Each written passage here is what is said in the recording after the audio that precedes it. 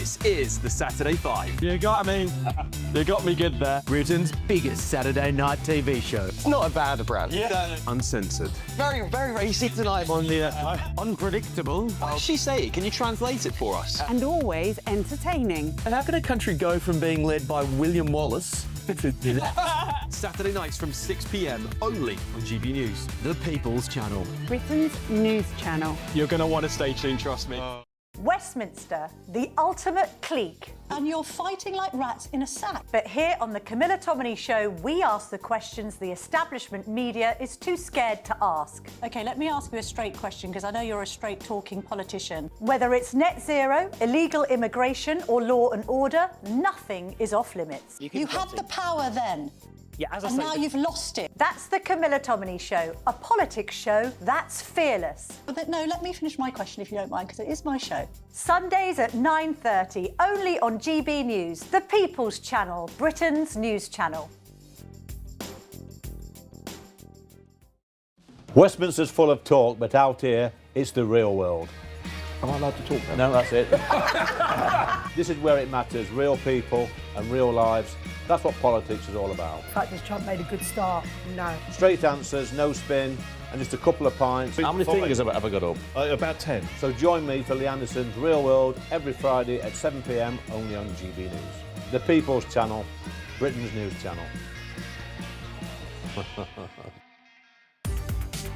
From the school run to the home run, watch a new show for all of Britain. He can say whatever he wants. A straight-talking show where all voices are heard.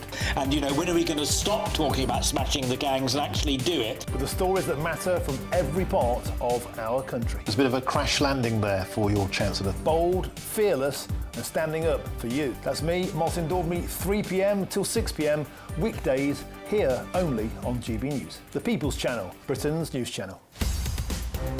In the GB Newsroom, we bring you the news as it happens. With our team of dedicated journalists across the UK, we're ready to keep you up to date with what's happening every half an hour, every single day. Bulletins here on GB News. The People's Channel, Britain's news channel.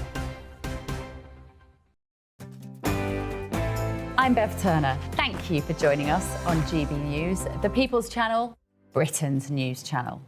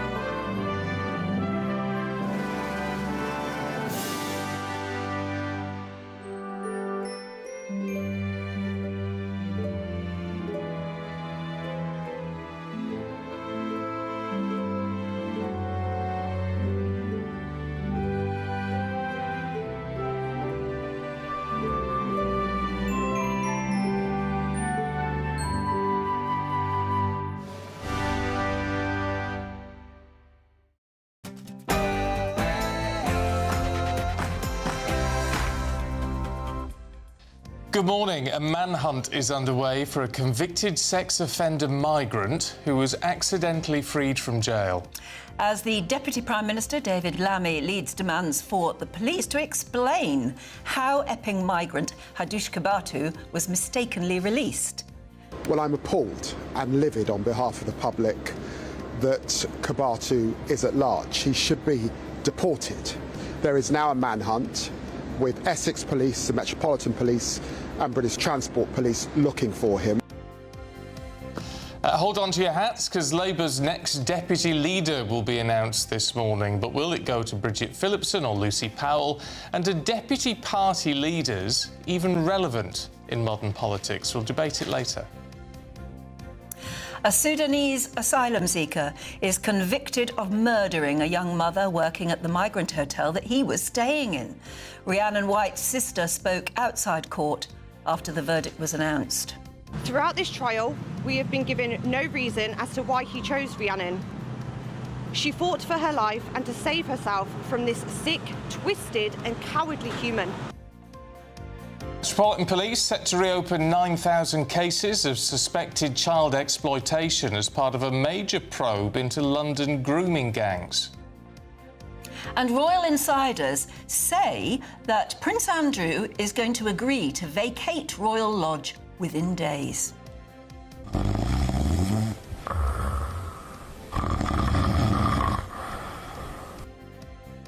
And a nice little bit of snoring. Apparently, more couples are getting divorced because of snoring. 3 years after the Wanted star Tom Parker died from brain cancer, we're speaking to his former bandmate, Siva, about his friend's legacy. A very good morning. We'll be looking ahead to a packed weekend of Premier League action with Liverpool, Manchester United and Chelsea all playing today. EFL crisis club Sheffield Wednesday, meanwhile, are hit with a 12-point deduction after they were placed into administration. And in the Rugby League, the Ashes gets underway at Wembley. Hello there, good morning. The weekend will start off with some sunshine, but it is going to be feeling cold. Stay tuned and I'll have all the details. It's just gone 6 o'clock. I'm Stephen Dixon. And I'm Anne Diamond, and this is GB News Breakfast.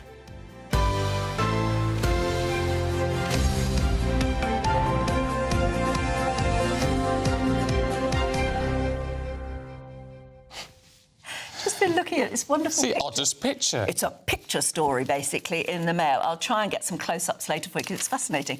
There is a famous picture of Queen Elizabeth II when she was in her sort of 50s, I think. Ooh, 64. She looks young on it. And she's sitting on top of one of her favourite horses. And it's quite a famous painting now. But to actually pose for it, I suppose you have to think maybe a horse can't stay still long enough to pose for an artist. She actually sat on a wooden horse inside the palace. And now this picture has come to light. I don't know if we can see it at all there, a bit close. Oh, there she is. She's sitting on a wooden sort of rocking horse, so that she's got the right... Yes. The right position, the right posture. And sat for hours like that for the artist. We'll try and get close-ups of that. But that's fascinating that she did that. It's, I mean, it's quite something, It's lovely. Lovely picture. What year was it? Well, it'd be 30 years ago. She was then aged 64, so, yeah.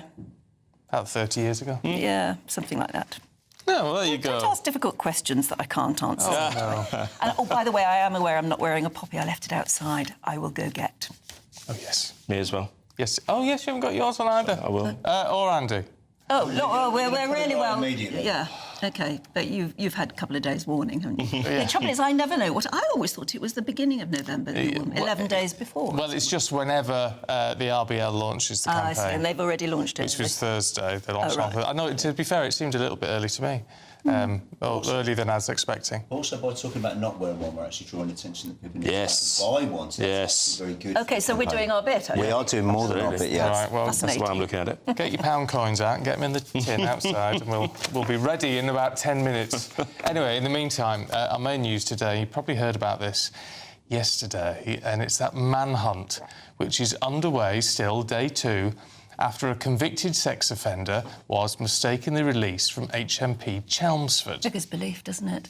41-year-old Hadush Kebatu, an asylum seeker from Ethiopia, was jailed last month for 12 months after he sexually assaulted a 14-year-old girl. He was the one whose the arrest and what have you sparked all the problems in Epping. That's right. So he's a man who's been in the news a lot. Pretty well known lately. to us, let alone the prison warders and people who would have been tending for him. Anyway, the Deputy Prime Minister, who is also Justice Secretary, David Lammy, is outraged and has launched a full investigation. Well, I'm appalled and livid on behalf of the public that Kebatu is at large. He should be deported back to Ethiopia after the sexual assaults that he's committed. And of course, there is now a manhunt with Essex Police, the Metropolitan Police and British Transport Police looking for him. We know that he boarded a train and is at large in London. And of course, I've asked for a full investigation into what's happened, and an officer has been suspended. Meanwhile, the Conservatives have called the blunder unacceptable. We certainly need a public inquiry into how this dangerous illegal immigrant, who is also a child sex offender, got released. We also need an urgent apology from Home Secretary Shabana Mahmood and Justice Secretary David Lammy, who have presided over this fiasco. It is an absolute disgrace that this incompetent Labour government has allowed this dangerous man out onto our streets, and this evening he is posing a risk to children around Essex. All right, let's talk to political commentator Andy Jones. Andy, good morning. I can see why the Conservatives are saying we need an apologies and this has all happened under a Labour government. The fact is, this has happened at a much more grassroots level, and we need to know why. This is a known man. It's not like nobody knew who he was. Yeah, let's talk about his original offences as well before we get to that. He was found guilty of 3 separate assaults across 2 different days. First of all, he sexually assaulted a schoolgirl in the street. He then sexually assaulted her again the next day, and then when an older woman came to intervene, he also sexually assaulted her. He was sentenced to 12 months. It was a high-profile case. He was seen all over the national newspapers. Prison warders would have known about this. I don't necessarily know why he's already been released. I assume it's because he's already served time on remand and all this kind of thing already. It only feels a few minutes ago that he was even sentenced. However, well, he was being deported. Yeah, but he should have done the 12 months and then been deported. But also, prisons aren't run like they were sort of a few hundred years ago, where you'd have a warden walking around with a roll of keys and he would let people out, and it was potential for him to make one mistake. They have facial recognition, they have fingerprints, they have to have an interview before they leave, he has to go through several pairs of hands before the doors are open, and off you go. And we see this absolutely astonishing footage of this individual here, Hadush Kabutu, in his prison-issue tracksuit, with his prison-issue clear plastic bag. He's even got the prison magazine, the Salvation Army magazine there, you can see, in that bag, and he's walking up and down in broad daylight in the very streets where he harassed these women in the first place. What does this say about our creaking national infrastructure? What does this say about how we keep citizens safe? We've seen also the collapse of the one-in, one-out system of the government's put in, where we've already had one of the individuals that we sent back to France coming straight back over on a dinghy.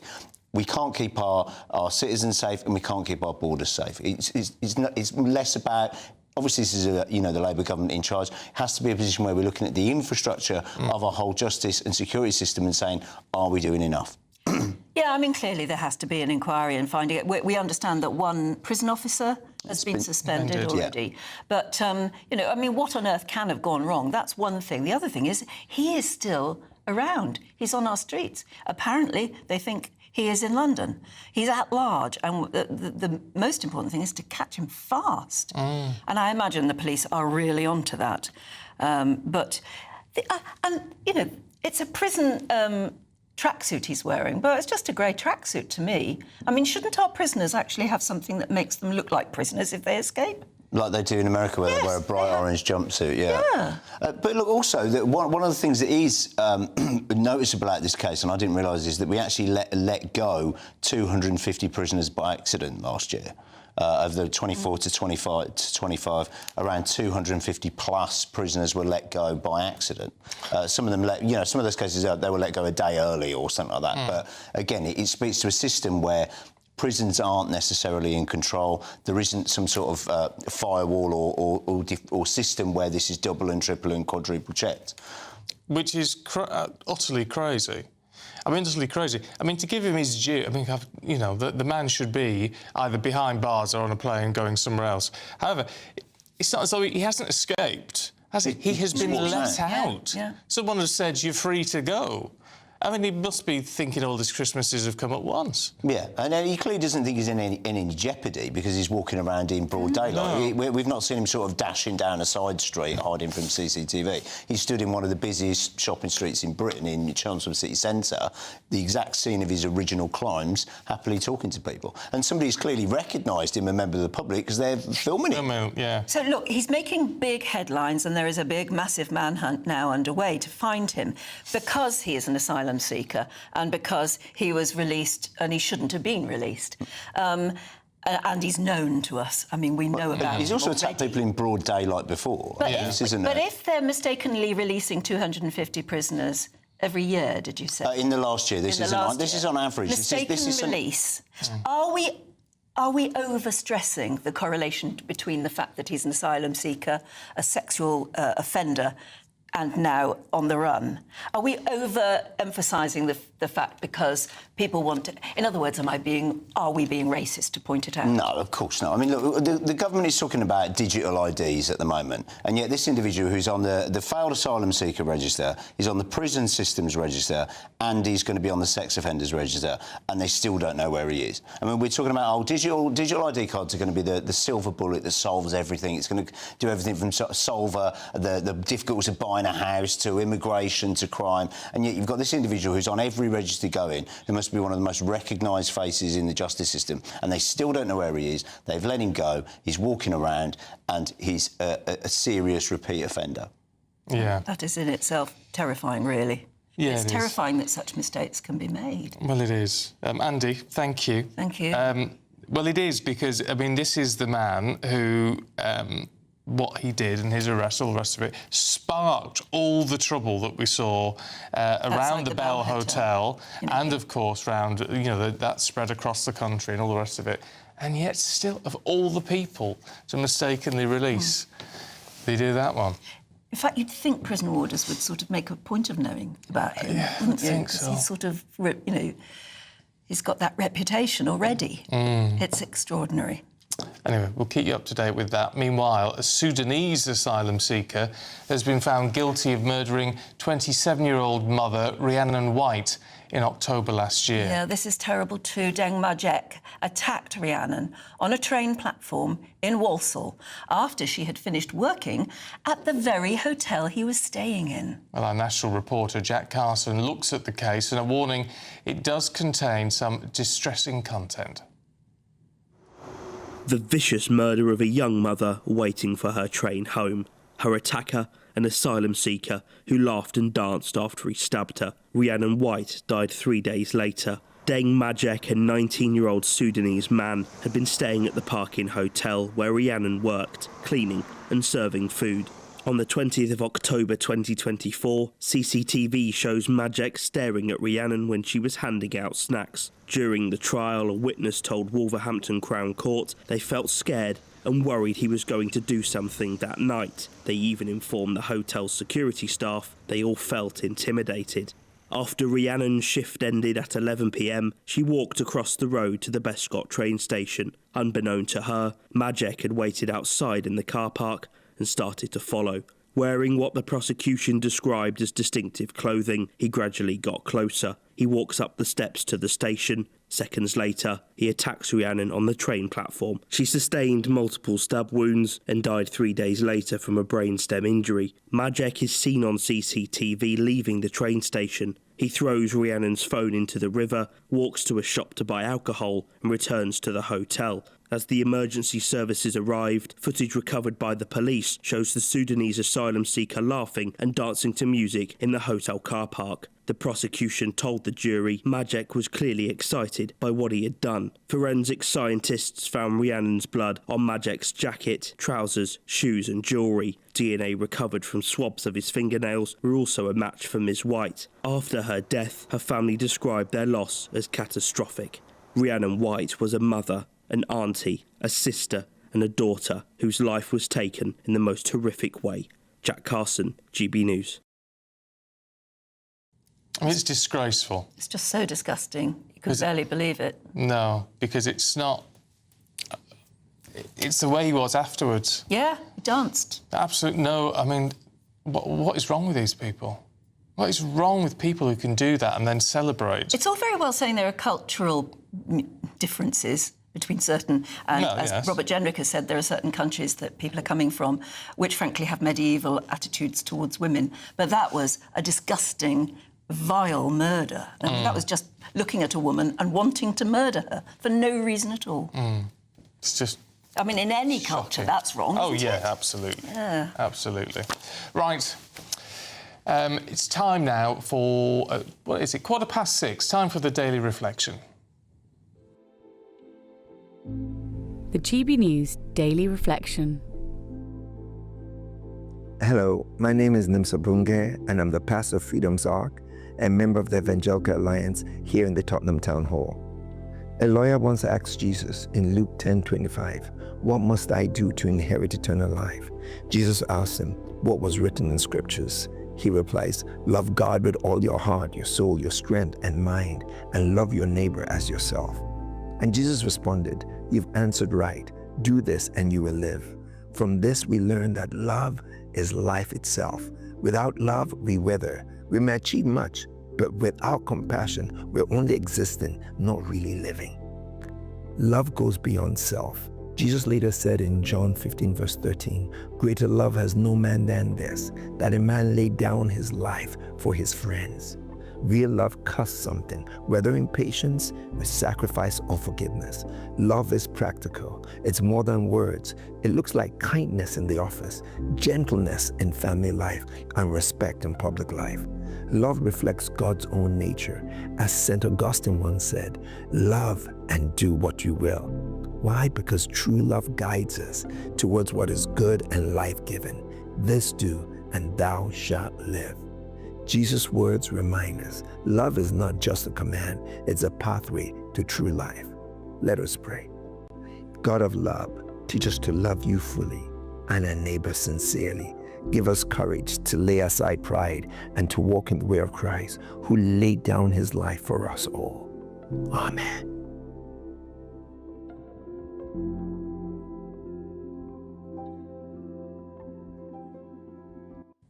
I think that with our two main news stories today, we needed that daily reflection, didn't we?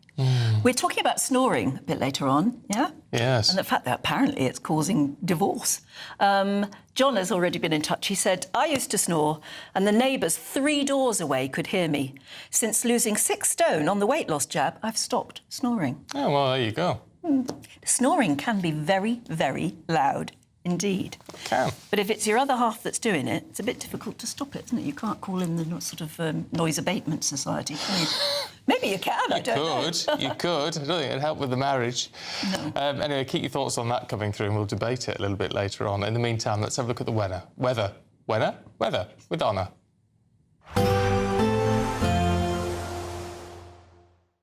Expect warm spells with the odd rude interruption. Box Boiler sponsors the weather on GB News. Hello there, good morning. Welcome to your GB News weather update from the Met Office. The weekend will start off with some sunshine, also some showers, feeling cold too, before we're likely to see some spells of rain through into Sunday. For many, though, the beginning of the weekend will start off dry, bright, some showers, particularly any areas that are exposed to that brisk northerly wind. That's going to make things feel chilly into this afternoon, and some showers may turn wintry across the Scottish Highlands. But for all, it is set to feel much colder, highs reaching around 10 to 12 degrees across parts of the south, but in many northern areas where we catch those winds, it's going to feel more like freezing. So feeling cold as we progress through into the evening as well, particularly under any clear skies. And those strong winds are still set to continue across Scotland, continuing to add to that chilly feel. Plenty of showers feeding through too, particularly around coastal areas. Still some sleet and snow at times over any high ground. Across Northern Ireland, still plenty of showers feeding through here, pushing through into parts of Wales. But elsewhere across England, particularly around any eastern areas, mostly dry and plenty of clear skies through the course of the night. We won't see much change through the overnight period. There are still going to be a continuation of the showers, particularly around any coastal areas. Once again, mostly dry, plenty of clear skies around eastern areas. That brisk breeze still continuing, so mostly frost-free, but in any sheltered spots we could see some isolated patchy frost, but lows reaching around the low to mid-single figures. Now, of course, the clocks will go back an hour through Sunday, but you might have to get up early if you want to see any sunshine, because any brighter spells will soon be replaced by cloud, outbreaks of rain pushing into the northwest. This could be heavy at times. The best of the brightness likely across the far east and southeast, even as we continue into the afternoon. Still fairly breezy, still feeling chilly too, highs reaching around 12 degrees Celsius. That's it from me. Bye-bye. Expect warm spells with the odd rude interruption. Box Boiler sponsors the weather on GB News.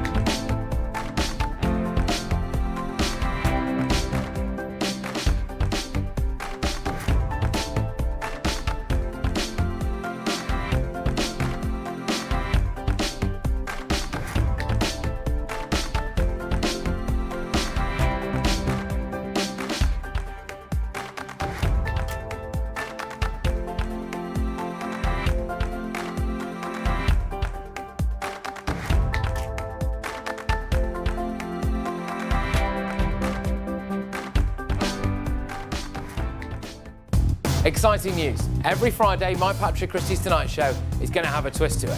We're welcoming some special guests. You. That's right, on Fridays I'm going to be doing my show in front of a live studio audience because this show is about you and what you have to say. It's going to be the same big debates, same big topics, same big opinions. But every Friday night at 9 p.m, you are invited to come on down to Patrick Christys Tonight to be a part of the action. Only on GB News, the People's Channel, Britain's news channel.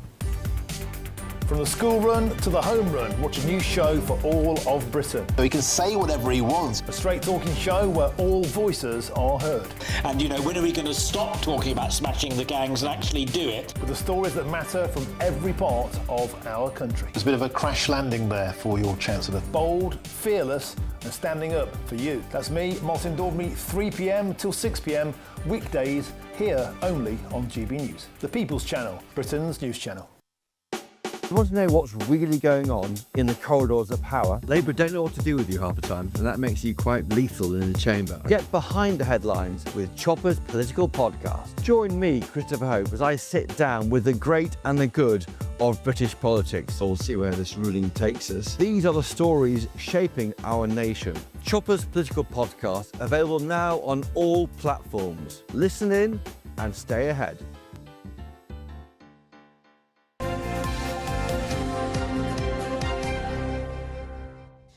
Hello again, 6:24 it is.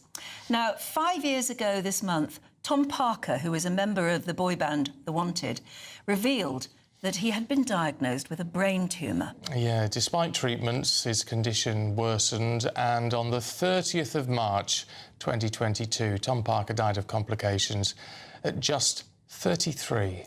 But now his fellow bandmates, Shiva Kanusawar, I hope I got that right, along with the rest of The Wanted, they're keeping Tom's legacy alive. They're now launching a project in Oxford to raise awareness of the disease, and particularly not just the way it affects the person who's been diagnosed, but everybody around them. Yeah, and Shiva joins us now. It's good to see you this morning. Tell us about this project. What are you doing with it, and what are you hoping to achieve?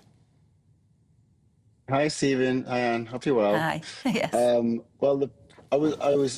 partnering with Genesis Care, which is a private healthcare company, and basically following their research, which shared that the number one fear of people who get diagnosed with glioblastoma is that they lose their memories. Now, that's obviously affects me because Tom was my brother, and his 2 points in his life was raising awareness to treatments and the power of positivity. Tom's family were called the Positive Parkers, and we were an extension of the Positive Parkers. So Genesis Care have created this campaign called the Memory Bank, which is an art installation that basically you go to. It was in the Westgate Shopping Centre in Cambridge, and now it's in the Genesis Care Centre. So you go to this art installation, and it shares audio memories from people with glioblastoma to their families, and also shares and raises awareness to new treatments. For example, Optune Geo, the Pink Trink, which makes your brain cancer glow pink, the fMRI. I think it's just wonderful, and I think that's something, this is part of Tom's legacy that I want to carry on. We all love him, and we all love what he lived for, and, you know, he would go into Parliament and shout to the rooftops for more investment in treatments, and also for the conversation to carry on about this. So that's why I'm here. Just here in the UK, it's about 13,000 people are diagnosed with this sort of primary brain tumour, glioblastoma, as you were saying. Did Tom ever say that that was his greatest fear, was losing his memory? He didn't really. Tom lived in the moment. He never made us feel like he was diagnosed. He was always positive. Even in his worst days, he'd come in with a smile on his face. And what comes to mind is he'd go into an interview like this and say wonderful things about life, like such spiritual, deep messages. And I'd turn to him and I'd say, Tom, that was just phenomenal. And he'll say, like, I've no idea what I just said. You know, like, he was always in the present, and it was just so inspiring that he lived his way like that. He squeezed every moment out of life. And, you know, he lived a long time with this, with treatment and also the power of positive thought. And that really went a long way. We never talked negatively about anything. And I'm very glad to be partnered with Genesis Care to keep raising awareness and to keep the conversation going, you know. I was going to say, how important is it for you that that there is a legacy behind someone who, you know, ultimately lost his life at a very young age, but as you say, maintained a degree of positivity, which says an awful lot about him? Oh, it's so important to me, mainly because I was there with him for so many months, and he'd, you know, he could have stayed at home with his family and you know, spent the rest of his days loving and doting on his wife Kelsey and the kids, Aurelia and Bodie. He did that, but also he spent a lot of his time, his precious time in Parliament, talking to the fans, talking to the community about how important it is to raise awareness to glioblastoma and how lethal it can be and how much there needs to be more time and investment put into this. It's left me with wonderful memories. And some of my memories are in the memory bank installation. How do you? Yeah, I wanted to ask you that. How do you upload your memories to the memory bank? What do you do?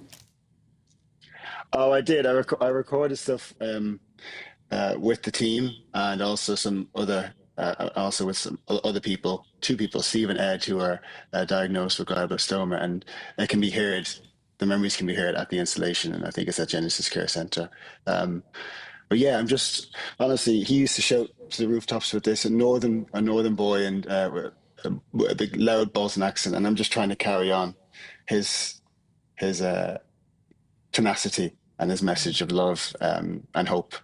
Well, it's a good thing to do, Shiva. It's really good to talk to you. Thank you very much indeed. Thank you. Thank you, Stephen and Anne. Thank you. Thank you. Nice to see you. Oh, 33, no age, is it? Yeah. No, it's frightening, actually. But, you know, it's nice. He's had an impact, and I think that's a really positive, lovely thing. You know, out of all the negativity, you know, of losing someone, he's proving still to be a positive impact. And apparently that memory bank, it doesn't just benefit people who have got the glioblastoma or whatever, sort of brain tumour themselves. It's very much there for families and friends who need support because they're going through hell too. Yeah. Yeah, well done. Right. Still to come, we've got the sport as one of the oldest surviving football clubs in the world was placed into administration yesterday. Aidan will have the details in just a moment.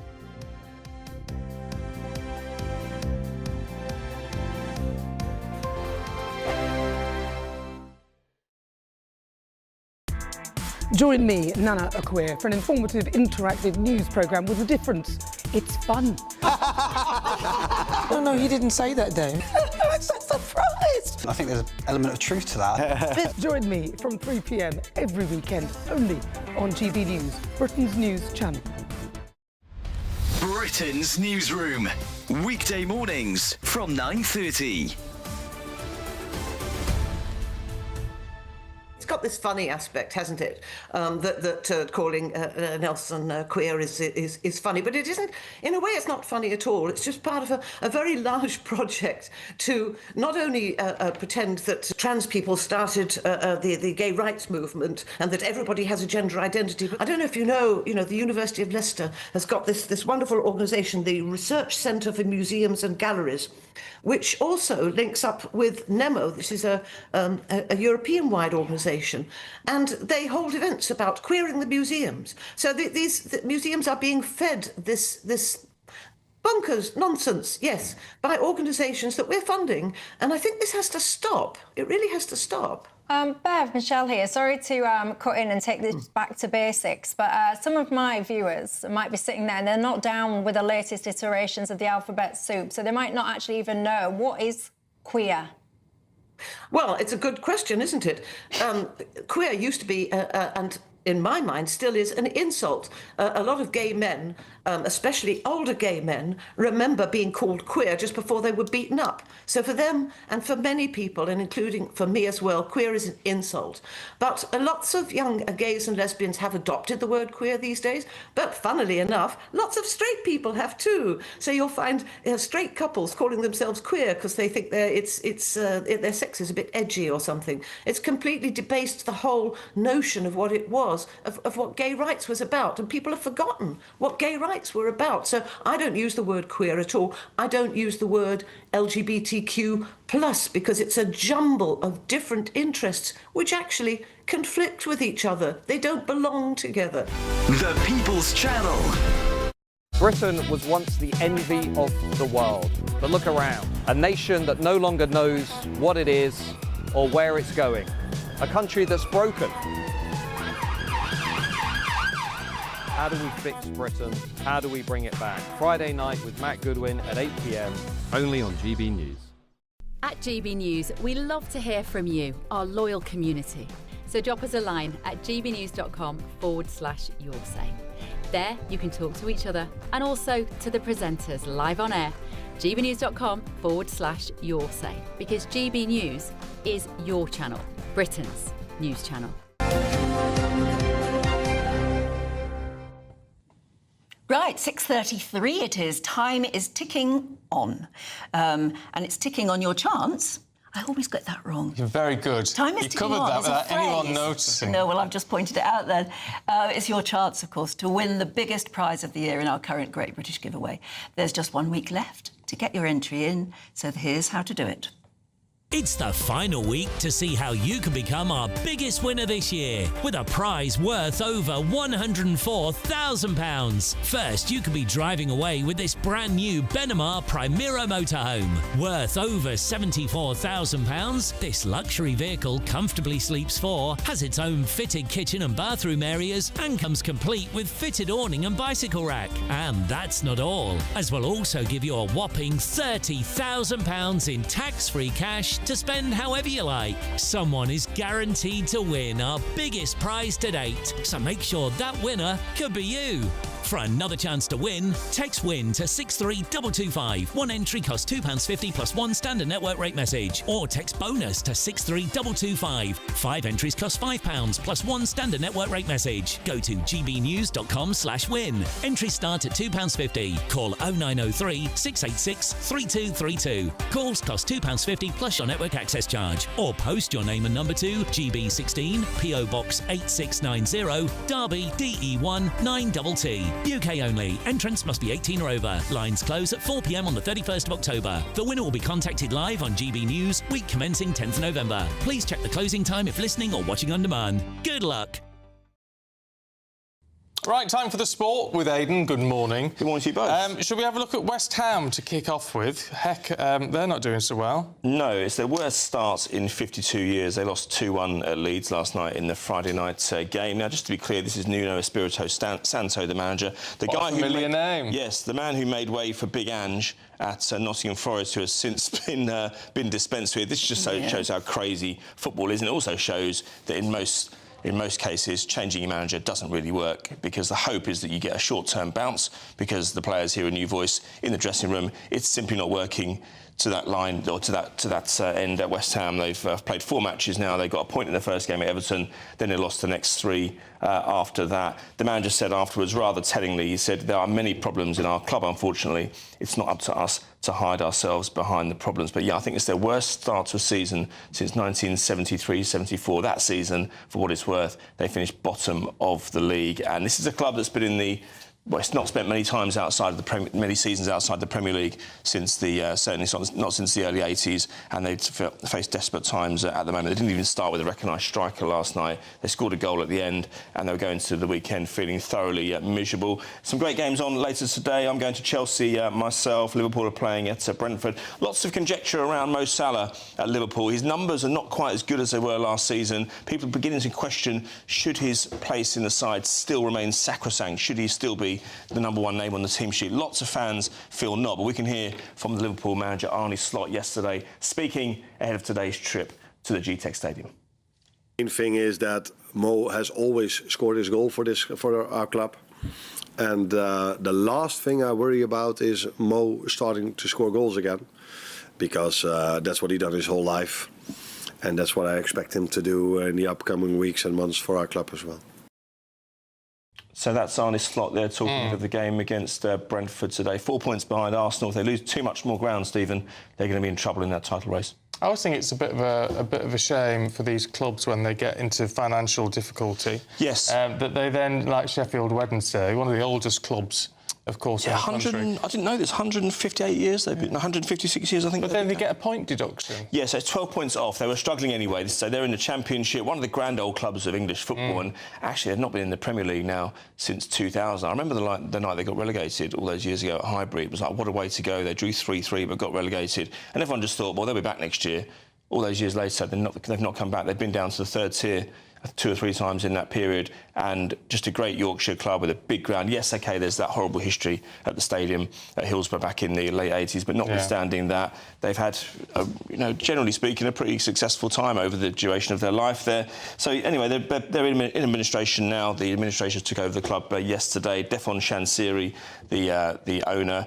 Look, he put a lot of money into this club over the last 10 years or so. They got into the playoff final in 2016 and 2017. But sometimes these owners, they throw their money, they roll the dice at the club, and when it doesn't work, they kind of think, well, I've spent quite a lot on it now, and it's just managed decline after that. And that's what it's been since then. There've not been too many high points since then. So what does this mean now? They're just going to look for new backers? Yes, so there's the prospects of... Look, there'll be people who want to buy it. Somebody rang me up 3 or 4 months ago saying what would it cost me to buy Sheffield Wednesday, and I was told that he wanted £100 million. Now, for a club at the bottom of the Championship, I think that's quite a hefty sum of money. The stadium needs updating. That's never cheap. The training ground is quite basic by modern standards. So there's money that needs to be spent. And also not forgetting that the team needs some urgent surgery as well. They're playing today against Oxford United at 3 o'clock. But what it means now is that some fans are saying it's bittersweet in some ways, because at least it marks a line in the sand. They can build from here. There will be new owners. And fans are investigating the possibility of buying it themselves with a consortium. It's happened before. You have fan-owned clubs. Barcelona are one of those, for example, in a good example of that, where it's been successful. Yeah, it might do. And now the fans are being told that they don't have to boycott the club anymore, because all the money is going to go to financing the running of the club week to week. It's not going to go to the unpopular former owner. They've stopped buying merchandise at the club shop. They stopped buying tickets. They encourage away supporters in the away section who came to visit the ground not to buy any food in the away outlets. And you know what? Sometimes just voting with your feet, it does work. In life, we do it all the time. If we don't like something, we don't buy it. But in football, it doesn't work like that. People feel very, very proprietorial about their club. They feel as if they're not backing the players if they don't turn up. But this seems to have got the results, the desired effect of getting the owner out of there. And yes, they're probably going to go down this season, but a big club in League One next year should, with the momentum behind it, do quite well. And hopefully for the club, for one of the... A really decent club, actually. Really, I've been there many, many times, had some great times there, and hopefully it's a sign that they're on the way back. Yeah. OK, shall we leave it there for the moment and talk about the rugby maybe when you come back next time? Big game today. OK, thank you. Yeah, there is. Right, still to come. After announcing her departure from Strictly, Claudia Winkleman has apparently been offered her own talk show. We'll talk about that with Kevin Schofield and Charlotte Griffiths next.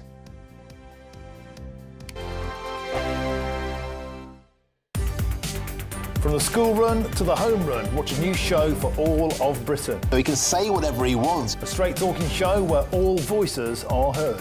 And, when are we going to stop talking about smashing the gangs and actually do it? With the stories that matter from every part of our country. There's a bit of a crash landing there for your Chancellor. Bold, fearless and standing up for you. That's me, Martin Daubney, 3 p.m. till 6 p.m, weekdays, here only on GB News. The People's Channel, Britain's news channel.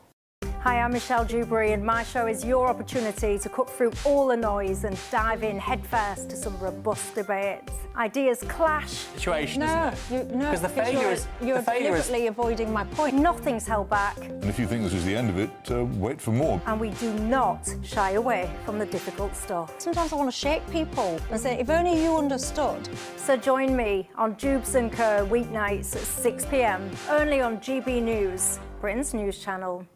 Britain was once the envy of the world. But look around. A nation that no longer knows what it is or where it's going.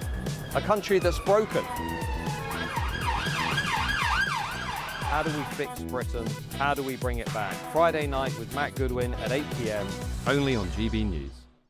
You want to know what's really going on in the corridors of power? Labour don't know what to do with you half the time, and that makes you quite lethal in the chamber. Get behind the headlines with Chopper's political podcast. Join me, Christopher Hope, as I sit down with the great and the good of British politics. We'll see where this ruling takes us. These are the stories shaping our nation. Chopper's political podcast, available now on all platforms. Listen in and stay ahead. Bold. They are under no illusion. Ray. Are you a human trafficker? Boundless. I've had enough of the nonsense, and I'm not afraid to say it. Don't get us on the BBC. Every weeknight, I tear through the headlines. The smell of gasoline. Should we be worried about it? From Westminster madness to cultural war chaos. I'm going to do now, they are throwing things out the car as we speak. Get ready, Britain. Here we go. Patrick Christys tonight, weeknights from 9 p.m, only on GB News, Britain's news channel. At GB News, we love to hear from you, our loyal community. So drop us a line at gbnews.com/your say. There you can talk to each other and also to the presenters live on air. gbnews.com/your say, because GB News is your channel, Britain's news channel. No matter the state it's in, this is our nation. Join me, Jacob Rees-Mogg, for a genuine, honest discussion on where we have been, where we are going, and where we are with the people who set the direction. Tune in to State of the Nation every Monday to Thursday, 8 to 9 o'clock. Only on GB News.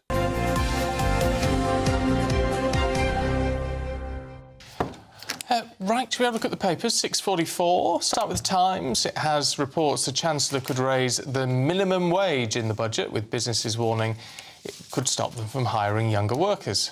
The Daily Telegraph leads on our top story too. The Epping Hotel migrant and sex offender who is now on the loose after being accidentally released yesterday. The Mail also leads on that. The headline, a blunder that beggars belief. And the Mirror reports that Prince Andrew might actually now be agreeing to give up his 30-room Royal Lodge mansion. We shall see. Let's see what our guests make of all that. Politics editor at HuffPost UK, Kevin Schofield, and editor-at-large at the Mail on Sunday, Charlotte Griffiths. Morning to you both. Morning. Kevin, start with the Times, should we? Minimum wage. Yeah, so the budget is coming 26th of November. It's going to be bad for pretty much everyone. Taxes will rise, spending will be cut, but there should be some good news for people currently on the minimum wage, because apparently, according to the Times, Rachel Reeves has decided to increase it by 4% from £12.21 an hour to at least £12.70 an hour. Now, if you look at the polling, the number one priority for voters is still the cost of living crisis, so this is obviously going to help that in some way. However, businesses are pushing back quite hard on it, saying that's all well and good, but this is going to mean we can't afford to employ as many people. Therefore, it can become counterproductive. Well, not in the wake of also the national insurance rise that employers have to pay and all the rest of it, and higher taxes. And it's just I get it. People on minimum wage want to earn more money. Of course, you can absolutely understand that. But it's just everything is hitting the employer at the moment. Yeah, I do wonder whether people starting their careers, starting their jobs, won't actually be offered a job in the first place. Because if you're a small business, you'd think, oh, I might open up one more vacancy, or maybe I won't because of this. So actually, overall, I think there'll just be fewer jobs. So it's curbing growth, isn't it? Yeah, and that's what she vowed that she would be trying to encourage. I think she has a very loose understanding of growth, Rachel Reeves, I really do. There's a good quote as well from Simon Roberts, who's the CEO of Sainsbury's, who's saying that supermarkets in particular are very, very low margin because it's so competitive. And basically, these costs will, at least in part, be passed on to consumers as well. So on the one hand, you might get a bit of a pay rise if you're on minimum wage, but your weekly shop is going to go up as well. So you're actually not going to end up probably ahead at all. Are we being sounded out again? Has she still not made up her mind what she is going to announce on November the 26th? And you get the feeling that this has been pushed out there just to see what the reaction is. There's an awful lot of kites being flown from the Treasury at the moment. All sorts of speculation about what taxes are going to rise. There was speculation yesterday that she might put a penny on income tax, completely bust Labour's pre-election pledge not to. That, you see, this is where I do have an element of sympathy, is that if she does that, she will be criticised for breaking an election promise. Yeah. But actually, it's what most people think should be happening. Oh, yeah. But that then begs the question is why did Labour promise not to do it in the first place? And also, subsequently, they have repeatedly, Rachel Reeves definitely has said, I think Keir Starmer has as well, that manifesto pledge stands, we're not going to touch it, we're not... But you're right, a lot of people just say, look, treat us like adults, OK? We realise that things are a mess. Yeah, it's maybe better to just go all in, rip the plaster off, put a penny on income tax rather than all these little bitty scams almost that they do to try and raise the money in other ways. People hate feeling hoodwinked, don't they? Yeah. And that is the thing. And then they're so dishonest about it. It feels like you're being gaslit because then they're interviewed about it on shows like this one and then they kind of say, no, nothing to see here, that's not what's happening. Yeah. You know, and it just leaves people confused and basically angry. We had this huge debate when they put up national insurance for employers. They said, well, that's not breaking the manifesto pledge because we only promised to not to put up national insurance on employees. But the manifesto didn't actually say that. As you say, it's like, well, hang on a minute, you're not really being straight with us here. Yeah, and people do. People really don't like that. Oh, yeah, they do not. Sticking with the Times, Charlotte, looking at this, I mean, the infamous sex attacker who was in the Bell Hotel in Epping, I mean, caused all these problems when he was arrested, all the concern. He was convicted of these 3 sexual attacks.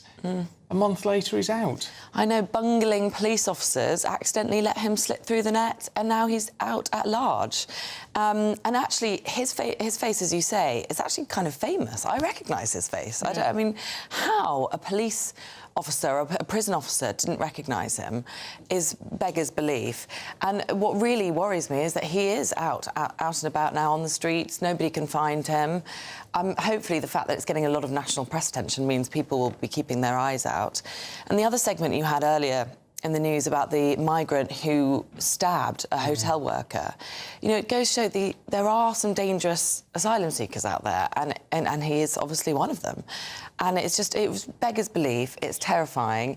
And as Nigel Farage says, you know, this is just another sign that I'm afraid Britain is broken if we can't actually keep these people in custody. Is it, though, a government fault?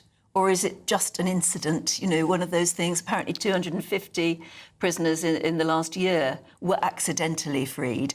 I mean, is this really anything to do with, you know, illegal migrants and asylum seekers? Well, it could be the fault of prison officers being badly paid, being hired through these private security firms. There's so many different factors, aren't there? But it just feels like we just don't have a streamlined system. We don't have organised, well-paid prison officers. You know, the whole system is just sort of breaking down. And also there are just too many people, you know, it's hard to keep tabs on them all. It's a mess. Except, as you say, I think we're all stunned there. I mean, he was famous. Oh, yeah. Of all the people to be released early, it's absolutely astonishing. And the footage of him after he'd been released is unbelievable as well. I mean, for someone to have the presence of mind to film him is extraordinary. But technically, it's not Keir Starmer's fault that this man or David Lammy's fault was released. However, they are running the country. They are in charge. And ultimately, they are the ones that voters will blame. They will say, well, hang on a minute, you've created a system whereby, as Nigel Farage would say, Britain is broken, public services are a mess, the whole system appears to be breaking down, and it's the worst possible news story if you're the Prime Minister right now, who's already under pressure in all sorts of other ways. People ultimately will want to blame whoever's in charge. All right, let's move from that to Claudia Winkleman, should we? Who's obviously coming off Strictly at the end of the season. Yeah. But now she's getting a brand new chat show. Well, apparently, yeah. I mean, she is the jewel in the crown, I think, as far as the BBC are concerned. I mean, her star is in the ascendancy, not just because of Strictly. Obviously, there's Traitors, which has become a huge phenomenon globally, really. You ever watched it? No, my wife watches it. I'm in the minority, I think. Lots of people watch. The new celebrity one I've saved up. I've watched one episode, but I just want to binge it all in one big go. No, me either. Everyone says it's amazing. But that is, do you know what? It's such a masterstroke because you can tell how well received the Celebrity Traitors is. I mean, people are going bananas this current series. So that she's chosen her moment really carefully to exit the show, knowing that the BBC will be desperate to keep her on. That's the thing, yeah. Sure enough, you know, they're opening up a chat show for her. Yeah, at a time when the BBC have obviously lost a lot of their big star names to other broadcasters who can maybe afford to pay them a bit more money, so they're like throwing the kitchen sink, it would appear, to basically get her in the old golden handcuffs and keep her and give her a chat show. But, you know, it doesn't automatically follow that because you're a great presenter, and she's a very good presenter, obviously very talented, that you would automatically become a great chat show host, does it? No, sometimes it puts people really under the spotlight and they are shown up to... It's a different talent, it's a different discipline, isn't it? But we'll see. I feel a bit sorry for Tess, by the way. Where's her golden handcuffs deal? Because she's also left Strictly, hasn't she? Yeah. But they obviously don't care about her as much. I know people aren't fighting to save Tess. The big name. She is the big name. Yeah. It's because she's got that. It's because she's quirky. Quirky. There's something a little bit strange about Claudia Winkleman in a good way, you know, that just makes her different. Yeah, quirky is a good way to describe her. Yeah. You know, she's not sort of formulaic, traditional presenter. You know, she's got a bit of sense of humour. People just feel like they can warm to her maybe in a way that she's they not don't. showy and she's just sort of there. She feels quite down to earth. Yeah. I've never met her. I've no idea if she's I've down met to her. earth, but she does come across as very down to Lovely. earth. She's really lovely, but I mean, definitely a bit. Off the wall. A bit kooky, kooky. Yeah, but that's massive. But lovely with it. Yeah. No, so you can understand why the BBC want to keep her. They're saying that the chat show she's being offered is made by the same production company behind the Graham Norton show, and you can't get much more successful than that. Yeah. True. Well, although they're saying it'll be very different from his, obviously. You can't just have the same, so it would need to be different. So I don't know how you reinvented the chat show, but I'm sure they'll try and make it work anyway. OK, what about Prince Andrew? Oh, Prince Andrew. In 30 seconds. Yeah. God, OK, very quickly, Prince Andrew's in talks to leave Royal Lodge, finally. I think actually he's been in talks for days, if not weeks, but now we're on the very edge of an actual announcement. So finally he might have to quit, but it looks like the King might have to pay him to leave. Pay him to leave his peppercorn rent freebie accommodation. It's a bit cheeky. It's like an asylum seeker. All right, you two, thank you very much indeed. We'll see you later on. And right now, it's time for the weather. Here's Honor Krizik.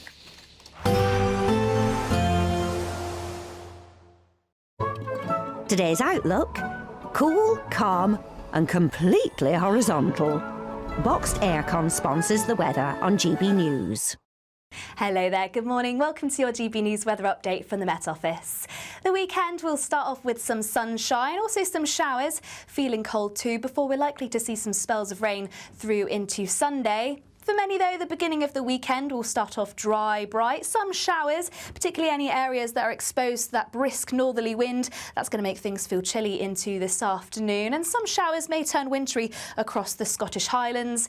But for all, it is set to feel much colder, highs reaching around 10 to 12 degrees across parts of the south, but in many northern areas where we catch those winds, it's going to feel more like freezing.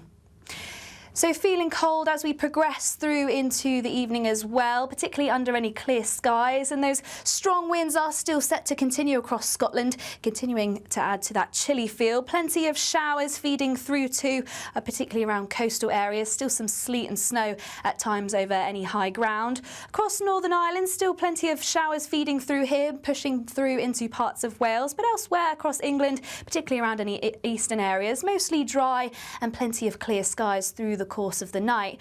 We won't see much change through the overnight period. There are still going to be a continuation of the showers, particularly around any coastal areas. Once again, mostly dry, plenty of clear skies around eastern areas. That brisk breeze still continuing, so mostly frost-free, but in any sheltered spots we could see some isolated patchy frost, but lows reaching around the low to mid-single figures.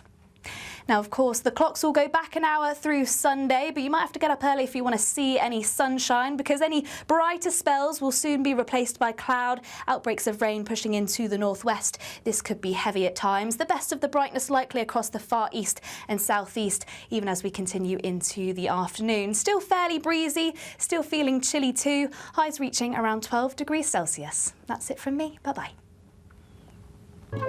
Today's outlook: cool, calm and completely horizontal. Boxed Aircon sponsors the weather on GB News.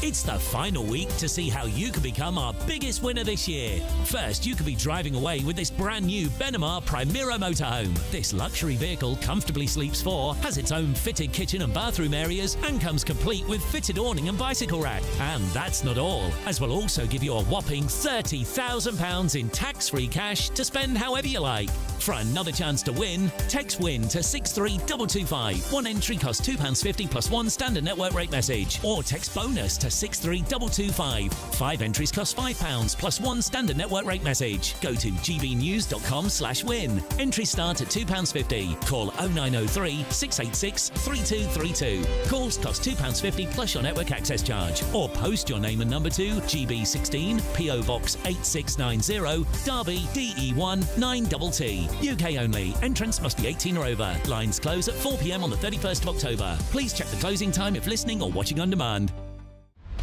Britain's Newsroom. Weekday mornings from 9:30. She's got a huge platform, so it really is wonderful that she's raised this issue. Sandy, do you have any tips for parents who want to, keep screens out of the home? I find myself, as a parent, I'll be sort of Googling whether my son's development is right or whatever, or, Googling something about my son, and then I'll see that he's trying to play with me and I've been distracted by my phone. But I sort of have the best intentions, but I'm sure that's what everyone says. Do you have any tips for how to make phones and family more compatible? Yeah, absolutely. Particularly for very young children, they don't really have a good concept of time. So to say to them, you can have the device for 20 minutes means nothing. So what I recommend to families that I work with is that they have screen-free places in the home where no one has a screen, and there are particularly important ones. So meal times, which the Princess of Wales raised yesterday, that's hugely important. It's a great time for the family to get together and talk. And also children being on screens during meal times has been shown to contribute to childhood obesity, because children don't register when they're full and they don't stop eating because they're distracted. The other really good place to avoid screens for everyone is the bedroom, particularly the children's bedroom, because it affects the quality of their sleep, how long they sleep. And first thing in the morning is particularly bad. It's been shown that children who watch screens in the morning have worse behaviour, attention and concentration throughout the day. And they're far more likely to have a speech and language problem. GB News, the People's Channel.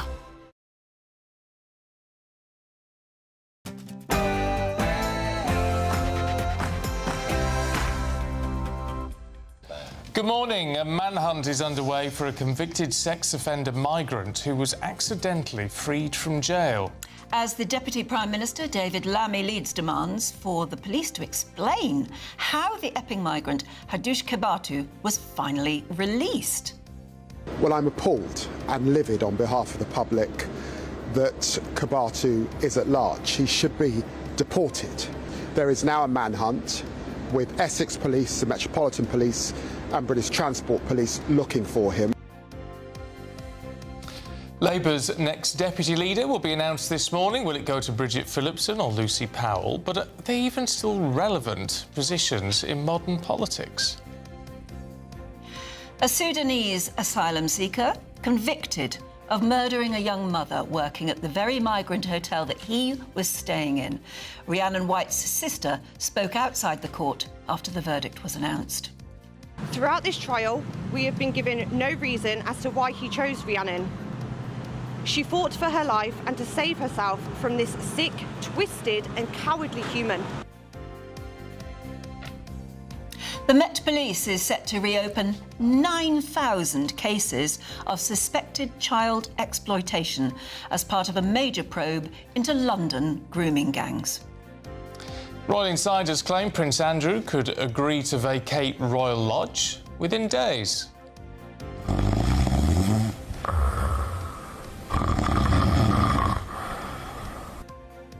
The dreaded sound of snoring. An increasing number of divorcing couples are claiming that snoring has played a role in the breakdown of their relationships. Another defeat for West Ham at Leeds United last night confirmed their worst start to a season in 52 years. EFL crisis club Sheffield Wednesday, meanwhile, are hit with a 12-point deduction after they were placed into administration, and the Rugby League Ashes gets underway at Wembley. Hello there, good morning. The weekend will start off with some sunshine, but it is going to be feeling cold. Stay tuned and I'll have all the details. It's just gone 7 o'clock. I'm Stephen Dixon. And I'm Anne Diamond, and this is GB News Breakfast.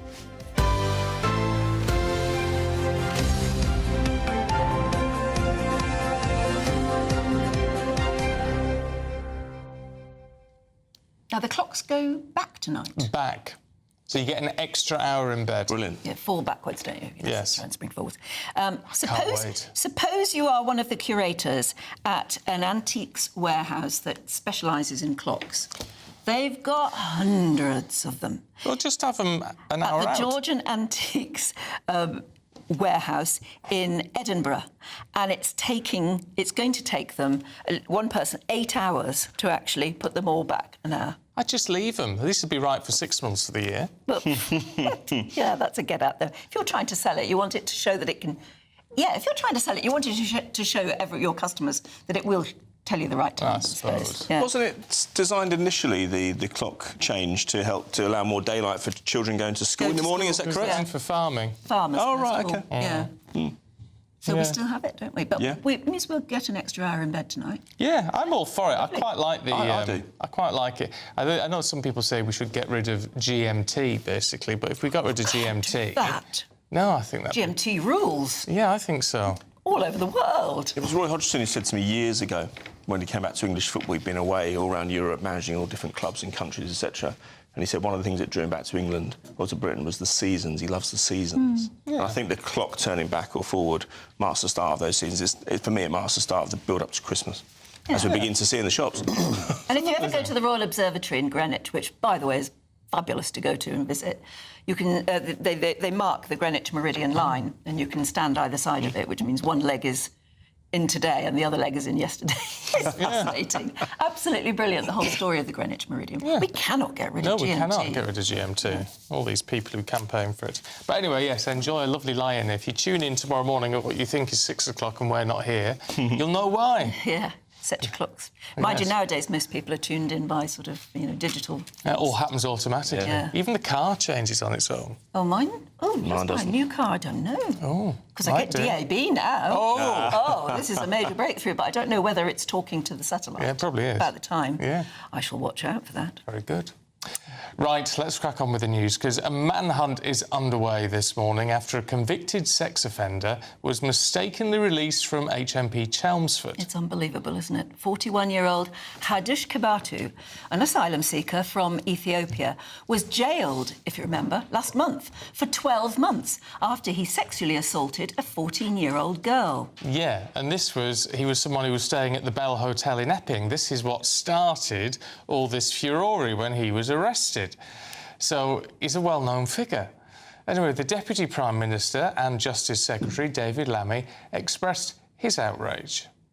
Well, I'm appalled and livid on behalf of the public that Kabatu is at large. He should be deported back to Ethiopia after the sexual assaults that he's committed.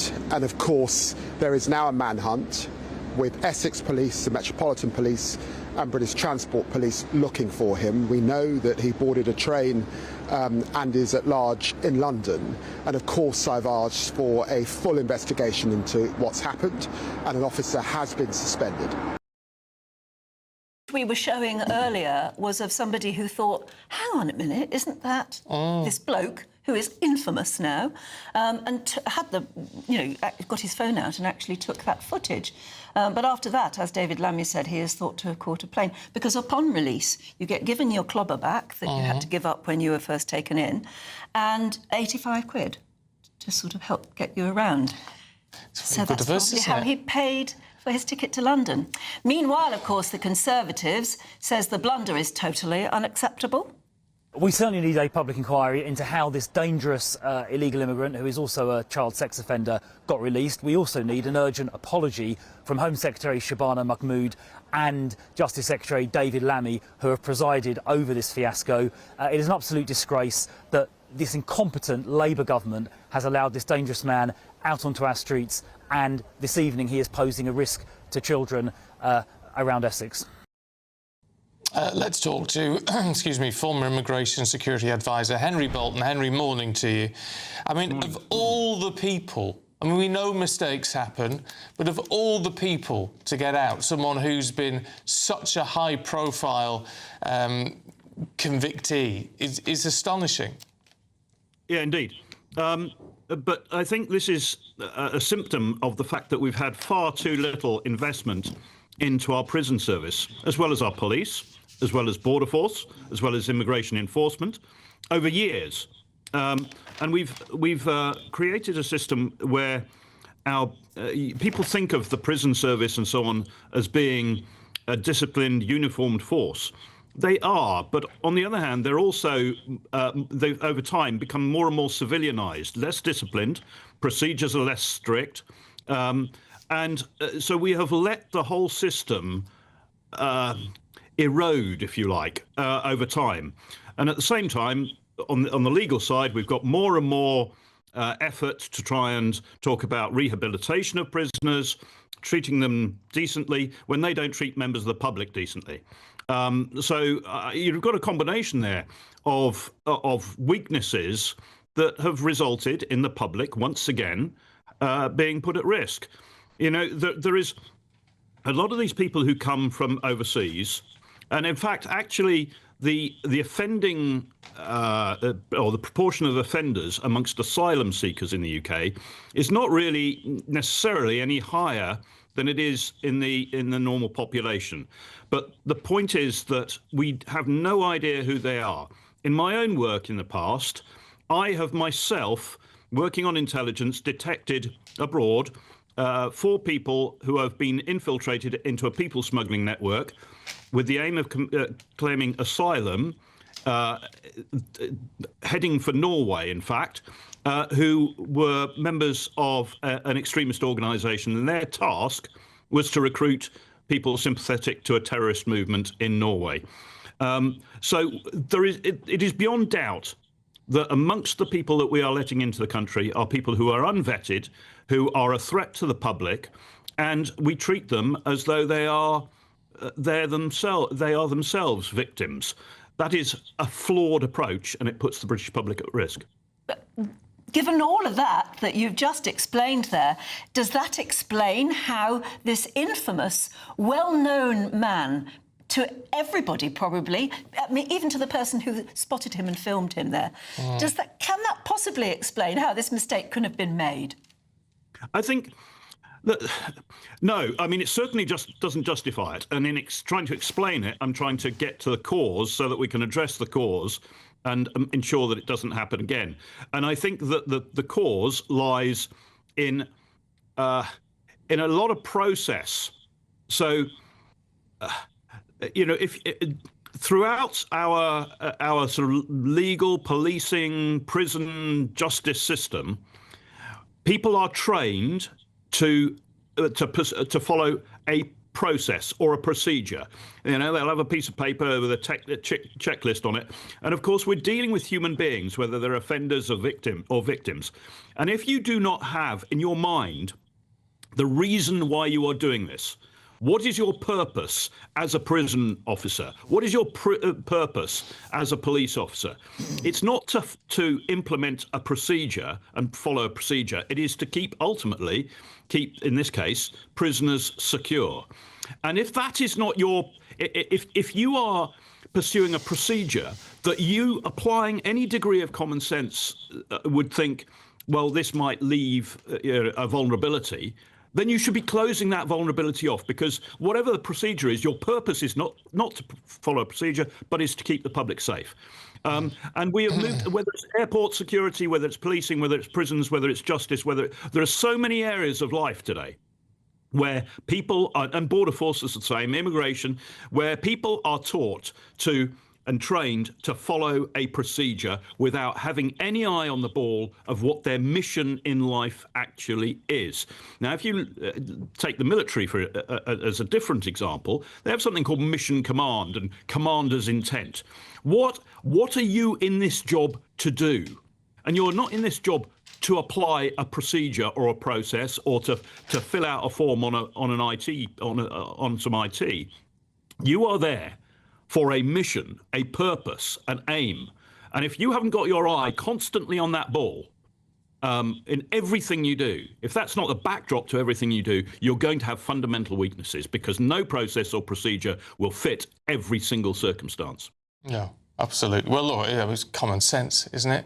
You know, a bit of initiative for a mission objective. Look, we've got to leave it there, Henry, but it's really good to talk to you. Thank you very much indeed. Okay. It's beggars belief. One of our lovely viewers, B, has been in touch, and she says, how much more can we take? We're becoming a laughingstock. Except that it's not a laughing matter, is it? But no. Certainly, you do wonder how much more we can hear. Here's another story that is very important, but really depressing. A Sudanese asylum seeker has been found guilty of murdering 27-year-old mother, Riannan White, in October 24. Yeah, Den Magjek attacked Riannan on a train platform in Walsall. She just finished work at the very hotel where he was staying. Our national reporter Jack Carson looks back at the case, and it is a terrible story, so there's a warning that there is distressing content here. The vicious murder of a young mother waiting for her train home. Her attacker, an asylum seeker who laughed and danced after he stabbed her. Riannan White died 3 days later. Deng Majek, a 19-year-old Sudanese man, had been staying at the Park Inn Hotel where Riannan worked, cleaning and serving food. On the 20th of October 2024, CCTV shows Majek staring at Riannan when she was handing out snacks. During the trial, a witness told Wolverhampton Crown Court they felt scared and worried he was going to do something that night. They even informed the hotel's security staff they all felt intimidated. After Riannan's shift ended at 11 p.m, she walked across the road to the Bescot train station. Unbeknown to her, Majek had waited outside in the car park and started to follow.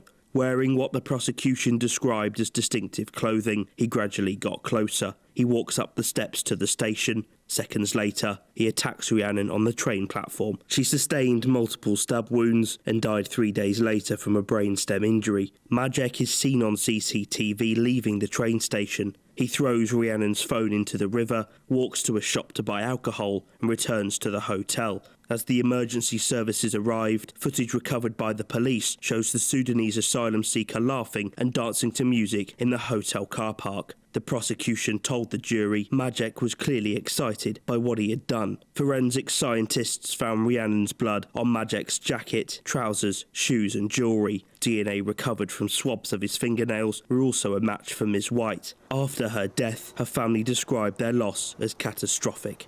Riannan White was a mother, an auntie, a sister and a daughter whose life was taken in the most horrific way. Jack Carson, GB News. Now, the Labour Party is going to announce the result of its deputy leadership contest this morning. Hold on to your hats. Yes, on the edge of our chairs. That's after, of course, Angela Rayner's resignation, which followed controversy over her tax payments. Well, in the running, Education Secretary Bridget Phillipson, former Leader of the Commons Lucy Powell. Andy Jones, political commentator, is here. Morning, Andy. I just want... What difference is this going to make? In Angela Rayner's case, she was Deputy Leader and Deputy Prime Minister.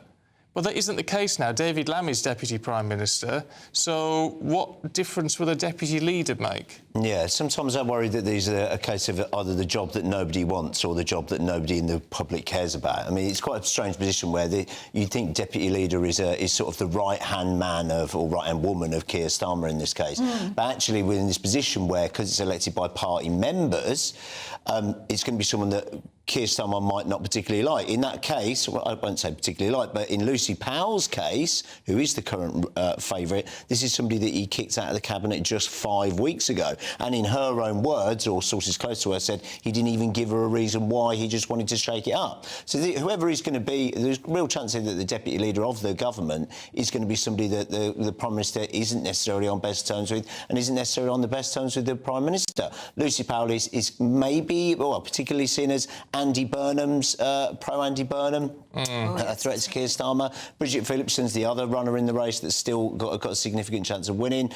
She's the Education Secretary. She's the architect of the private schools VAT tax, which was brought in rather catastrophically earlier on in the year, brought it in halfway through the school term so that parents of prestigious schools or higher schools had to suddenly find cash from their back pocket in January. Wasn't necessarily particularly kind to those parents, and has, of course, dumped lots and lots of pupils into an already over-congested public school system. So I'm not sure entirely whether the British public are like, well, care who's going to get the job, or whether they like either person who it is. Will it affect us at all? Will it affect decision-making within the... Well, this is it. What I would say is this. A skirt around the day's papers today tells you that the stories in the press at the moment are the potential collapse of the grooming gangs, the catastrophe for the economy, issues with immigration, unable to keep people out of the country, awful situation with the prison system. These are exactly the same headlines that we had 18 months ago, 3 years ago, 4 years ago. Keir Starmer came in, he said the adults are in the room, and yet he's in a position now where he's almost abandoned his manifesto already, and he spent his time whizzing around the world and talking about different things in the country that none of us even were told about before the election. He's talking about ID cards. That wasn't a manifesto pledge. We weren't told about this. He's recognised the state of Palestine. We weren't told about that was going to happen. He's worrying about an Islamophobia definition. I mean, I don't think even Muslims are lying awake worrying about Islamophobia definitions in this current economy when the streets aren't safe and the borders aren't safe. What are the principles of this Prime Minister? What are the principles of this government? And what is it they're exactly hoping to achieve? Again, same headlines now as they were 18 months ago. The adults are supposed to be in the room. And again, all they're talking about in Labour is this sort of psychodrama about who's going to be leader of a party that is rapidly losing face in the public. It's just like they can't get a... This is what I can't get my head around with it. Can't read the room. No, they can't read the room. And even with Rachel Reeves talking about, you know, an increase in minimum wage and all the rest of it, which is not necessarily a bad thing, let's be clear, but at a time when businesses, and particularly small businesses, are already under extreme additional financial pressure, so I think, how on earth can you be thinking... stuff. Where is the common sense in the room? Labour seems to view all businesses and all employers as some sort of giant Amazon, Jeff Bezos-style things with bottomless pockets, you know. And yeah, a study by Sum Up, the car contactless retailer I was reading, says about 40% of small businesses thought about closing. And these minimum wages increases are great, obviously, for those staff. I don't pretend those staff don't deserve a pay rise. But also at the same time, they're hitting with all sorts of tax, all sorts of planning rules, all sorts of legislation, etc. And it makes it harder to run a business, harder to jumpstart the economy.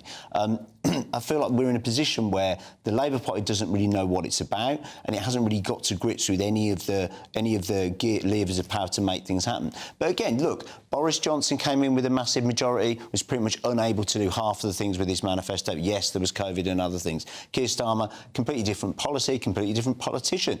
Again, massive majority, unable to do anything. Are we in a position where, regardless if we have a red party, a blue party, or another type of party, that the national infrastructure, and we hear about the Home Office is not fit for purpose, probably suggests that the prison service isn't fit for purpose after the dramas that we've been talking about this morning. Again, all sorts of other things with the immigration system.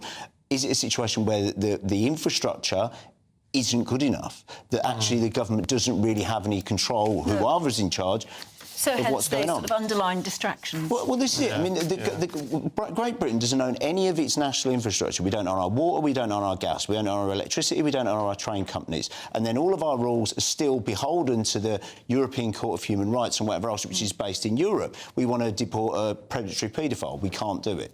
Yeah, no. Fair point. Andy, thank you very much indeed. Meanwhile, one very interesting comment from somebody called Suffolk Patriot says about Hardesh Kubutu, the man who was accidentally released. He says, I can't get my head around the fact that they let him go with his prison uniform on, that grey tracksuit, prison tracksuit. Well, this alone shows proper procedure hadn't been followed. Surely it should have made someone think. Isn't that true? I don't know. You don't get released in your prison tracksuit, do you? I don't know.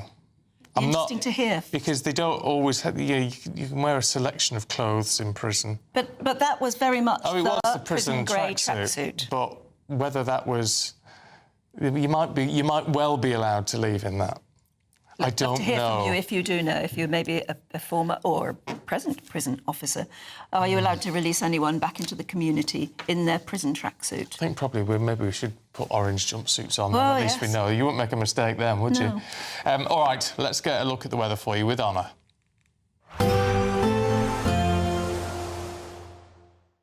Expect warm spells with the odd rude interruption.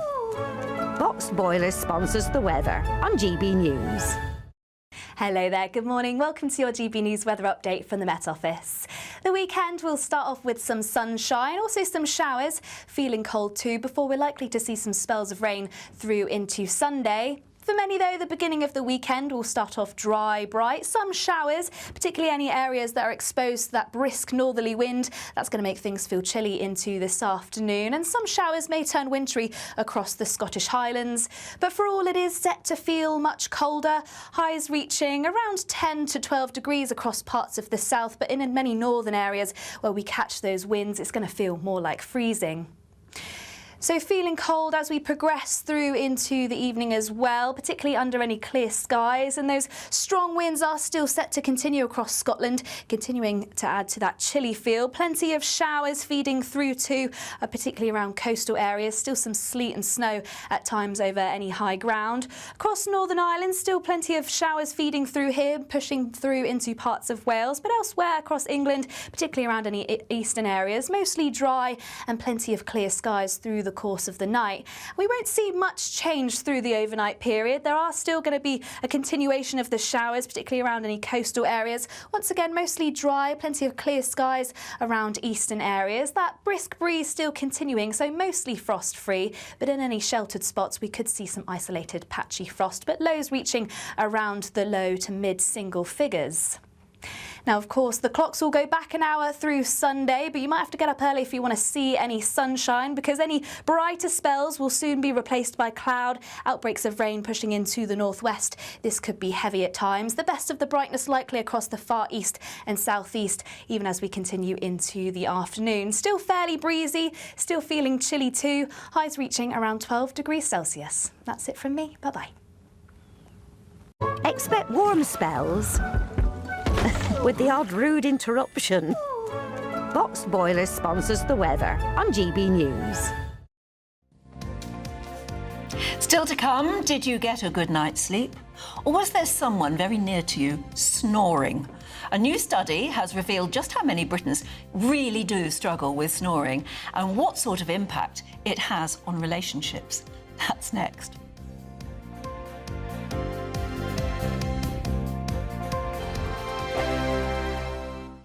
I'm Michelle Dewberry, this is Jubes & Co with you. Hello everyone, Patrick Christys here. GB News, Britain's news channel. Access the stories that matter to you. Take the GB News family with you on any device. And as long as you have an internet connection. Tune in to GB News, anywhere on the planet or beyond. GB News, the People's Channel, Britain's news channel. From the school run to the home run, watch a new show for all of Britain. So he can say whatever he wants. A straight talking show where all voices are heard.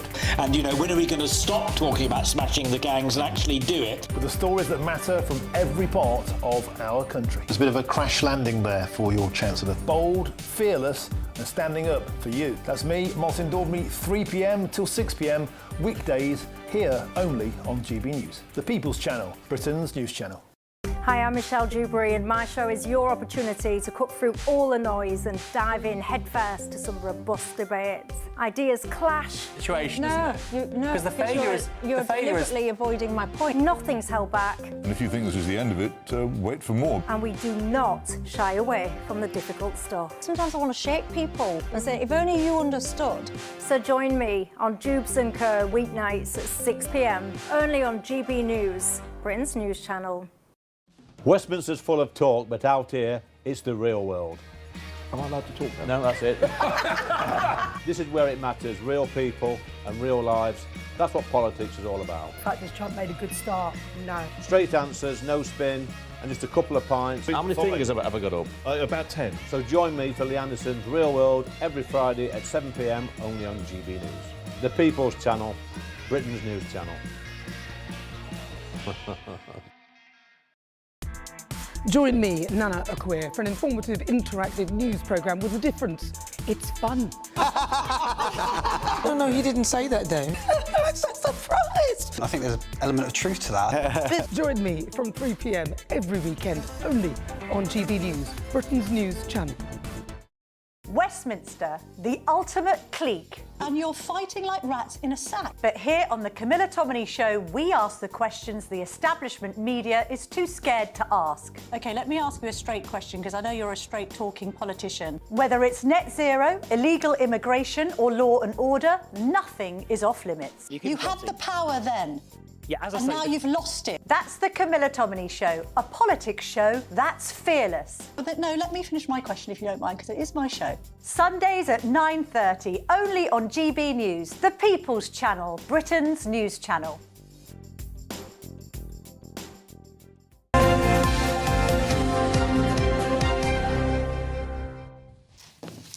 Now, I suppose it's the right sort of thing to be talking about on a breakfast programme, but also given the fact that we're talking about sleep tonight, because you get an extra hour in bed. But if you're with the wrong person, it's another hour of torture. I think we've got to be very careful when we're talking about snoring. Snoring, yeah. Because it's, you know, you can't help it. No. And sometimes it can be quite sweet, and we shouldn't criticise anyone who may... Sometimes it's just a prod in the back is enough to stop somebody snoring. But sometimes snoring is a huge problem. Well, surely that's got to be rare. I know you're all going to email in there. It is, it's a huge I'm just trying to be slightly defensive, because I know I do snore. Oh, do you? Yes, I'm a snorer. I do occasionally wake myself up snoring. What was that? I think we've all done that, haven't we? It's horrible. You think, how long was I for? I don't know. Anyway, apparently, half of all divorced couples say at least contributed to the breakup of the marriage. Let's get the expert analysis of Dr. Sonia Skowocki from Aerox Sleep Centres. A very good morning to you, Sonia. It's something that we giggle about, and yet for many people it's actually a serious problem. Am I right? Yeah, absolutely.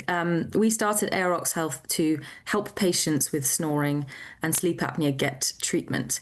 And when we started speaking to patients, we were hearing stories much like you're describing, where people are not sleeping in the same bedrooms, you know, often for years and years or more.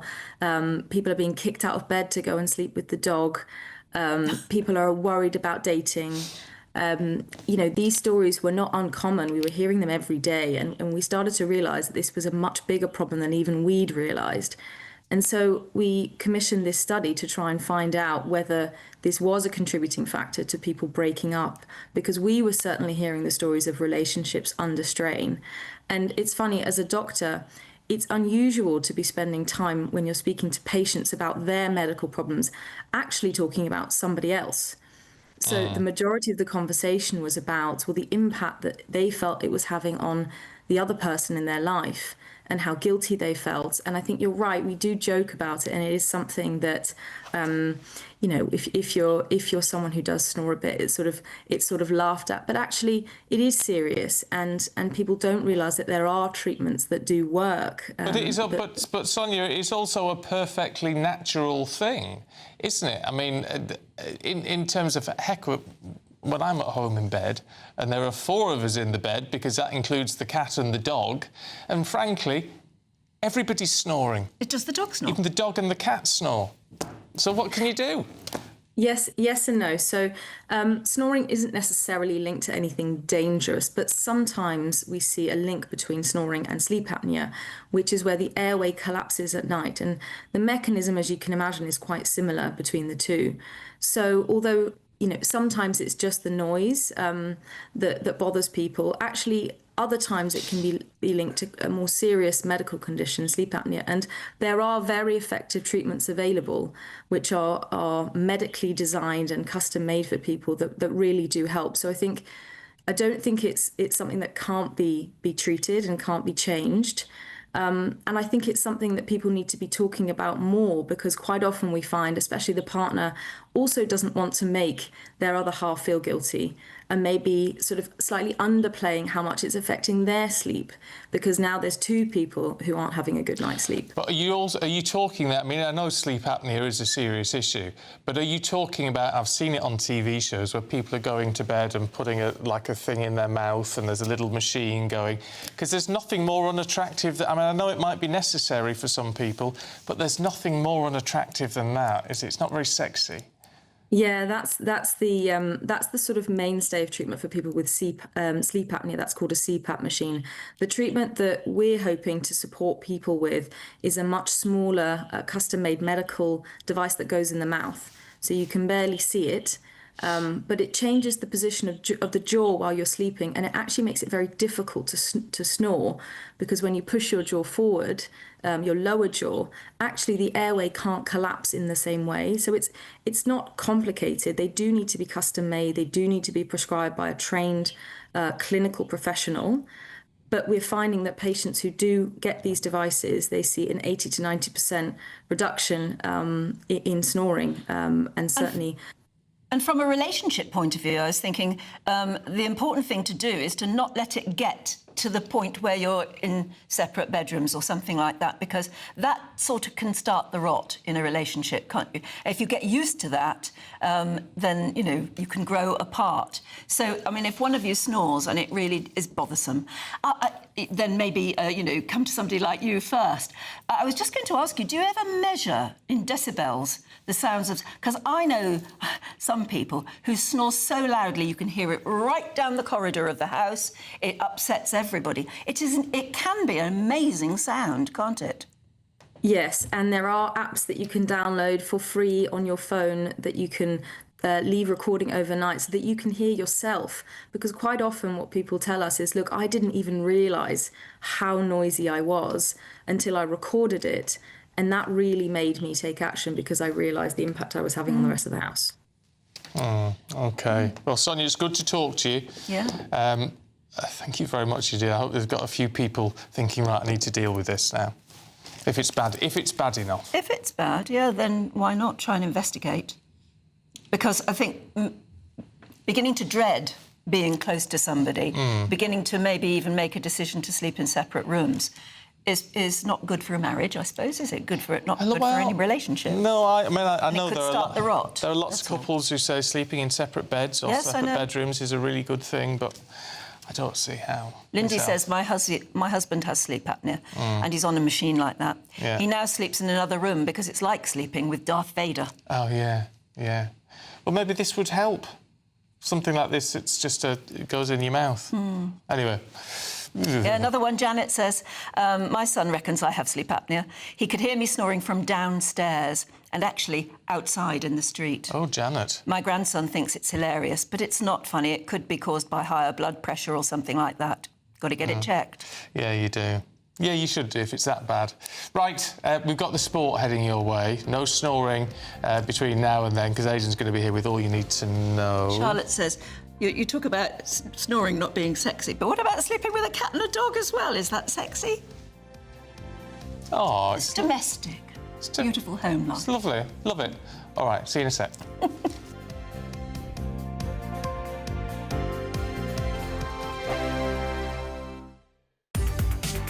From the school run to the home run, watch a new show for all of Britain. So he can say whatever he wants. A straight-talking show where all voices are heard.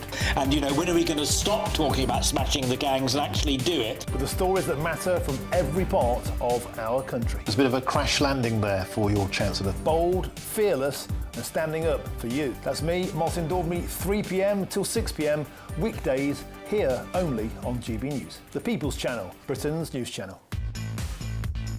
5 hosts, 5 opinions, 5 fearless debates, 5 unfiltered takes on the day's news. 5 reasons not to be anywhere else on Saturday night.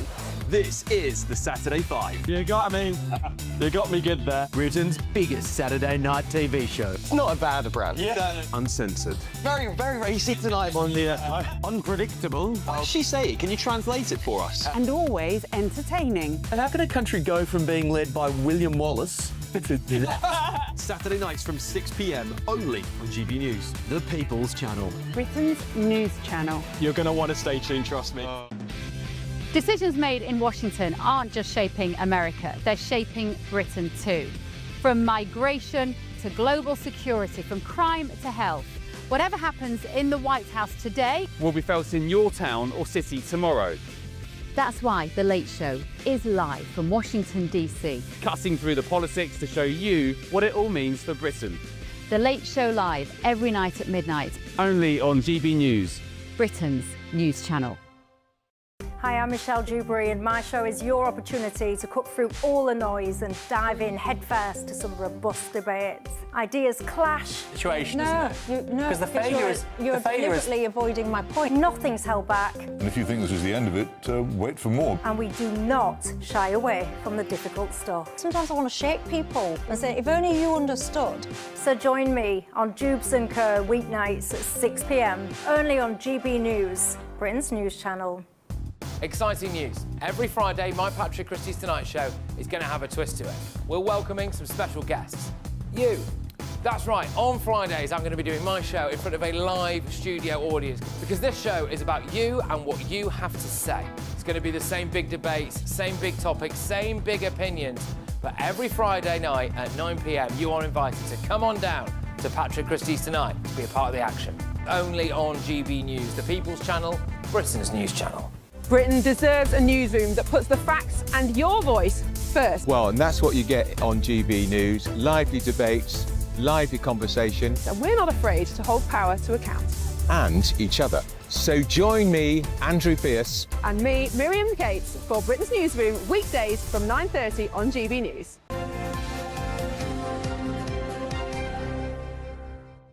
Right, time is ticking on your chance to win the biggest prize of the year in our Great British Giveaway. It's worth more than £104,000. Here's how you enter. It's the final week to see how you can become our biggest winner this year with a prize worth over £104,000. First, you could be driving away with this brand new Benamar Primera motorhome. Worth over £74,000, this luxury vehicle comfortably sleeps 4, has its own fitted kitchen and bathroom areas, and comes complete with fitted awning and bicycle rack. And that's not all, as we'll also give you a whopping £30,000 in tax-free cash to spend however you like. Someone is guaranteed to win our biggest prize to date, so make sure that winner could be you. For another chance to win, text WIN to 63225. One entry costs £2.50 plus one standard network rate message. Or text BONUS to 63225. 5 entries cost £5 plus one standard network rate message. Go to gbnews.com/win. Entries start at £2.50. Call 0903 686 3232. Calls cost £2.50 plus your network access charge. Or post your name and number to GB16 PO Box 8690 Derby DE1 9TT. UK only. Entrance must be 18 or over. Lines close at 4 p.m. on the 31st of October. The winner will be contacted live on GB News, week commencing 10th November. Please check the closing time if listening or watching on demand. Good luck. Right, time for the sport with Aidan, and we're talking about the Ashes, but the rugby Ashes. Exactly, yeah. Not to be confused with the cricketing version, which happens No, I didn't know there were rugby Ashes. No, it's rugby league. So it has happened before, but it's the first time since 2003. And I really like the imagination that's gone into this. And it's a really imaginative sport in some ways, because last year, do you remember, they took one of their league matches in Super League over to Vegas, and it was quite successful over kind of a weekend. And it's an idea of this a smaller sport. Everybody thought there wouldn't be a turnout, and there was a huge turnout. It was, exactly. You know what? It's payback in some ways, because 30-odd years ago, they kind of sacrificed themselves to the satellite model. If you remember in World of Sport and Grandstand, you'd see the wrestling, wouldn't you?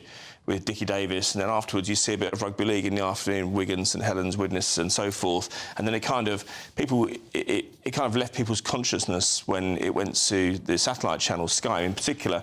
And so we don't see it as much anymore on terrestrial. And so the BBC today have got the Ashes today. It's at Wembley. They haven't sold out all the tickets for the match, but I think there'll be a few walk-ups on the day. They sold 50,000, but they're going to be at Everton as well, a new stadium up in the northwest in Liverpool, of course. 52,000 people are expected there. They've sold the tickets for that. They could have sold more. And at Headingley, the rugby league ground over in Leeds, they're expected to sell out that one as well, although that's a smaller venue. But as I say, they've not played since 2003. It has been Great Britain in the past, but this time it's just England. Their coach, Sean Wade, has been talking about the club, getting rid of the kind of club leanings within the camp. You know how the England team in football talked about there'd be a Man United table, there'd be a Liverpool table, and they wouldn't really gel in the way that you need a national team to compete. Well, they've been working on that, and hopefully they'll get a good result against Australia today. But we'll be watching it with interest, because if it happens, if it goes well over the next few weeks, and it's consecutive Saturdays that it's happening, then I think we'll see it become a more regular part of the calendar. It's certainly been a long time without it, 22 years. Yeah, it has. Aidan, I'm sorry, but we are going to have to leave it there. Yeah, short but sweet, I know. Like me. I know. Very sweet. You're not short. No, true. Right. We've got the papers heading away in just a moment, because Prince Andrew's dispute over the Royal Lodge rumbles on. It's all in the papers today, so Kevin and Charlotte will take us through that. But first, if you want some holiday sun, here's the European forecast. Can't wait to get in that sea. Lovely and warm. Just like the feeling of having great travel insurance. All Clear Travel Insurance sponsors GB News Travel Destinations Forecast. It's the start of half-term for many of us, but I'm afraid there's showers and some longer spells of rain in the forecast, particularly across parts of Iberia and southeastern Europe. Portugal and Spain could see some showers as we head through into Sunday. These could be heavy, possibly thundery. A mix of sunshine and showers elsewhere across northern parts of Europe, but it is going to be feeling much cooler than of late. Some brighter spells across southern parts of France, northern Europe, but elsewhere it is going to remain unsettled. More sunshine into next week, as well as some warm temperatures. All Clear Travel Insurance sponsors GB News Travel Destinations Forecast. Bold. They are under no illusion. Ray, are you a human trafficker? Boundless. I've had enough of the nonsense, and I'm not afraid to say it. Don't get us on the BBC. Every weeknight, I tear through the headlines. The smell of gasoline. Should we be worried about it? From Westminster madness to cultural war chaos. What we're going to do now, they are throwing things out the car as we speak. Get ready, Britain. Here we go. Patrick Christys tonight, weeknights from 9 p.m, only on GB News, Britain's news channel. Westminster's full of talk, but out here, it's the real world. Am I allowed to talk now? No, that's it. This is where it matters, real people and real lives. That's what politics is all about. The fact has Trump made a good start?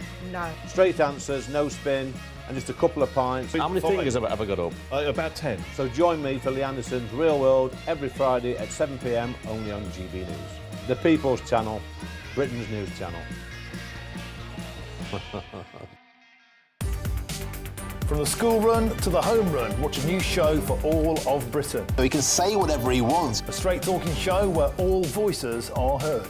And, you know, when are we going to stop talking about smashing the gangs and actually do it? With the stories that matter from every part of our country. There's a bit of a crash landing there for your Chancellor. Bold, fearless and standing up for you. That's me, Martin Daubney, 3 p.m. till 6 p.m, weekdays, here only on GB News. The People's Channel, Britain's news channel.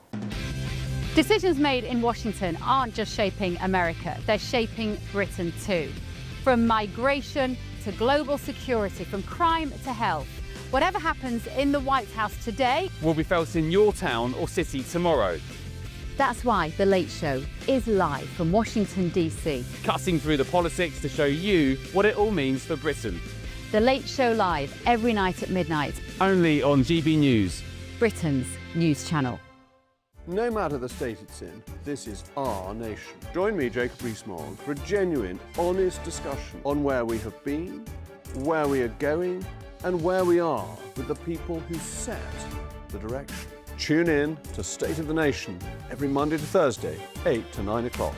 only on GB News. Britain deserves a newsroom that puts the facts and your voice first. Well, and that's what you get on GB News. Lively debates, lively conversation. And we're not afraid to hold power to account. And each other. So join me, Andrew Pierce. And me, Miriam Gates, for Britain's Newsroom, weekdays from 9:30 on GB News. At GB News, we love to hear from you, our loyal community. So drop us a line at gbnews.com/yoursay. There you can talk to each other and also to the presenters live on air. gbnews.com/yoursay, because GB News is your channel, Britain's news channel.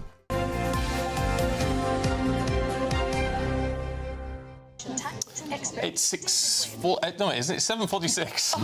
Who knows? It's morning. Good morning. Kevin Schofield and Charlotte Griffiths taking us through the papers this morning. Charlotte, let's talk about Royal Lodge, should we?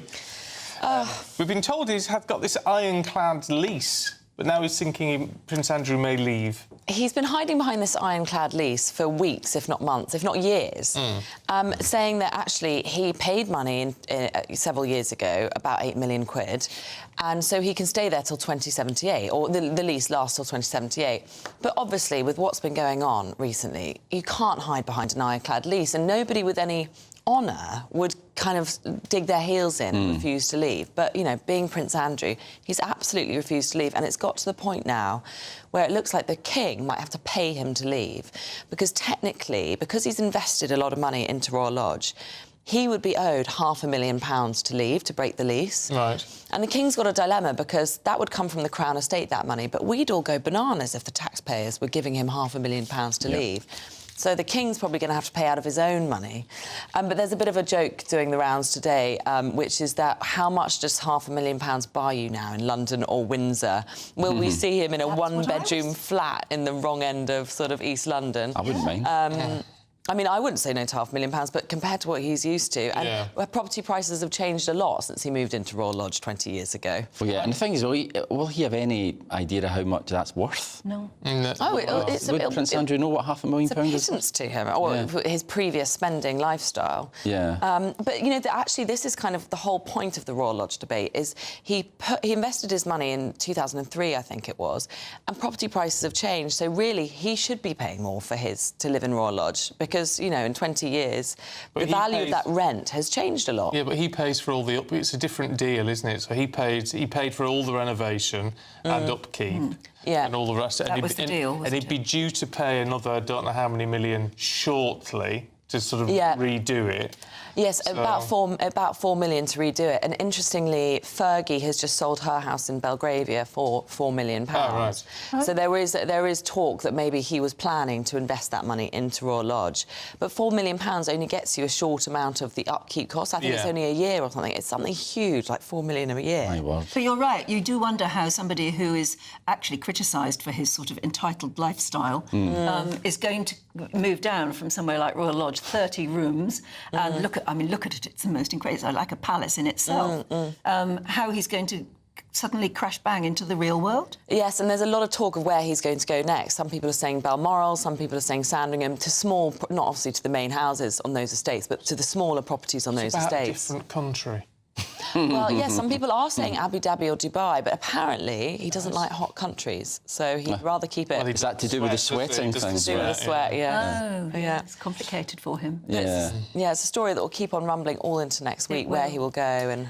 However, can we move on to this story, which I just find mind-boggling again, Kevin? The Met Police are now going to open or reopen 9,000 cases in London of grooming gangs.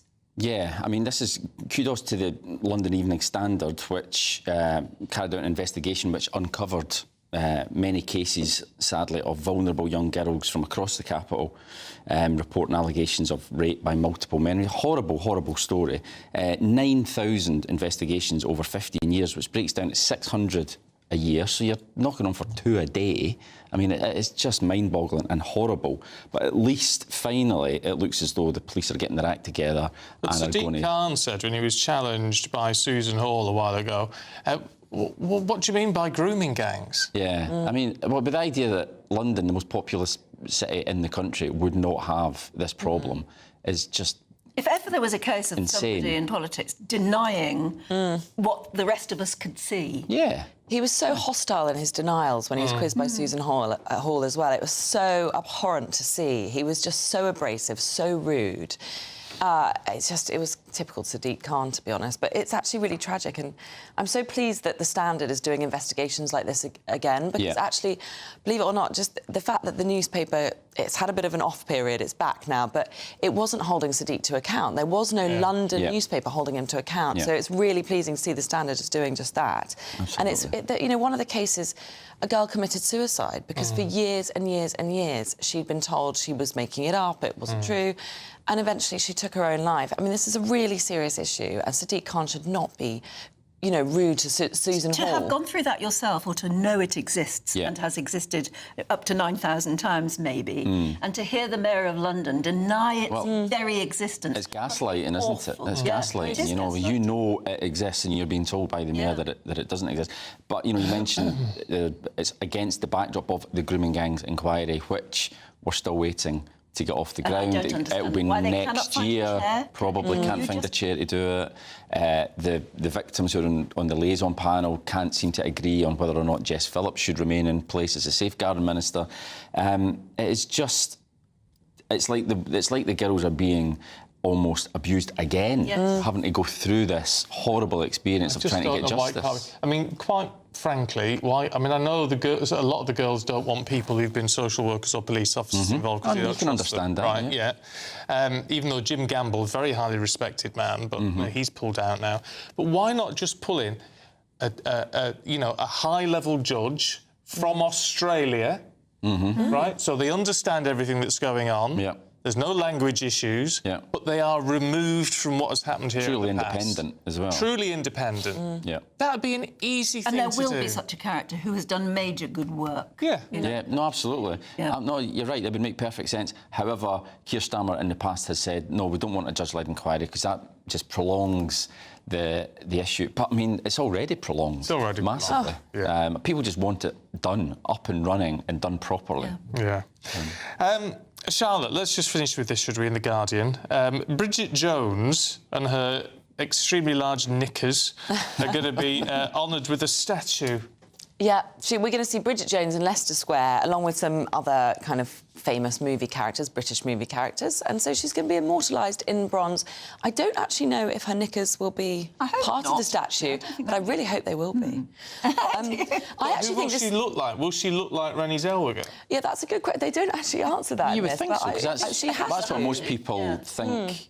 She looks like she's identified with. Illustrated before. No, it wasn't illustrated. It'd be great to see Bridget. I mean, it'd be great to see Helen Fielding and Renée Zellweger unveil the statue. It's kind of like Leicester Square's equivalent of the, the Hollywood Star Walk of Fame. It's the movie square, isn't it? It's where all the movies are premiered and everything. So why not? Yeah, it'd be fun. Bridget Jones is fabulous. It really is. We should be proud of our British films. I used to live at the statue will be Portobello her Road. holding up her pants. Oh. They go mad for the blue door and everything. Yeah, I bet they do.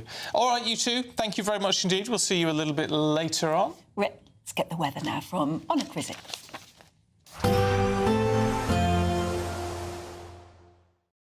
Today, clouds overhead. Total zen within. Boxed Solar sponsors the weather on GB News. Hello there, good morning. Welcome to your GB News weather update from the Met Office. The weekend will start off with some sunshine, also some showers, feeling cold too, before we're likely to see some spells of rain through into Sunday. For many, though, the beginning of the weekend will start off dry, bright, some showers, particularly any areas that are exposed to that brisk northerly wind. That's going to make things feel chilly into this afternoon, and some showers may turn wintry across the Scottish Highlands. But for all, it is set to feel much colder, highs reaching around 10 to 12 degrees across parts of the south, but in many northern areas where we catch those winds, it's going to feel more like freezing. So feeling cold as we progress through into the evening as well, particularly under any clear skies, and those strong winds are still set to continue across Scotland, continuing to add to that chilly feel. Plenty of showers feeding through too, particularly around coastal areas. Still some sleet and snow at times over any high ground. Across Northern Ireland, still plenty of showers feeding through here, pushing through into parts of Wales, but elsewhere across England, particularly around any eastern areas, mostly dry and plenty of clear skies through the course of the night. We won't see much change through the overnight period. There are still going to be a continuation of the showers, particularly around any coastal areas. Once again, mostly dry, plenty of clear skies around eastern areas. That brisk breeze still continuing, so mostly frost-free, but in any sheltered spots we could see some isolated patchy frost, but lows reaching around the low to mid-single figures. Now, of course, the clocks will go back an hour through Sunday, but you might have to get up early if you want to see any sunshine, because any brighter spells will soon be replaced by cloud, outbreaks of rain pushing into the northwest. This could be heavy at times. The best of the brightness likely across the far east and southeast, even as we continue into the afternoon. Still fairly breezy, still feeling chilly too, highs reaching around 12 degrees Celsius. That's it from me. Bye-bye. Today, clouds overhead. Total zen within. Boxed Solar sponsors the weather on GB News. It's the final week to see how you can become our biggest winner this year. First, you could be driving away with this brand new Benamar Primera motorhome. This luxury vehicle comfortably sleeps four, has its own fitted kitchen and bathroom areas, and comes complete with fitted awning and bicycle rack. And that's not all, as we'll also give you a whopping £30,000 in tax-free cash to spend however you like. For another chance to win, text WIN to 63225. One entry costs £2.50 plus one standard network rate message, or text BONUS to 63225. 5 entries cost £5 plus one standard network rate message. Go to gbnews.com/win. Entries start at £2.50. Call 0903 686 3232. Calls cost £2.50 plus your network access charge. Or post your name and number to GB16 PO Box 8690 Derby DE1 9TT. UK only. Entrance must be 18 or over. Lines close at 4 p.m. on the 31st of October. Please check the closing time if listening or watching on demand. Good afternoon, Britain. Weekdays from midday. We do have problems in the UK at the moment, but I will say I don't think it's all doom and gloom. We have great safety nets here, strict protections to protect and help children. We have free education ranking 4th in the world for universities as well. Free NHS, dodgy as it may be sometimes. And we also have a lot of culture, history and green spaces, which I think is really important. 74% of children said that they can walk to a park or green space near them. So I don't think it's all that bad, but I do think we have lost our sense of community, and that's something that we need to work on. Why do you think it is that so many fewer people are having children now? I mean, the birthing, the sort of fertility crisis that this country has entered into, to be fair, matching basically all of the developed world, fewer and fewer people are having children. I don't think it's just about the money. I think there's actually a huge social media rise of child-free influencers. I don't know if you've seen any of these, but they're just very anti-children. They call them dinks. Have you heard of dinks? Double income, no kids. Oh, yeah. It's very interesting. And I think it's, you know, we look at somewhere like Somalia, where they have around average 5 children per family. They have virtually no benefit system, no pension system. Their children are their pension. And so I think in the UK, maybe we have too many options. People, I'm not saying it's all avocado on toast, but I think people are just really not seeing it as a popular option. GB News, the People's Channel.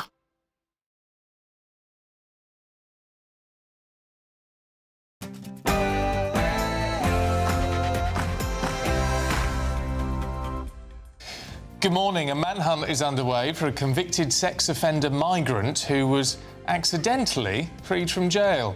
As the Deputy Prime Minister, David Lammy, leads demands for the police to explain how the Epping migrant Hadush Kibatu was mistakenly released. Well, I'm appalled and livid on behalf of the public that Kibatu is at large. He should be deported. There is now a manhunt with Essex Police, the Metropolitan Police and British Transport Police looking for him.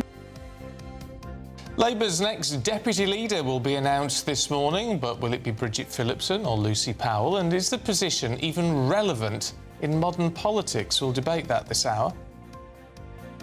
A Sudanese asylum seeker is convicted of murdering a young mother working at the very migrant hotel that he was staying in. Riannan White's sister spoke outside court after the verdict was announced. Throughout this trial, we have been given no reason as to why he chose Riannan. She fought for her life and to save herself from this sick, twisted and cowardly human. The Metropolitan Police set to reopen 9,000 cases of suspected child exploitation, grooming gangs, basically, as part of a major probe into the gangs in London. And later on, we'll be speaking to John Story, who's campaigning for paediatric type 1 diabetes screening after his daughter, little Lila there, died aged 2 from undiagnosed diabetes. Good morning. We'll be looking ahead to a packed weekend of Premier League action with Liverpool, Manchester United and Chelsea all playing today. EFL Crisis Club Sheffield Wednesday, meanwhile, are hit with a 12-point deduction after they were placed into administration, and the Rugby League Ashes gets underway at Wembley. Hello there, good morning. The weekend will start off with some sunshine, but it is going to be feeling cold. Stay tuned and I'll have all the details. It's just gone 8 o'clock. I'm Stephen Dixon. And I'm Anne Diamond, and this is GB News Breakfast.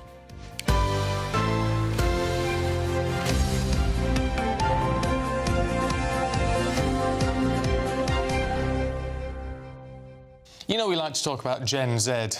Gen Z. On this programme. Yes. They're 25s to 30s or something, are they? Gen Z? No, I think they're a bit younger. It is not you. Anyway, standards. Talk about standards slipping. Sorry, Gen Zers, but 2/3 of Gen Zers admit they're happy to wear clothes with stains on them. Oh! 64% walked around in public with noticeable food marks. Oh. 62% say they're likely to spill food on a new item of clothing. And all this is what blows my mind, right? All this is a survey that's been done partly with this new Thai restaurant, which is selling stuff on Uber Eats. And their spokesperson says, "We embrace the mess. A splash or two is a sign of a great meal." That was me the other day. What, all over your clothes? You? Not all over it, no, but I was in the Beefeater in Swansea. Do you remember the Beefeater? You know how to live. Yeah, I know how to, yeah. No, it was great. It was great. Great staff there as well. So I was in there and I had smothered chicken. And it's just a little bit over my jumper. I didn't notice it until I got in the car, but it was a nice little morsel for the way home. Oh. No, I'm joking. But when you're in America, you go to some of these restaurants like that, they give you a big bib. Yes, I know. Well, you can get the plastic ones that actually catch no, that's for toddlers. No, you can get adult ones. Oh, I don't believe you can, I promise That's disgusting. We'll buy one I have to say, I can't do it in the States. We put a big bib on. I feel... or they get their napkins and they shove it in their collar. Yeah, they always have done, haven't they? I feel I'd be too embarrassed to do that. I just used to eat nicely. When I took my boys out to, spaghetti restaurants, that's what they really liked when we go to the States. I bought 4 maroon red, dark red T-shirts, and that they had to put those on if we were going to a sloppy restaurant. Otherwise, I used to like them wearing beautiful white, properly, but no, if we were going to a sloppy restaurant, we wore red T-shirts. But it's all right. In a way, it's all right to make a little bit of a mess, but then don't walk about in it. No, but you don't notice all the time, do you? Oh, come on. No, but that's you do. Come on. I didn't notice my barbecue sauce the other day. It was blended into the top. You came in. I remember you coming in with egg down your shirt. I know. Yeah, that was disappointing. What? He did. He had a big egg splodge. Yeah. What, on the telly? Yeah. Did I? Yes. All right. Someone noticed it, did they? I'll have to look that out. Something to shame you with.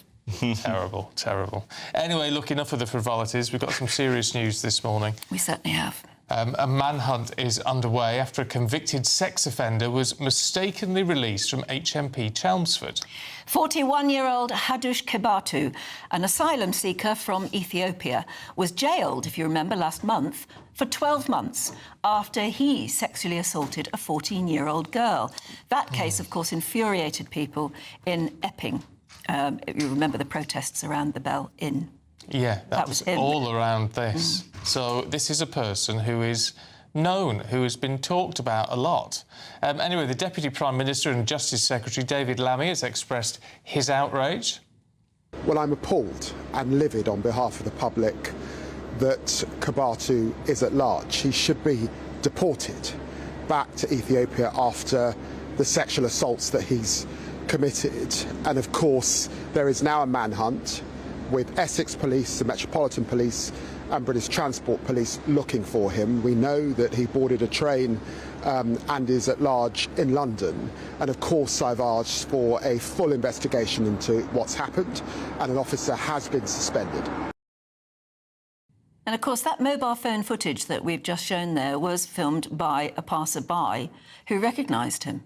And thought, isn't that... and just thought they would take the film just in case. And it was. In fact, what he was doing was asking the way to the station, apparently. And one of our viewers earlier pointed out that in order to get to the station from where he was filmed, he had to walk past the court and past a police station. I mean, it just rubs it in, doesn't it? Anyway, that was David Lammy there, saying he was furious. And the Conservatives also have called the blunder unacceptable. We certainly need a public inquiry into how this dangerous illegal immigrant, who is also a child sex offender, got released. We also need an urgent apology from Home Secretary Shabana Mahmood and Justice Secretary David Lammy, who have presided over this fiasco. It is an absolute disgrace that this incompetent Labour government has allowed this dangerous man out onto our streets, and this evening he is posing a risk to children around Essex. The editor of Spiked Online is Tom Slater, and he's here. Morning, Tom. Morning. How much do... I mean, right, the politicians, opposition politicians, are wanting to blame this directly on the government. Do we blame the government? Do we just blame the system or an individual that's failed at the bottom, is what David Lammy seems to be want to... Or is this a sign of the fact that the whole system is falling apart, which is governmental responsibility? No, I think it is the latter. I think this shows that the whole system is totally broken. If he had absconded, that would be bad enough. That would have been an oversight, questions would have to be asked, inquiries would have to be made. But the fact that he was actually formally released, the fact that he was given his £72 and his, is the items that they're entitled to when they're released from prison, the fact that he is essentially the most high-profile sex offender in the country at the moment, so much so that people see him on the street and know to film him because they are surprised to see him out on the streets, and yet he has been let free. And of course, this is a question for the prison services, who I understand have already fired the officer who was directly involved. There's a question for the police, but we should remember he should never have been in this country in the first place. So from top to bottom, it shows that the British state is broken.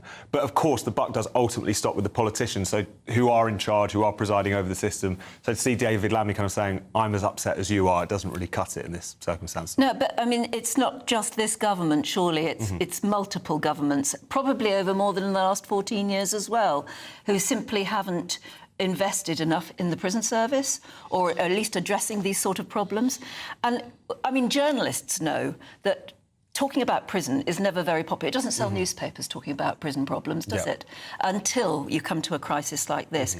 But it's the same for politicians. Talking about the welfare of prisoners and that we must invest more in our prison system and things like that doesn't go down well in politics either, does it? No, it doesn't. And I think it's that's one of the reasons that we've got all of the problems in the prison system in particular, the fact that the capacity issues and so on, the fact that we've been having to release loads of prisoners early purely just to make up space, shows you the sort of systemic issues there. But at the same time, there is just such a thing as plain old, unforgivable incompetence. This was a very high-profile case. This is a dangerous individual. This is someone who poses a genuine threat to the public. Put all those things together, you would imagine that anyone worth their salt would ensure that this kind of came off smoothly, that there would be almost extra incentive to make sure that he made it onto that deportation flight as he was slated to do so. And yet that hasn't taken place. And I think it's just adding to a sense that the public have, quite understandably, that the British state is so dysfunctional, it's actually become a kind of menace to public safety for all the reasons that we've been talking about. Well, and this is why, as much as people like David Lammy will want to sort of say how livid he is and look at the people, the grassroots people working on this, where there's been a direct failure, this is like the last straw, isn't it? I mean, it's yet another major problem on the asylum system, which is which the vast majority of people in this country are up in arms about. No, and if you just think the stories that we've seen over the course of the past year or so, you were trailing the Sudanese migrant who's just been found guilty of murdering that hotel worker. If you think about couple of weeks ago. There was the Afghan migrant, came in on a small boat, was fleeing 19 offences in Sweden, if I remember correctly, and was sentenced the other week for sending death threats to Nigel Farage. You think a little bit further back, I think it was the tail end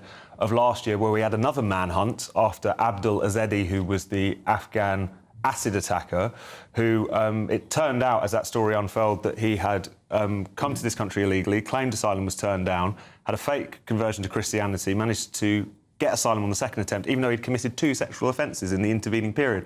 This creates a picture of a system which is either a kind of prisoner of its own virtue signalling, being far too naive in relation to some of the people who are coming into this country and exploiting the loopholes in the system, but also just so dysfunctional that even when someone commits an offence, they're not dealt with in a prompt and secure fashion. And you can no wonder that, you know, the summer has been defined by fury about this particular issue.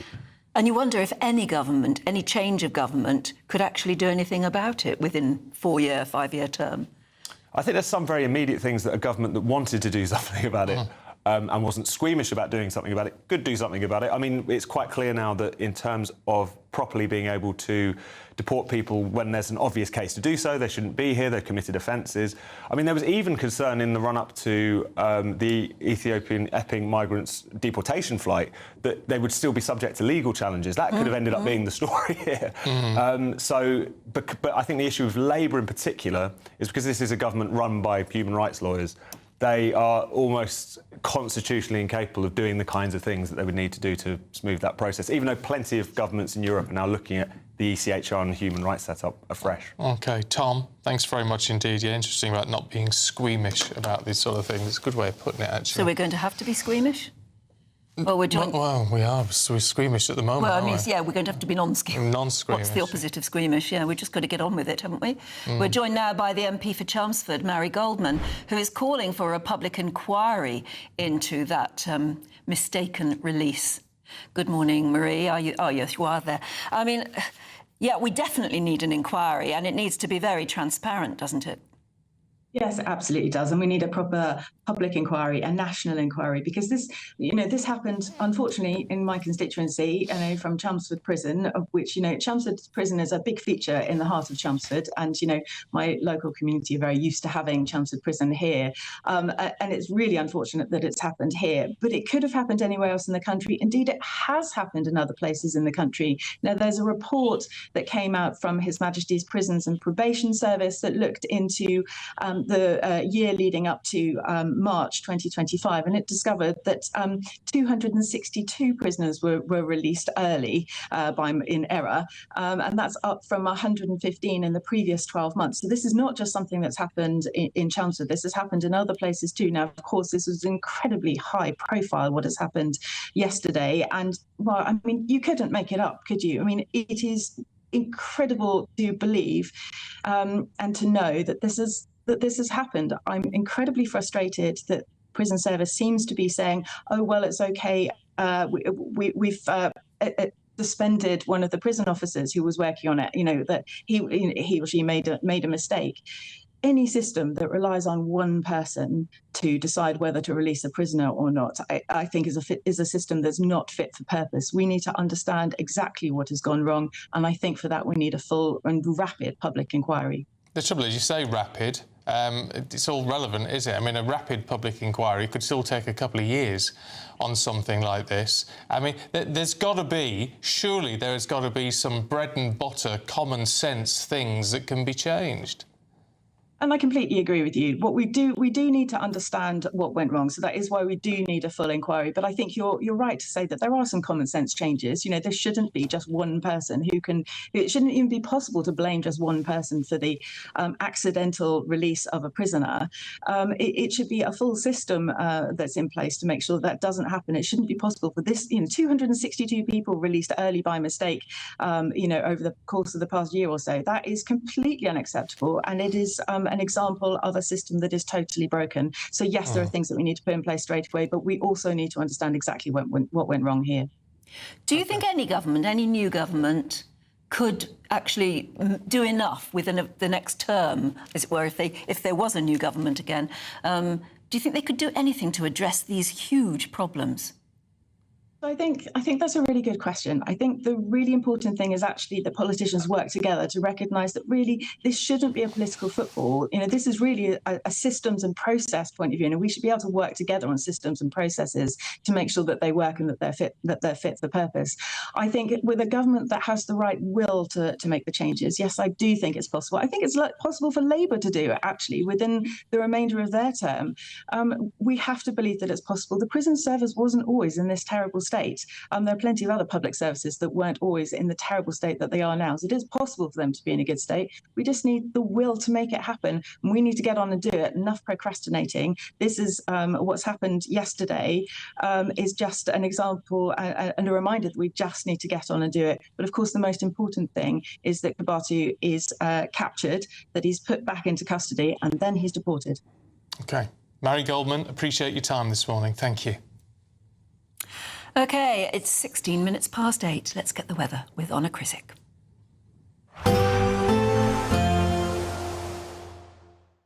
Expect warm spells with the odd rude interruption. Box Boiler sponsors the weather on GB News. Hello there, good morning. Welcome to your GB News weather update from the Met Office. The weekend will start off with some sunshine, also some showers, feeling cold too, before we're likely to see some spells of rain through into Sunday. For many, though, the beginning of the weekend will start off dry, bright, some showers, particularly any areas that are exposed to that brisk northerly wind. That's going to make things feel chilly into this afternoon, and some showers may turn wintry across the Scottish Highlands. But for all, it is set to feel much colder, highs reaching around 10 to 12 degrees across parts of the south, but in many northern areas where we catch those winds, it's going to feel more like freezing. So feeling cold as we progress through into the evening as well, particularly under any clear skies, and those strong winds are still set to continue across Scotland, continuing to add to that chilly feel. Plenty of showers feeding through too, particularly around coastal areas. Still some sleet and snow at times over any high ground. Across Northern Ireland, still plenty of showers feeding through here, pushing through into parts of Wales, but elsewhere across England, particularly around any eastern areas, mostly dry and plenty of clear skies through the course of the night.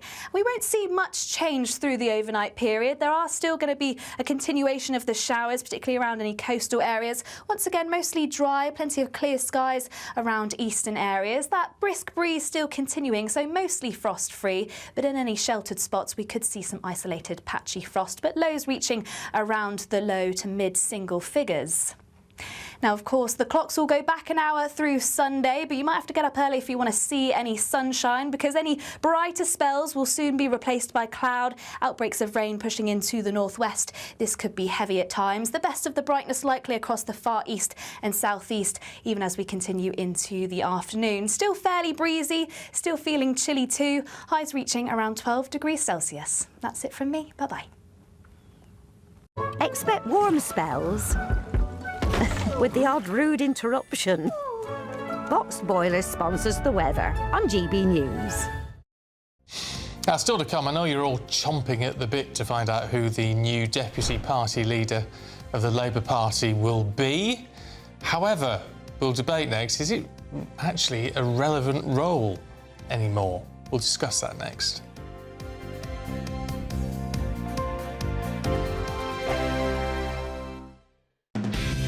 Decisions made in Washington aren't just shaping America, they're shaping Britain too. From migration to global security, from crime to health. Whatever happens in the White House today will be felt in your town or city tomorrow. That's why The Late Show is live from Washington, DC. Cutting through the politics to show you what it all means for Britain. The Late Show live every night at midnight. Only on GB News, Britain's news channel. Westminster, the ultimate clique. And you're fighting like rats in a sack. But here on the Camila Tominey Show, we ask the questions the establishment media is too scared to ask. OK, let me ask you a straight question, because I know you're a straight-talking politician. Whether it's net zero, illegal immigration or law and order, nothing is off-limits. You had the power then. Yeah, as I and now you've lost it. That's the Camila Tominey Show, a politics show that's fearless. But no, let me finish my question if you don't mind, because it is my show. Sundays at 9:30, only on GB News, the People's Channel, Britain's news channel. At GB News, we love to hear from you, our loyal community. So drop us a line at gbnews.com/your say. There you can talk to each other and also to the presenters live on air. gbnews.com/your say, because GB News is your channel, Britain's news channel. You want to know what's really going on in the corridors of power? Labour don't know what to do with you half the time, and that makes you quite lethal in the chamber. Get behind the headlines with Chopper's Political Podcast. Join me, Christopher Hope, as I sit down with the great and the good of British politics. We'll see where this ruling takes us. These are the stories shaping our nation. Chopper's Political Podcast, available now on all platforms. Listen in and stay ahead. Join me, Nana Akua, for an informative, interactive news programme with a difference. It's fun. No, he didn't say that, though. I'm so surprised. I think there's an element of truth to that. Join me from 3 p.m. every weekend, only on GB News, Britain's news channel. Britain was once the envy of the world. But look around. A nation that no longer knows what it is or where it's going. A country that's broken. How do we fix Britain? How do we bring it back? Friday night with Matt Goodwin at 8 p.m, only on GB News. No matter the state it's in, this is our nation. Join me, Jacob Rees-Mogg, for a genuine, honest discussion on where we have been, where we are going, and where we are with the people who set the direction. Tune in to State of the Nation every Monday to Thursday, 8 to 9 o'clock, only on GB News.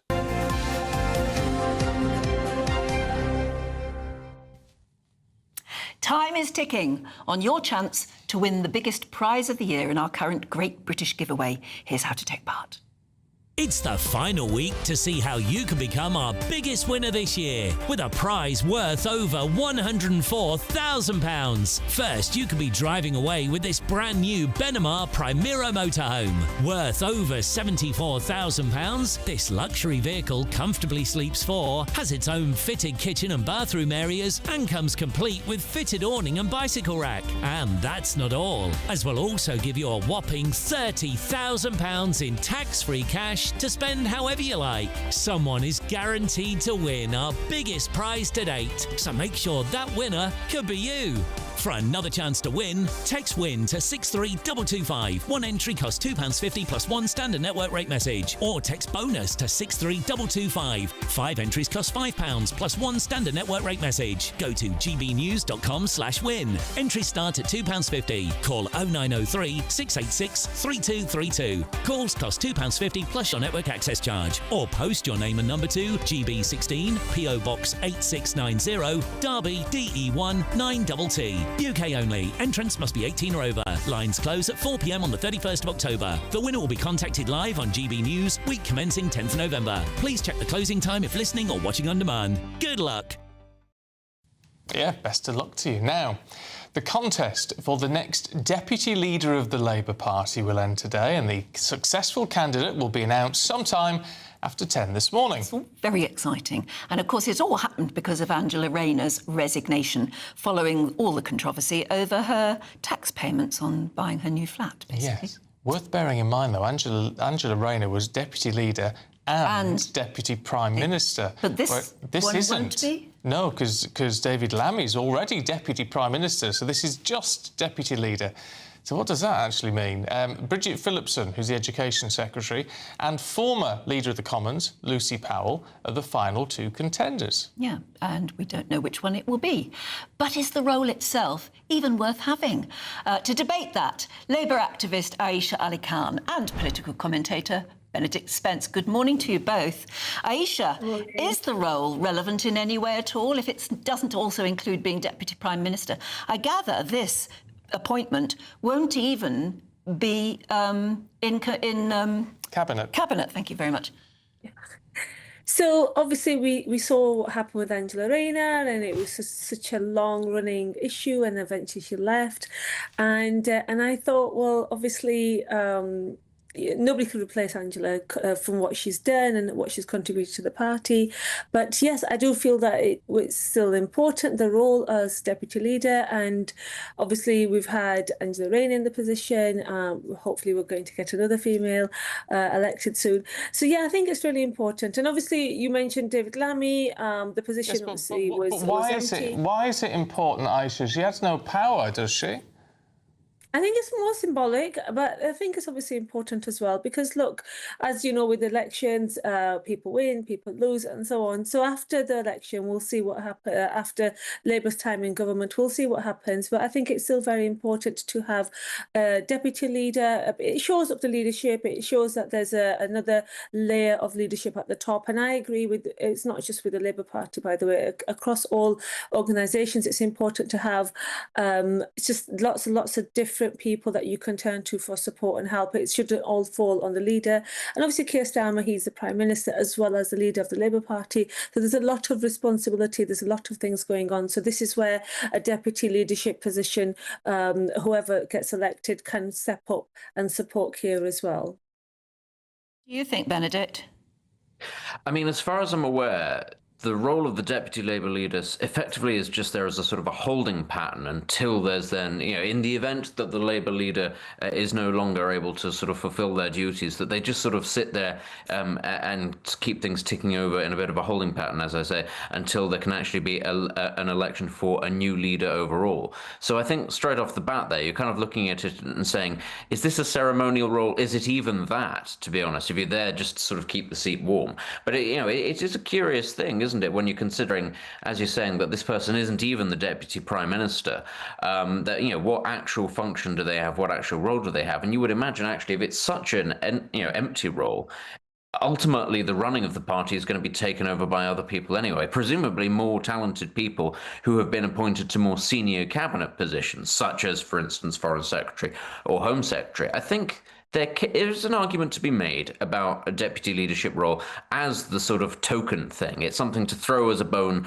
to a political ally or the leader of a political faction within your own party to sort of placate them a little bit. But of course, that's not even what we have here in the Labour Party because it's an elected process. It's not even something that can be handed out as a sort of a patronage thing. And so what you end up getting, I think, is just an opportunity to play at politics, which is functionally a bit pointless. I don't think anybody genuinely believes that Lucy Powell is going to become a more important figure in the Labour Party if she becomes deputy leader, just like I don't think anybody is going to look at the deputy leadership and go, well, that's Bridget Phillipson's primary role over education. So it's one of those things where you can kind of look at it and go, I suppose for the technicality, it's not a bad thing to have, but does there really have to be the whole rigmarole of an election if they're going to move on and get another elected leader so soon anyway, if they actually lose the leader? I'm not sure. I mean, within all of this, Aisha, don't you think people are looking at it and going, well, why are you concentrating on this internal stuff rather than concentrating on what's going wrong in the country? I mean, look, as soon as Angela Rayner resigned, it triggered an election. And I think it's important. I mean, I'm a Labour Party member. I was allowed to vote. And I think it's important to allow members to have a say as well. And obviously, I keep going back to, the sort of things that overshadowed Angela Rayner's last couple of weeks in position, which is really sad. So I think in many ways, this has allowed us to be part of the process, the members that is. And I think whoever gets elected, whether it's Bridget or Lucy, I think both of the women bring a lot to the table. They both have held positions in the shadow cabinet. They both have a wealth of experience, and it's good to see another female in a leadership position in politics. So I think it can only be a positive thing. And obviously, as your guest has mentioned, that it is ceremonial. It's almost what's the point? But I think it's important because there were so many damaging headlines. There was so many negative things and negative feelings and so on. So I think in many ways this has brought a lot of people together. When you attend events together, you talk to each other, Labour Party members and so on. So I think in many ways this has really helped some members move on, and hopefully it's being announced today. So we'll find out who's been successful. So that's going to be interesting as well. OK. Aisha, Benedict, thank you both very much indeed. We will be covering the announcement from 10 o'clock. Charlie Peters and Olivia Utley will be here with Saturday Morning Live, so it'll happen during their show. And as Aisha said, it's almost like a little piece of therapy if you're in the Labour Party, apparently. Somebody nice to vote for. To help you to get over what happened. Well, still to come. Yes, it's not just me saying it. It was planned by other people. Please don't blame me. We're going to be talking about Prince Andrew. It's interesting, actually, because the press are going a bit mad on this. They reckon that he's already in talks to be turfed out of Royal Lodge in just a matter of days. A lot of people were actually expecting an announcement on that today. I can imagine the negotiations are pretty tough there. Yes. Also, we've got the sport. Flash of the Titans tonight as heavyweights Joseph Parker and Fabio Wardley face off. That's going to be interesting. Aidan will have all the details.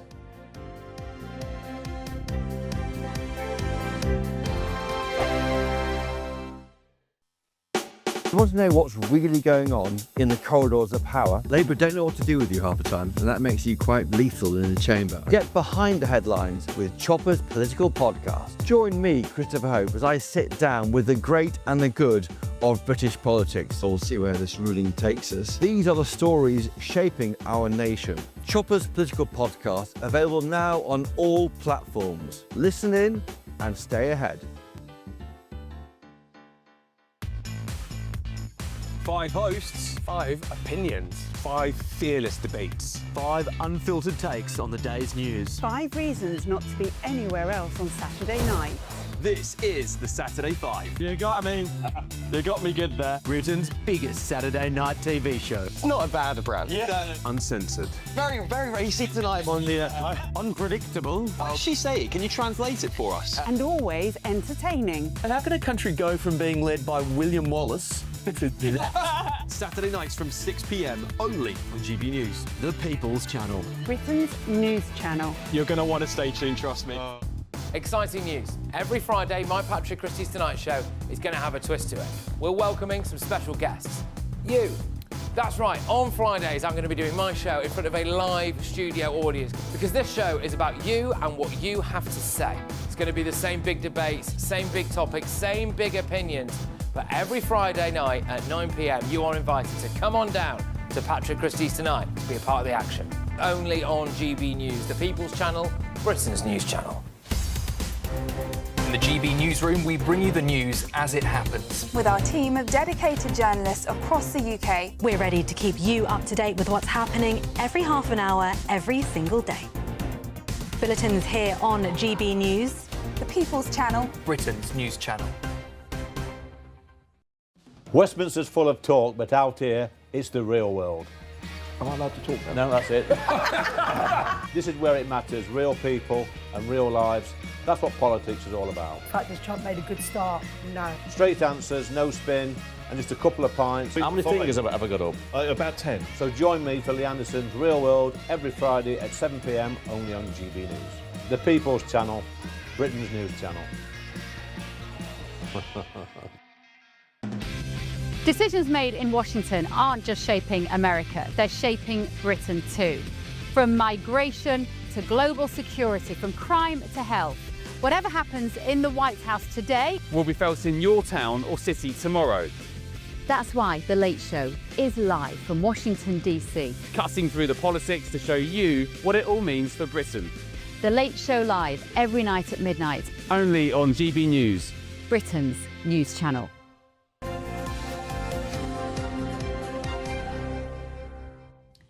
Time for the sport now. You all right? Sorry, no, it's because when we're on the break, I sort of swing out and relax a little bit. And I never get myself back in time. I do apologise. Yeah, absolutely. Well, now you've got yourself together. Here's Aidan. Where are we starting? Look, a big weekend of sports. As we've discussed this morning, we discussed West Ham going down yesterday at Leeds to leave them next to the bottom of the table. The worst the worst start to the season in 52 years. We've got a big weekend of Premier League action as well. And we've touched on the Rugby League Ashes. But I want to focus on the boxing just for now because we've got a big fight tonight at the O2, and here to tell us more about it is the promoter, Frank Warren. Frank, a very good morning to you. Now, I know Alexander Usyk has said that he's going to fight the winner of this fight, but is it going to be as simple as that? Because we know that sometimes the best laid plans in boxing don't necessarily materialise, but it'll be a great one to see, certainly. Good morning, Aidan. Well, look, he has confirmed that, and the WBO, who's the two guys who, Joe Parker and Fabio Wardley, are fighting for the interim belt tonight. The winner of this, they've ordered, has to fight Usyk, and he's been ordered to fight them. He said that he will do early next year. If he doesn't, he will be stripped of the title, of the WBO title, and the winner of tonight's fight will be declared the new champion. That we don't want to happen because we don't like belts being won outside the ring. They should be won inside the ring. And as I say, he has publicly stated he will go forward with his fight. So there's a lot on the line for these two guys tonight, and it's a good chance again for, for a Brit to come through and challenge the best of his generation in Usyk. So we're all got our fingers crossed. That's where we're going tonight. So Fabio Wardley against Joseph Parker, a big weight difference as well, but it's not always decisive in boxing, as we saw when Usyk faced Tyson Fury, of course. That's absolutely right, Aidan. Look, both of the guys are so fit. At the weigh-in yesterday and at the press conference, these guys have, they've not left anything in the gym. They are well on it. So it's all going to be about pace. It's going to be about speed. They're both big punchers. I don't expect it to go the distance. And I think that, they both realise and know what is at stake here. This is a massive opportunity, not just to fight for the 4 belts, but also for the winner to set himself up financially for the rest of his life and secure his family's future. So and they all know what's on the line. And Joseph Parker, Frank, sorry to interrupt there. Somebody who, I don't know, a few years ago didn't convince me, but he just seems to be different this last couple of years. What's been key to the change in him? Well, he's a former world champion. He actually did hold the belt, and what happened was he linked up with Tyson Fury and trained with him, and he formed a relationship with Andy Lee, who's since become his trainer. And under Andy Lee, he's had 3 exceptional wins against 3 top 10 fighters. And beaten them in style, and he's full of confidence. The Ring magazine have got him ranked as number 2 behind Usyk, so that's how everybody looks at him at the moment. He's a menacing and threatening fighter, and Fabio has done brilliantly for himself. He's had no amateur background. He's come into the sport and just taken it like a duck to water. He's had 20 fights. He's stopped 18 of his opponents. He's got a tremendous punch. And he says himself, in a fight, a championship fight is 36 minutes. With him, it just takes 1 split second. If he catches you, then you're gone. And he's done that 18 times, and he's done it in style, certainly in his last 2 fights. Well, I was going to mention to you, Frank, he struggled a little bit, didn't he, in Ipswich, just in his last fight, but it was just the bomb from the fist that just got him out of jail, wasn't it? I mean, he's going to be relying on that tonight, I would suspect. Yeah, I agree with that. But, he had a change of opponent, so he had to change, and he's not, as I say, he's not seasoned as a boxer, just the 20 fights. That's all he's had. And he'd done extremely well. He pulled it out of the bag. He was well behind on points, but that's what he's got. He's got this tremendous power in both fists, and he's shown that on... he had a knockout of the year against our Olympian, Fraser Clark. I mean, that first-round knockout against him earlier in the year was just amazing.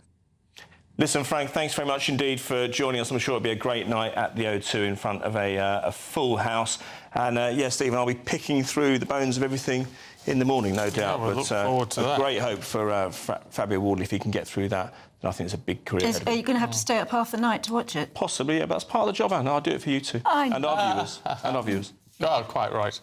All right, Aidan, thank you very much indeed. Still to come, a 350-year-old tradition is coming to an end in the justice system over claims that it's uncomfortable and impractical. We'll find out what it is with Kevin and Charlotte in the papers in a moment. First of all, though, if you're in search of some holiday sun, here is where you're going to have to go for it.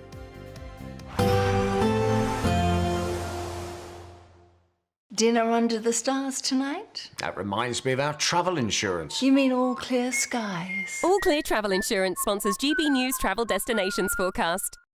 It's the start of half-term for many of us, but I'm afraid there's showers and some longer spells of rain in the forecast, particularly across parts of Iberia and southeastern Europe. Portugal and Spain could see some showers as we head through into Sunday. These could be heavy, possibly thundery. A mix of sunshine and showers elsewhere across northern parts of Europe, but it is going to be feeling much cooler than of late. Some brighter spells across southern parts of France, northern Europe, but elsewhere it is going to remain unsettled. More sunshine into next week, as well as some warm temperatures.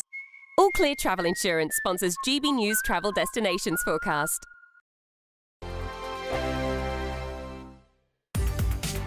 From the school run to the home run, watch a new show for all of Britain. He can say whatever he wants. A straight-talking show where all voices are heard. And, you know, when are we going to stop talking about smashing the gangs and actually do it? With the stories that matter from every part of our country. There's a bit of a crash landing there for your Chancellor. Bold, fearless and standing up for you. That's me, Martin Daubney, 3 p.m. till 6 p.m, weekdays, here only on GB News. The People's Channel, Britain's news channel. Hi, I'm Michelle Dewberry and my show is your opportunity to cut through all the noise and dive in headfirst to some robust debates. Ideas clash. Situation, isn't it? Because the failure is... You're deliberately avoiding my point. Nothing's held back. And if you think this is the end of it, wait for more. And we do not shy away from the difficult stuff. Sometimes I want to shake people and say, if only you understood. So join me on Jubes & Co weeknights at 6 p.m, only on GB News, Britain's news channel. Bold. They are under no illusion. Ray. Are you a human trafficker? Boundless. I've had enough of the nonsense, and I'm not afraid to say it. Don't get us on the BBC. Every weeknight, I tear through the headlines. The smell of gasoline. Should we be worried about it? From Westminster madness to cultural war chaos. What we're going to do now is they are throwing things out the car as we speak. Get ready, Britain. Here we go. Patrick Christys tonight, weeknights from 9 p.m, only on GB News, Britain's news channel. Decisions made in Washington aren't just shaping America, they're shaping Britain too. From migration to global security, from crime to health. Whatever happens in the White House today will be felt in your town or city tomorrow. That's why The Late Show is live from Washington, D.C. Cutting through the politics to show you what it all means for Britain. The Late Show live every night at midnight. Only on GB News, Britain's news channel. At GB News, we love to hear from you, our loyal community. So drop us a line at gbnews.com/yoursay. There you can talk to each other and also to the presenters live on air. gbnews.com/yoursay, because GB News is your channel, Britain's news channel. Britain deserves a newsroom that puts the facts and your voice first. Well, and that's what you get on GB News. Lively debates, lively conversation. And we're not afraid to hold power to account. And each other. So join me, Andrew Pierce. And me, Miriam Cates, for Britain's Newsroom, weekdays from 9:30 on GB News. Britain was once the envy of the world. But look around. A nation that no longer knows what it is or where it's going. A country that's broken. How do we fix Britain? How do we bring it back? Friday night with Matt Goodwin at 8 p.m. only on GB News.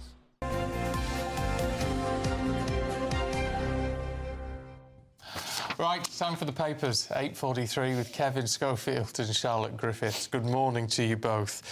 Because we teased this, I want to start with this in the Sun, Charlotte. What 350-year-old legal tradition is going? Well, when barristers wear their wigs, apparently it can be uncomfortable or impractical and culturally insensitive. Insensitive? There are now calls for, yes, because... Why? Depending on your hairstyle, depending on your ethnicity, you might have a different hairstyle. It makes it difficult to have a wig on top.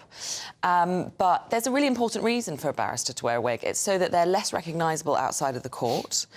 And also, it's a great leveller, so you kind of you see everyone, I suppose subconsciously in your mind's eye, as the same person if you're in the jury or in the witness box. So they actually do serve a real purpose. Yeah. And it's a tradition, but the Justice Secretary Robert Buckland has said that this is nonsense. It's like school uniform. People often say we should get rid of school uniform. And he's saying, look, this shouldn't happen because school uniforms serve a purpose as well. It's this levelling idea. Yeah, I like this tradition. Yeah. Actually. I mean, I thought the Speaker of the House of Commons should go back to wearing a wig. Well, yeah, and I was going to say the clerks in the Commons used to wear them as well, and they don't wear them anymore. Because the problem in courts is if they are not following that uniform rule, the black and the white wig and everything, what do they wear to court? And what do they end up looking like? Yeah, what if they go in a bright pink tracksuit and you know, one of the witnesses is also wearing a bright pink tracksuit, and then you kind of feel affiliated with that person? You know, there's all sorts of strange things you could do. It's the anonymity, it's the blindness of justice, isn't it? Yeah, totally. Just because it's tradition doesn't mean it's necessarily a bad thing. No. You know, some traditions are worth keeping. We're in this era now where tradition is seen as a bad thing, I think, in so many aspects of society. And sometimes a bit left. No, I like it. Leave it alone. Yeah. Leave it alone. Kevin, I know we like to look ahead to what might happen in the next general election. The Eye apparently is saying that Labour is going to hold the next election, if it lasts till 2029, about Brexit. Yeah, that's a depressing prospect, really, isn't it? I mean, that'll be 13 years since the referendum. We'll still be talking about Brexit. I mean, it's purely for political reasons, as they see it now as a way of attacking Nigel Farage. Now, that's what some of them think. They think if you look at the polling, a lot of people now, the majority of people now think that Brexit was a bad idea, would like to go back into the EU, and Labour see a political opportunity there. They say, well, Nigel Farage, he's the Mr Brexit man. He's currently... But this is Labour who says, no, we wouldn't reverse Brexit. Well, quite. That's why it's dangerous, you know. So you have all these voters who voted to leave in 2016. They will read this, a good many of them, I would imagine, think, well, hang on a minute, are you saying that we were wrong? Are you saying we were wrong to do? No, we still support Brexit. I think Labour have got to be very careful about being seen to be criticising the concept of Brexit. Now, what they are, I think they're trying to make a distinction between the way it was implemented was wrong. That's why they want to have closer links with the EU. It's damaged the economy. That's part of the reason they say why there isn't enough money. But that isn't anything to do with Nigel Farage. Well, yeah, it's a very difficult argument for them to make, and a lot of people in Labour think it's a terrible idea. You know, you're just, as I say, telling these Leave voters, we don't care about you anymore, and that is politically very dangerous indeed. But right now, they seem determined to be on this track, and we've already seen it. You know, Rachel Reeves has been criticising Brexit, softening us up for a bad budget at the end of November and saying, well, part of the reason why the economy's not growing is because of Brexit, the way it was implemented. But the idea that we're going to be in 4 years' time talking about Brexit, it's just like, oh my, please, can we not just move on? Yeah. I feel like most of my adult life I've been talking about Brexit. And also, I don't think people will see that nuance about the implementation. No, that's why it's so dangerous. You know, the messaging won't come through, I don't think. But I love the idea that referendums are supposed to, you know, yeah, that was the final. Answer questions and then that's it. But here we are, still talking about it. Only if we, the public, vote the right way. The way that they want us to vote. Yeah. But I know in Scotland they're still talking about independence, and they had the referendum 11 years ago. Once in a lifetime. Charlotte, tell us about Dad Rad. Let's talk about Rad Dad. It's my favourite story of the day. So Rad stands for Rich Autumn Dad. Let's look over here for inspiration. Not rich, so it's... but I'm a dad. I'll plead guilty to that one. Kevin Rad? Oh, Kevin is so rad. You are so rad. So it's where you... thank you, Anne. Radical. I know, they should have cited you, Kevin. David Beckham is the king of rad. He's on the front of Country Life this week, so that's what inspired it. And what it is after COVID, people stop wearing suits to work or even stop going to the office. But apparently men still want to feel a bit snappy, like they've dressed up a little bit. So they're going for this country look. Sales of tweed have gone up searches for tweed have gone up 300% at John Lewis this month. But the irony of ironies is the editor of Esquire says the key to this look is you're never going near the countryside. You're not actually tilling the land. You're just wearing the gear that makes it look like you could till the land. So what are the trappings? I mean, we were just showing pictures there of David Beckham looking anything but Dad Rad, I would have thought. But he has been seen recently, you know, wearing the cap. Yeah, got to wear the tweed cap. I suppose you've got to have a Land Rover, have you? You've got to have a vintage Defender Land Rover. Oh, a vintage restored at great expense. You have to have a rifle sort of cocked over your arm. Yeah, rifle cocked over your arm and some sort of spaniel. Over your shoulder. You need to have a spaniel. The right sort of wellies.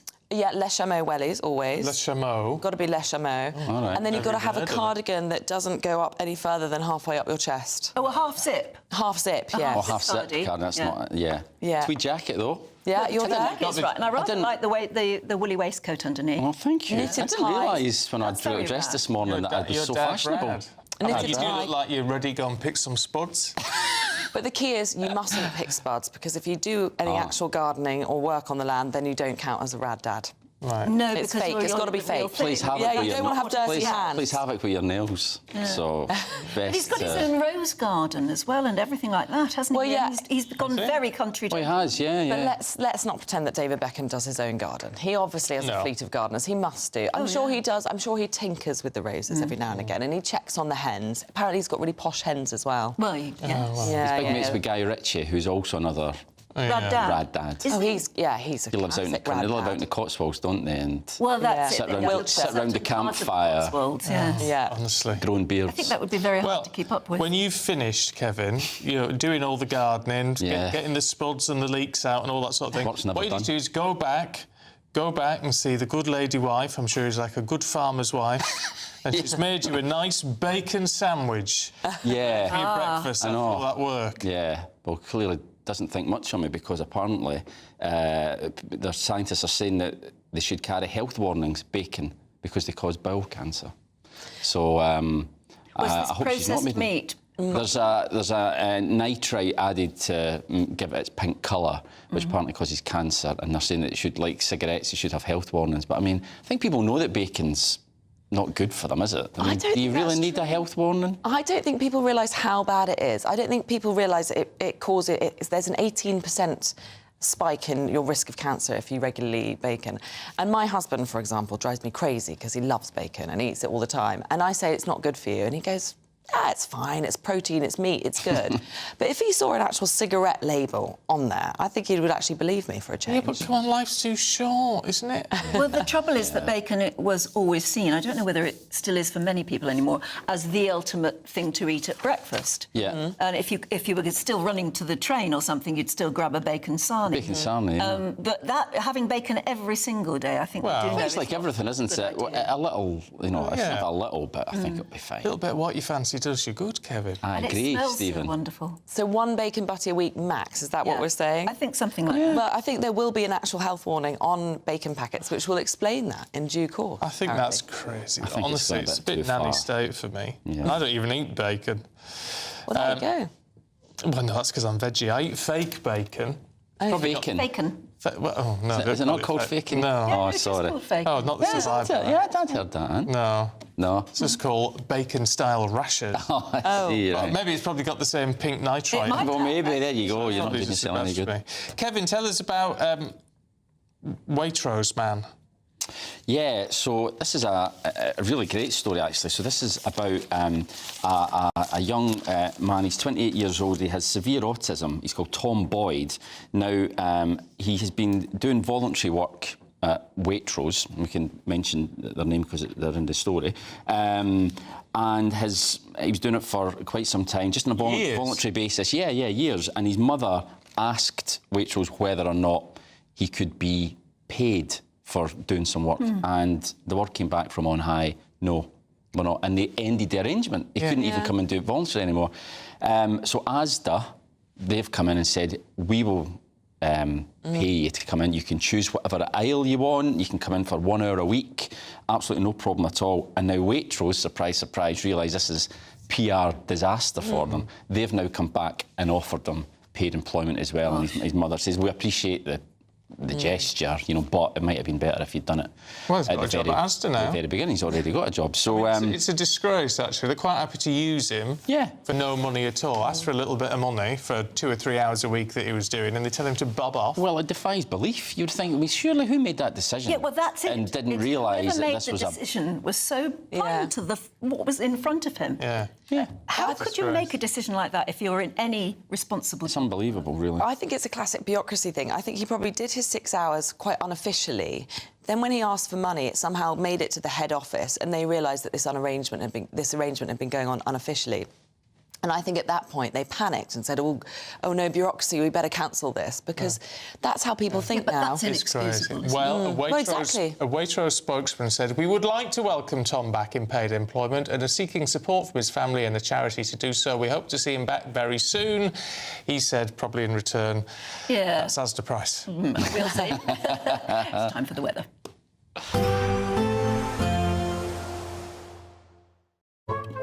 Today's outlook: cool, calm and completely horizontal.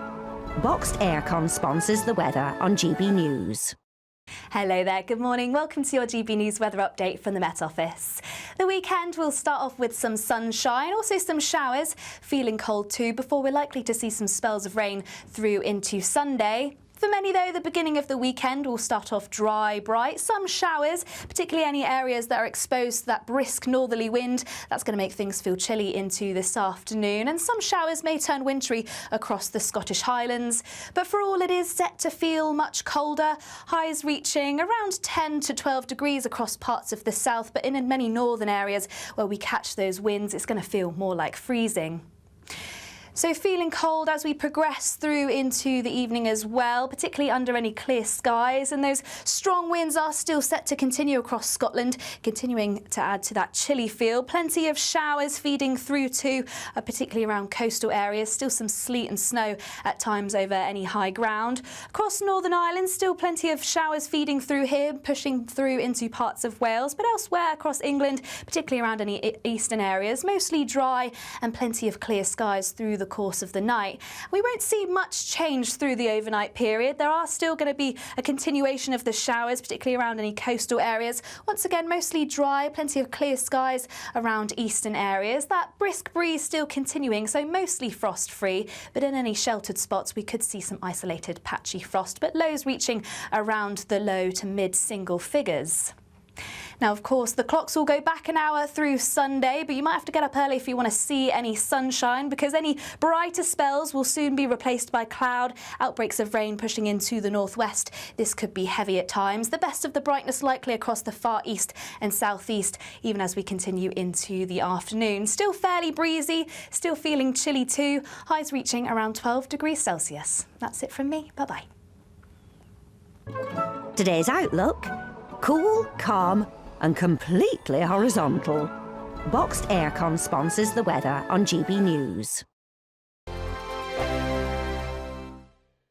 It's the final week to see how you can become our biggest winner this year. First, you could be driving away with this brand new Benamar Primera motorhome. This luxury vehicle comfortably sleeps four, has its own fitted kitchen and bathroom areas, and comes complete with fitted awning and bicycle rack. And that's not all, as we'll also give you a whopping £30,000 in tax-free cash to spend however you like. For another chance to win, text WIN to 63225. One entry costs £2.50 plus one standard network rate message, or text BONUS to 63225. 5 entries cost £5 plus one standard network rate message. Go to gbnews.com/win. Entries start at £2.50. Call 0903 686 3232. Calls cost £2.50 plus your network access charge. Or post your name and number to GB16 PO Box 8690 Derby DE1 9TT. UK only. Entrance must be 18 or over. Lines close at 4 p.m. on the 31st of October. Please check the closing time if listening or watching on demand.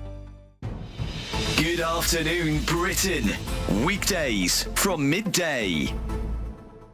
Prince William has launched this new national suicide prevention campaign around the country, £1 million of funding, helping organisations in each country within the United Kingdom. In order to launch it, he spoke to one mother with a very powerful story and actually got the most emotional I've ever seen him. So let's take a look at that clip, if we can. Just like to sit him down like this and just say, why didn't you come to me? Because he's missed out on just so much joy and we would have been okay.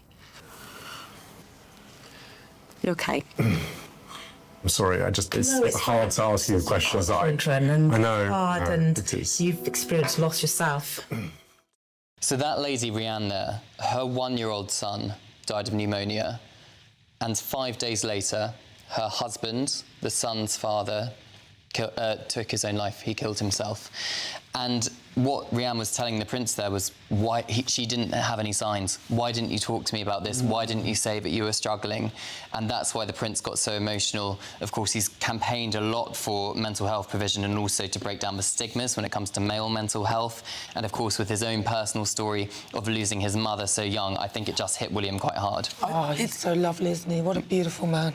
So often in these conversations, we talk about young people, we talk about schoolgirls' mental health. Very, very important, of course.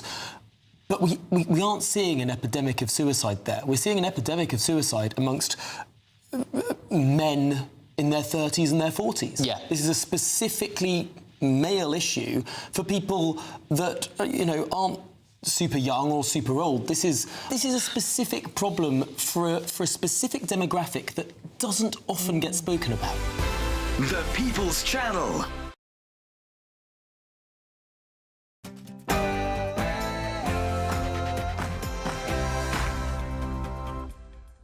Good morning. Police forces conduct an urgent manhunt to find a convicted sex offender migrant who was accidentally freed from jail. With Conservative leader Kemi Badenoch labelling the mistake a level of incompetence that beggars belief. Labour's next deputy leader will be announced this morning. Will it be Bridget Phillipson or Lucy Powell? Yes, the new deputy leader of the Labour Party will have the power, if she wishes to wield it, to cause a huge headache for the Prime Minister. Who's it likely to be? Find out more with me very soon. A Sudanese asylum seeker is convicted of murdering a young mother working at the very hotel that he was staying in. Riannan White's sister spoke outside court after the verdict was announced. Throughout this trial, we have been given no reason as to why he chose Riannan. She fought for her life and to save herself from this sick, twisted and cowardly human. Royal insiders claim Prince Andrew could agree to vacate Royal Lodge within days. And a bit later on, we'll be speaking to John Story, who's campaigning for type 1 diabetes screening for all children after his daughter Lila died aged 2 from undiagnosed diabetes. Hello there, good morning. The weekend will start off with some sunshine, but it is going to be feeling cold. Stay tuned and I'll have all the details. It's just gone 9 o'clock. I'm Stephen Dixon. And I'm Anne Diamond, and this is GB News Breakfast.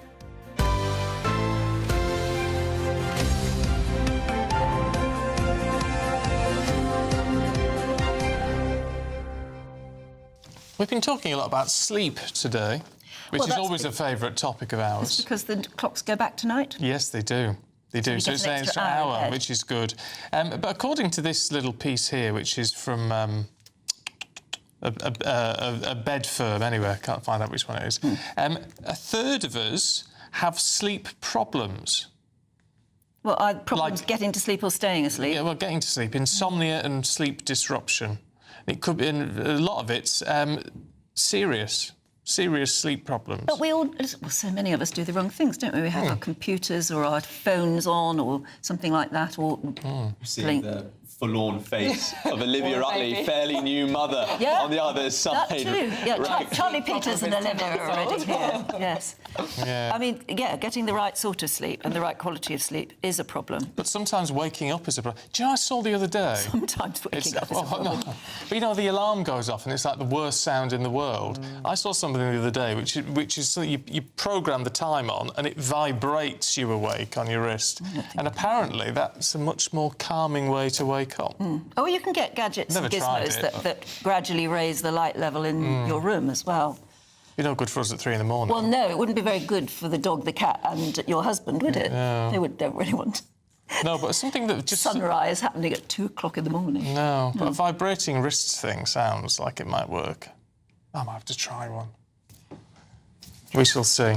We shall see. But, yeah, so we're all having sleep trouble. There you go. Which is why sleep clinics are doing, big business at the moment. Yeah, they are, aren't they? Right, our main news today. 3 police forces now are actively searching for a jailed Epping hotel asylum seeker after he was mistakenly released from HMP Chelmsford. The urgent manhunt manhunt is for 41-year-old Hadush Gabatu, an Ethiopian national. And, of course, it comes after he was jailed, if you remember, for 12 months for sexually assaulting a 14-year-old girl. He was the one that caused his arrest, is what caused all the problems outside the Bell Hotel in Epping. There's all this concern about it spread across the country. Then he was convicted, sent to jail. Anyway, now he's out. The Deputy Prime Minister and Justice Secretary, David Lammy, has expressed his outrage. Well, I'm appalled and livid on behalf of the public that Gabatu is at large. He should be deported back to Ethiopia after the sexual assaults that he's committed. And of course, there is now a manhunt with Essex Police, the Metropolitan Police and British Transport Police looking for him. We know that he boarded a train and is at large in London. And of course, I've asked for a full investigation into what's happened, and an officer has been suspended. Now, meanwhile, the Conservative leader, Kemi Badenoch, labelled the mistake a level of incompetence that beggars belief.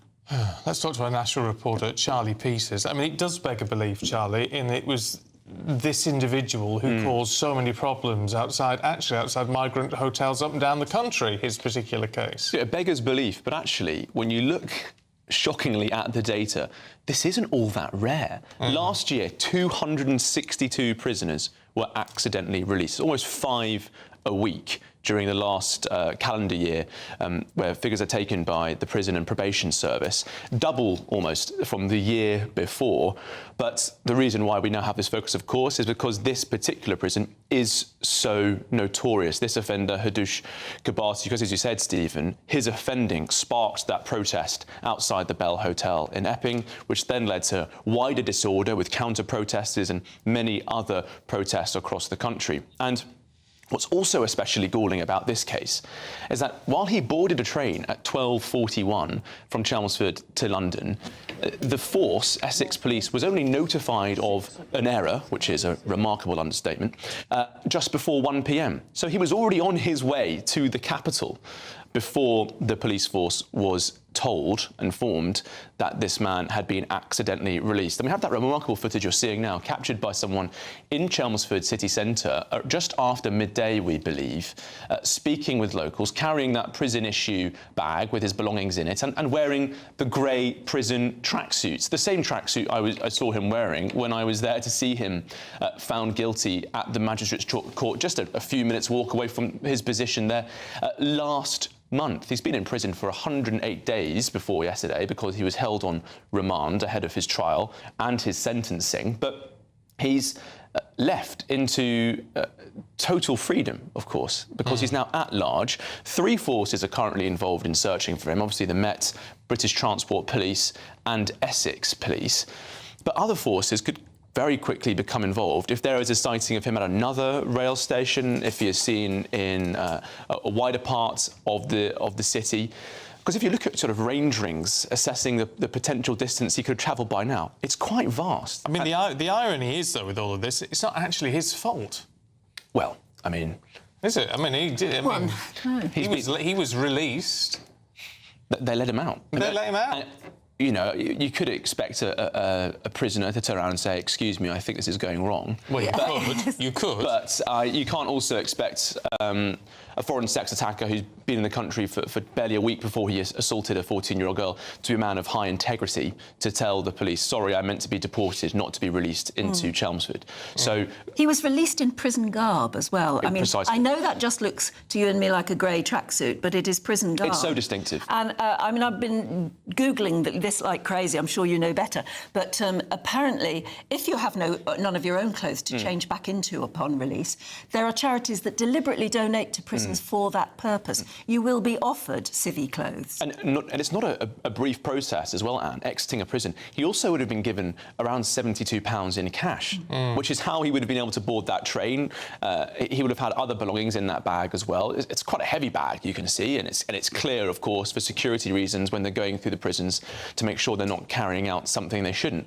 But, of course, he's carried himself out that he shouldn't. So this is going to be such a disaster for the Ministry of Justice. Whatever happens now, whenever he is found, and it is reasonably likely he will be found, but there is a chance that he could just disappear into nowhere, and he could vanish, because we do know that there are, populations in this country who can go undetected. There are people who overstay their visas and slip away from the system. But because he is so notorious and so infamous as the Ethiopian migrant who arrived through Europe, travelled to the country and then committed these acts so quickly after arriving here, there will be additional pressure and I imagine additional resources to locate him. What was also curious, attending his trial, was how the Crown Prosecution Service and the state had sought to gather some information about him travelling through other countries. And they said they weren't able to find any evidence of prior offending. And so he was deemed to be of good character in the trial, in the sentencing, before he got that 12-month sentence, which means under the Borders Act, automatic deportation. There is a lack of information about this man. When they spoke to other nations to gather information, nothing came back on prior offending. They don't know his links, as is the problem with so many people who arrive, well, almost all people who arrive to this country via small boats. We don't know their past, we don't know where they've been, and crucially, we don't know who they know.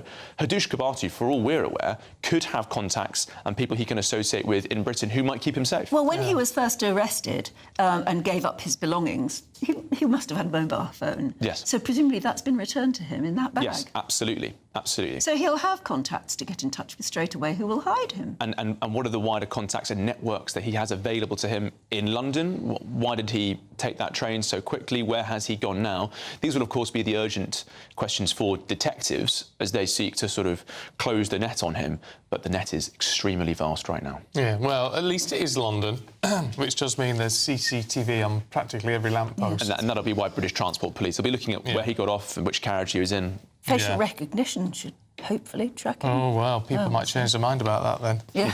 Anyway. All right, Charlie, for now, thanks very much indeed. It is an extraordinary set of affairs, the stories that have made headlines just in the last few days. We've had the one in, one back migrant, haven't we? Yes.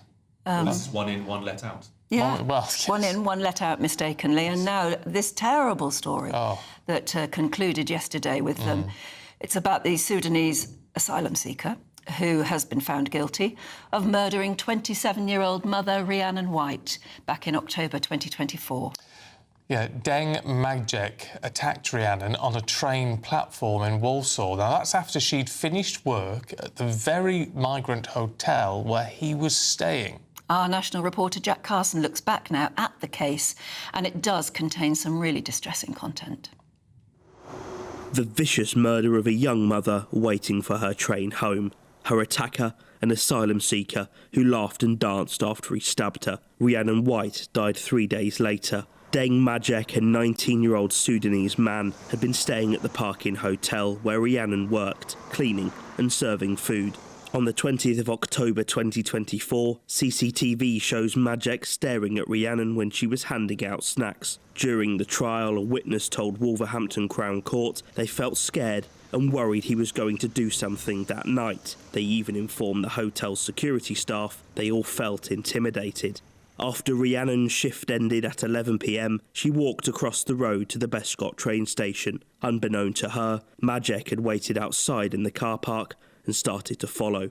Wearing what the prosecution described as distinctive clothing, he gradually got closer. He walks up the steps to the station. Seconds later, he attacks Riannan on the train platform. She sustained multiple stab wounds and died 3 days later from a brainstem injury. Magjek is seen on CCTV leaving the train station. He throws Riannan's phone into the river, walks to a shop to buy alcohol and returns to the hotel. As the emergency services arrived, footage recovered by the police shows the Sudanese asylum seeker laughing and dancing to music in the hotel car park. The prosecution told the jury Magjek was clearly excited by what he had done. Forensic scientists found Riannan's blood on Magjek's jacket, trousers, shoes and jewellery. DNA recovered from swabs of his fingernails were also a match for Ms. White. After her death, her family described their loss as catastrophic.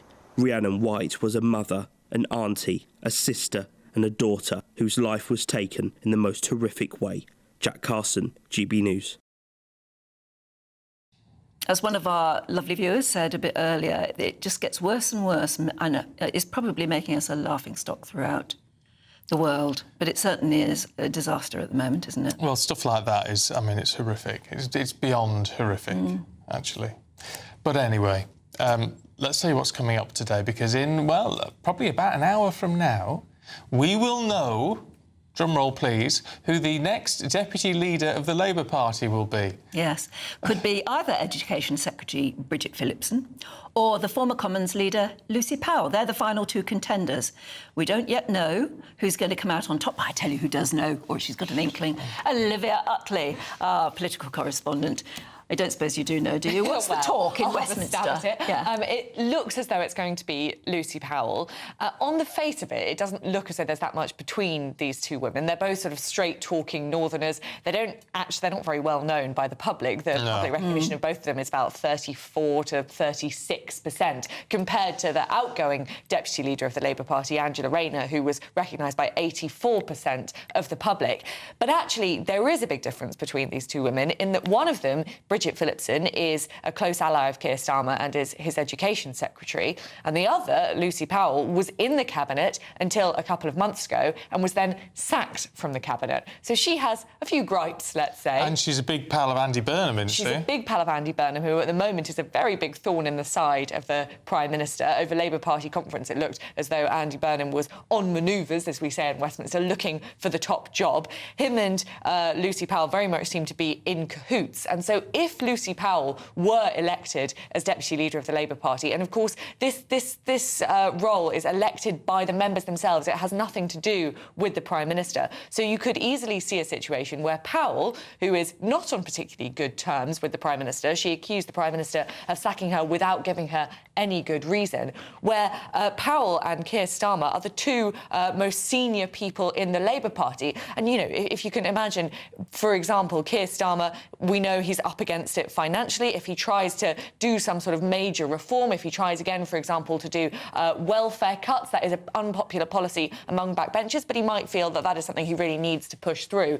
If someone like Lucy Powell was there on the sidelines as Deputy Labour leader, going on media rounds and sort of saying perhaps that she doesn't think it's that good an idea, then you can imagine a kind of civil war breaking out in the Labour Party, or at the very least the Prime Minister's authority would be seriously undermined. But what is the point of a deputy leader under these circumstances? We had a guest on earlier on saying, well, you know, they're there to help if the Prime Minister's incapacitated. But actually, no, that's the Deputy Prime Minister, which is David Lammy. Well, exactly. And when Angela Rayner was Deputy Leader of the Labour Party, she was also made Deputy Prime Minister. But this time, Keir Starmer has already said that the new Deputy Leader of the Labour Party will not be the Deputy Prime Minister. So I think it's a really good question, Stephen. What purpose does the Deputy Leader of the Labour Party serve, other than really to be in a thorn in the side of Keir Starmer?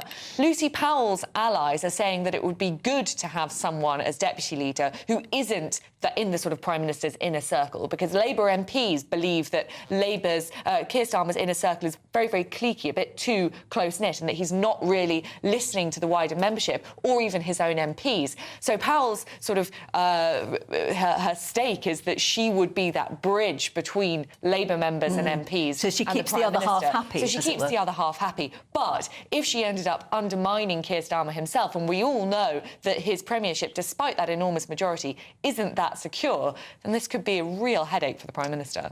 All right. Well, we notice you're on the edge of your seat, and the likelihood is that it'll happen any time from 10 onwards, I suppose. 10 o'clock during our show, mine and Charlie, so do stay tuned. So we'll see you later. Yeah. Oh, jolly good. All right. It's 17 minutes past 9. Let's have a look at the weather.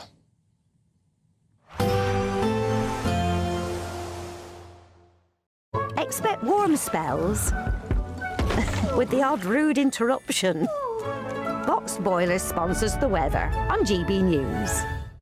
Hello there, good morning. Welcome to your GB News weather update from the Met Office. The weekend will start off with some sunshine, also some showers, feeling cold too, before we're likely to see some spells of rain through into Sunday. For many, though, the beginning of the weekend will start off dry, bright, some showers, particularly any areas that are exposed to that brisk northerly wind. That's going to make things feel chilly into this afternoon, and some showers may turn wintry across the Scottish Highlands. But for all, it is set to feel much colder, highs reaching around 10 to 12 degrees across parts of the south, but in many northern areas where we catch those winds, it's going to feel more like freezing.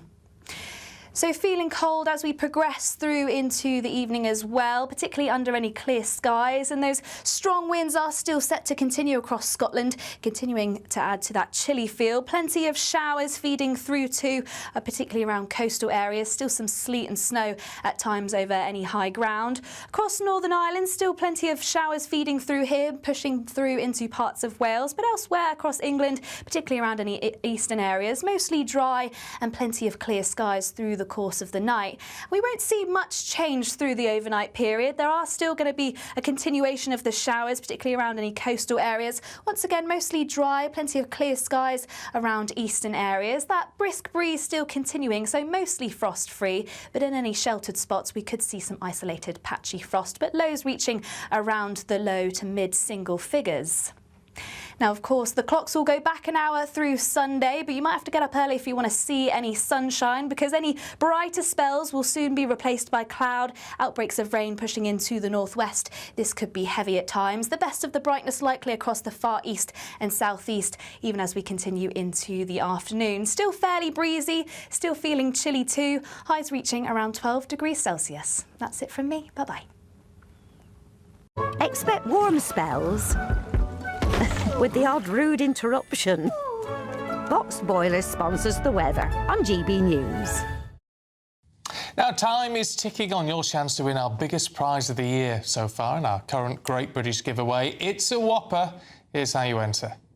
It's the final week to see how you can become our biggest winner this year with a prize worth over £104,000. First, you can be driving away with this brand new Benamar Primera motorhome. Worth over £74,000, this luxury vehicle comfortably sleeps four, has its own fitted kitchen and bathroom areas, and comes complete with fitted awning and bicycle rack. And that's not all, as we'll also give you a whopping £30,000 in tax-free cash to spend however you like. Someone is guaranteed to win our biggest prize to date, so make sure that winner could be you.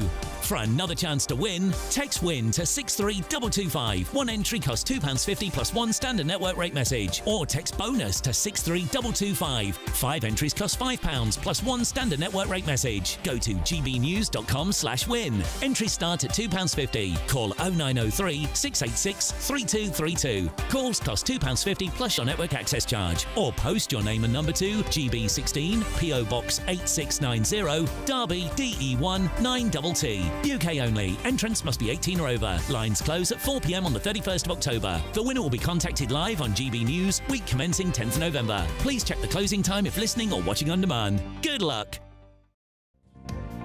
Now, still to come, we're going to be talking to a father who's on a mission to spread awareness of type 1 diabetes.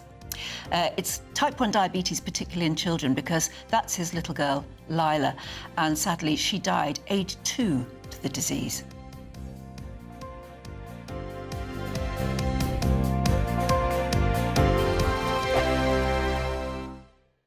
Exciting news. Every Friday, my Patrick Christys Tonight Show is going to have a twist to it.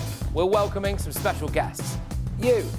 That's right, on Fridays I'm going to be doing my show in front of a live studio audience, because this show is about you and what you have to say. It's going to be the same big debates, same big topics, same big opinions. But every Friday night at 9 p.m, you are invited to come on down to Patrick Christys Tonight to be a part of the action. Only on GB News, the People's Channel, Britain's news channel. Decisions made in Washington aren't just shaping America, they're shaping Britain too. From migration to global security, from crime to health. Whatever happens in the White House today will be felt in your town or city tomorrow. That's why The Late Show is live from Washington, DC. Cutting through the politics to show you what it all means for Britain. The Late Show live every night at midnight. Only on GB News, Britain's news channel. No matter the state it's in, this is our nation. Join me, Jacob Rees-Mogg, for a genuine, honest discussion on where we have been, where we are going, and where we are with the people who set the direction. Tune in to State of the Nation every Monday to Thursday, 8 to 9 o'clock. Only on GB News. You want to know what's really going on in the corridors of power? Labour don't know what to do with you half the time, and that makes you quite lethal in the chamber. Get behind the headlines with Chopper's Political Podcast. Join me, Christopher Hope, as I sit down with the great and the good of British politics. We'll see where this ruling takes us. These are the stories shaping our nation. Chopper's Political Podcast, available now on all platforms. Listen in and stay ahead. Hi, I'm Michelle Dewberry, and my show is your opportunity to cut through all the noise and dive in headfirst to some robust debates. Ideas clash. Situation, no, isn't it? no, Because the failure is you're deliberately avoiding my point. Nothing's held back, And if you think this is the end of it, wait for more. and we do not shy away from the difficult stuff. Sometimes I want to shake people and say, if only you understood. So join me on Dubes & Co. weeknights at 6 p.m. only on GB News, Britain's news channel. Join me, Nana Akua, for an informative, interactive news programme with a difference. It's fun. No, he didn't say that, Dave. I'm so surprised. I think there's an element of truth to that. Join me from 3 p.m. every weekend, only on GB News, Britain's news channel. Britain deserves a newsroom that puts the facts and your voice first. Well, and that's what you get on GB News. Lively debates, lively conversation. And we're not afraid to hold power to account. And each other. So join me, Andrew Pierce. And me, Miriam Cates, for Britain's Newsroom, weekdays from 9:30 on GB News.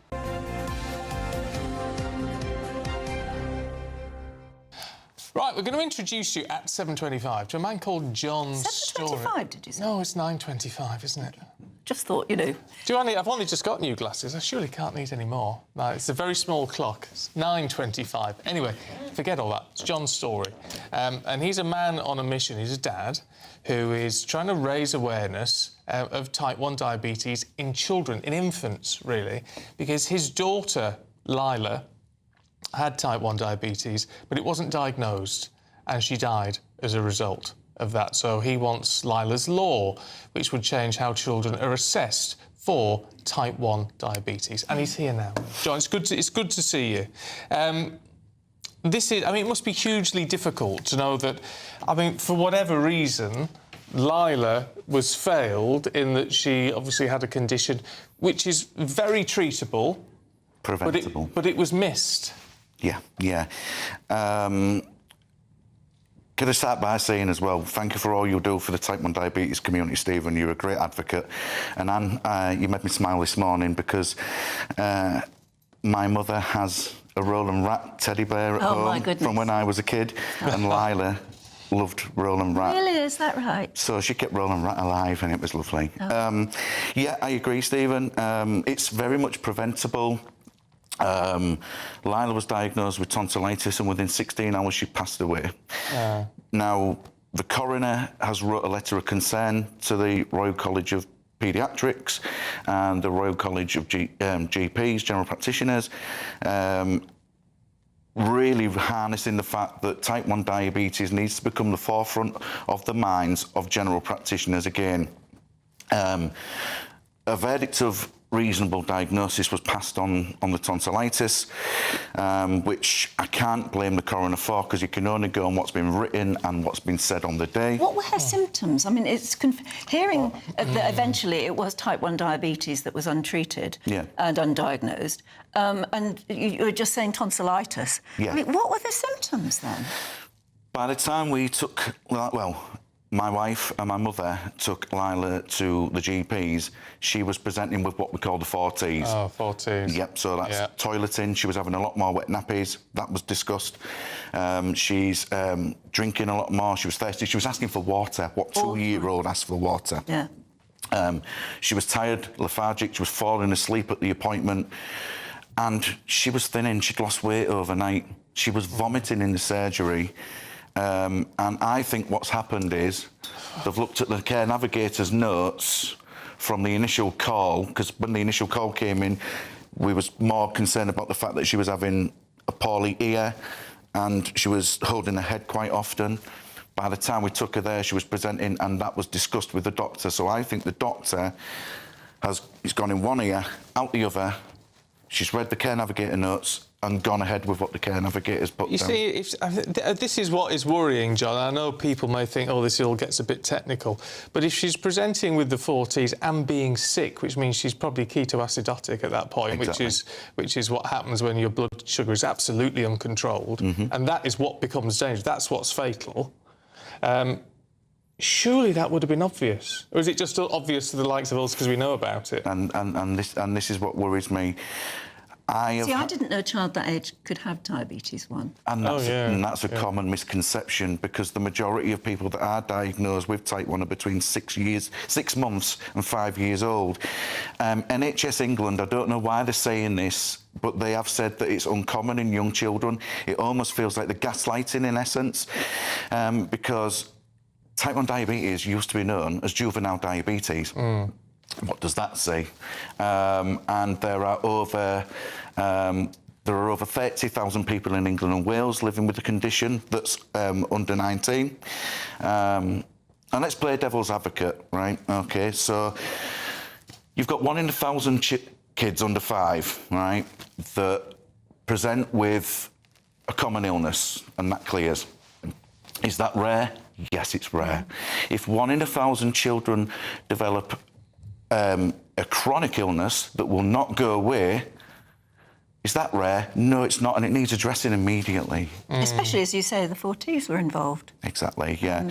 And the 40s is a wonderful slogan. The reason people know about the 40s is because those are the things you watch out for, and if they're all happening at the same time. Yeah, and I mean, we were guilty as a family of not knowing about the 40s, which is why I think it's a wonderful slogan. But you're not guilty as a family of anything, because, I mean, how would you know? People don't know, but medical professionals, it should be on their radar, really. It really should be on their radar, because it would be so quick and easy to check for, actually. Urine sample or a finger prick test, and they would have known their bloods were through the roof. Yeah, I mean, the urine sample is the warning. The finger prick is the confirmation. Yeah. You're very right in what you're saying. I mean, and there's a thing going around about 26% of people are getting diagnosed at the point of DKA, which is diabetic ketoacidosis. So basically, you're going in critical condition, right? That's true across the board, but in under 5s, it's between 38% and 45%, right? So there are children across the country getting diagnosed, getting strapped to tables, desperately trying to find a vein to put a cannula in because they're that dehydrated, but all because they're getting dismissed with, it's just a virus, it's just tonsillitis. What's the root cause? And GPs, right, here we go, here's a fun fact for you. Take a guess, folks, right? So, how long do you think that people at med school or at university or whatever you want to call it spend on the subject of type 1 diabetes? Take a guess. Dread to think. Yeah, I dread to think. 1 term. 15 minutes. What? On average, it's 15 minutes. Yeah. And GPs, not all GPs, but the majority of GPs have little to no training in paediatric care, which I think is why children are getting treated as a number. They're looking at things, oh, it's just a kiddie illness. You know, don't worry, come back another day. But what is the root cause? Yeah. Well, more awareness in A&E, I would have thought. Much more awareness in A&E. It's primary care where the problem lies. Yeah. It is definitely primary care where the problem lies. This is the problem. You do find that a lot of GPs and nurses and all this of it do not have any. I mean, I find it they don't know anything about type 1. Which is fine when you're an adult like me and you understand exactly what's going on and you can basically tell them what you want. But obviously, for a family that has no experience of it, and for a child who can't articulate what's going on, then you're lost, aren't you? Isn't that the most important thing to put out there then? Is awareness to parents that if your child is displaying the 40s, then you make a song and dance about actually getting tested. Exactly. I mean, Lila's Law, it's aiming to legislate NG18 and NICE guidelines NG18. The thing about NICE guidelines is the guidelines that they should be adhered to, but they're not being followed all the time. So what happens... As a parent, you've got to know to demand, haven't you? Yes, exactly. I mean, it so often comes down to that. We need to be getting information on type 1 diabetes in the Red Book. Now, we know in the near future that's going to be digitised, so there's no excuses there to get it in. We're looking at better education among healthcare professionals, particularly primary care officials, GPs, and better public awareness as well. You know, I'm trying to get posters across the country at the moment, across the entire United Kingdom. I'm about 5,000 emails into email and GP surgeries. It is a long and arduous process, but I will get there. I've only got about 7,218 to go, so come on, I'll get it done. But, I mean, it can be done. The awareness of, for instance, the early signs of meningitis is now known. Yeah. The glass test, you know. It took a while because there were so many similar stories of people being turned away when they'd got meningitis. And you're already doing the same sort of thing, the idea of the 40s and the fact that there is a simple test. Well, it's not as if every GP surgery doesn't have a glucometer, which they've got. It's there. It's ready. They can check it. Costs nothing as well. They're about £1.49 to purchase privately. You know, so it's a drop in the ocean compared to what has been spent before on like PPE and all that kind of thing. Do you have any figure on how many young children, as young as Lila or even younger, have diabetes 1? They're getting diagnosed in England and Wales at a rate of over 3,000 a year. That's based on old data. It's rising. I've been told this on good authority. Any idea why? No, nobody knows. I mean, we could put a tinfoil hat on and say, is it from this, is it from that? But no, the answer is, we don't know. So there's over 3,000 people in England and Wales getting it. There are 30,000 people under the age of 19 living with it in England and Wales, but across the UK it's around 42 to 45,000. So, and as you said, Anne, about the meningitis thing, you get 10,000 cases of meningitis a year, right? No, but the NHS England don't mention that as a rarity, but you get 3,000 people diagnosed with a chronic condition that will not go away, and they're classing that as rare. That is codswallop, I'm afraid. All right, John, I know you've got a petition going on the parliamentary website. If you want to get involved in that, you can go to... Oh, here we go. It's a bit of a mouthful. petition.parliament.uk/petitions/728677. But actually, if you Google government petition for type 1 diabetes, you will find it in your results. In fact, if you just Google Lila's Law now, it comes up with a link to the petition. That's an easy way of doing it. And it's important to know with the petition as well, what we've discussed today is all in that petition, so we need to be, if they're displaying the 4Ts, they should be offering a test without assumption. Graham's just been in touch. Before you go, tell us what the 4Ts are again. They are toileting, or in babies, more nappies. Yeah, okay. That's weeing. Weeing more. And also in children as well, check what the pee smells like, because if it smells like sugar puffs... Sugary. That's a sign. Okay, that's the first T. Yep, OK. And then we've got thirst. So they've got excessive thirst, drinking all the time. Tiredness. So lethargic, wanting to go to sleep all the time. And finally, thinning. When you're displaying them 4 symptoms, it is a ticking time bomb and needs sorting yesterday. Yeah, absolutely. No. John, it's really good to see you. Well said. Thank you very much indeed. Thank you so much for having me. Be very proud of what you're doing. I know. Because you're telling others, and that's really important. Thank you. Right. We are going to be back with much more in just a moment.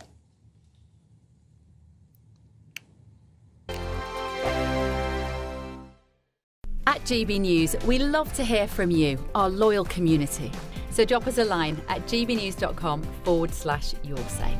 There you can talk to each other and also to the presenters live on air. gbnews.com/yoursay, because GB News is your channel, Britain's news channel. Sunday with Michael Portillo from 11, only on GB News.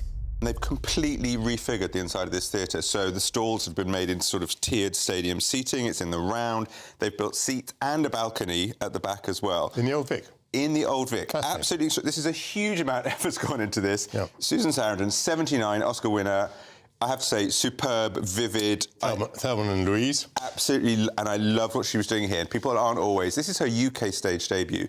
Extraordinary. Completely convincing. Beautiful, nuanced. It's got Andrea Riseborough, incredible actress. Eleanor Worthington-Cox, who I love, who was in Next to Normal, but won an Olivier as a kid for Matilda. So this is Mary Page Marlowe. We've got 5 actresses playing the same woman through different times in her life, backwards and forwards through time. And we have got the playwright, Tracy Letts, giving us a little insight into what he was trying to do with the play. What are the 11 scenes you would choose to illustrate your life, to tell you who you are? I watched some clips of people in America talking about it when it first came out, curious to see if I was missing something. And they talked about it's a puzzle. How would you put your life in 11 scenes? And one of the people on the video mentioned it's a bit like a quilt, which always makes me groan a bit because there's a quilt at the start of the stage. This makes me groan. Absolutely. And unfortunately, Susan Sarandon at the end, and she's great all the way through, her final sort of big moving speech is she's taken a quilt into a dry cleaner and she starts talking about it, and it's different panels, like different bits of her life, and one panel that she loves most has a woman slightly turned away, bit mysterious. Who is she, Michael? What happened in her? And I just cringed, and I've seen a lot of 3-star reviews, which for me is just polite. The People's Channel. Britain was once the envy of the world, but look around. A nation that no longer knows what it is or where it's going. A country that's broken. How do we fix Britain? How do we bring it back? Friday night with Matt Goodwin at 8 p.m, only on GB News. Britain deserves a newsroom that puts the facts and your voice first. Well, and that's what you get on GB News. Lively debates, lively conversation. And we're not afraid to hold power to account. And each other. So join me, Andrew Pierce. And me, Miriam Gates, for Britain's Newsroom, weekdays from 9:30 on GB News.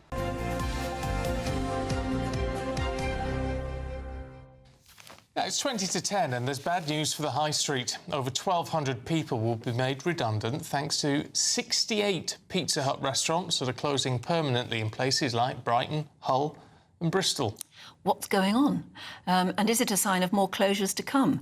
We're joined now by business owner Peter Bulka. And a very good morning to you, Peter, if you're there. Yes, you are. What's going on? I mean, why are businesses like this closing? Are we not eating like we used to? I think it's a bit of that, but also the fact that, look, let's take food. Food is highly contested. I mean, one shop closes, another fast food outlet opens. So it's a highly competitive space.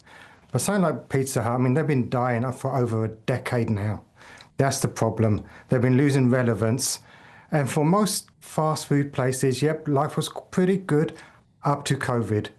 As soon as COVID hit, food changed totally. I mean, you look at businesses, the pressures on them was unbelievable. Wait, they closed.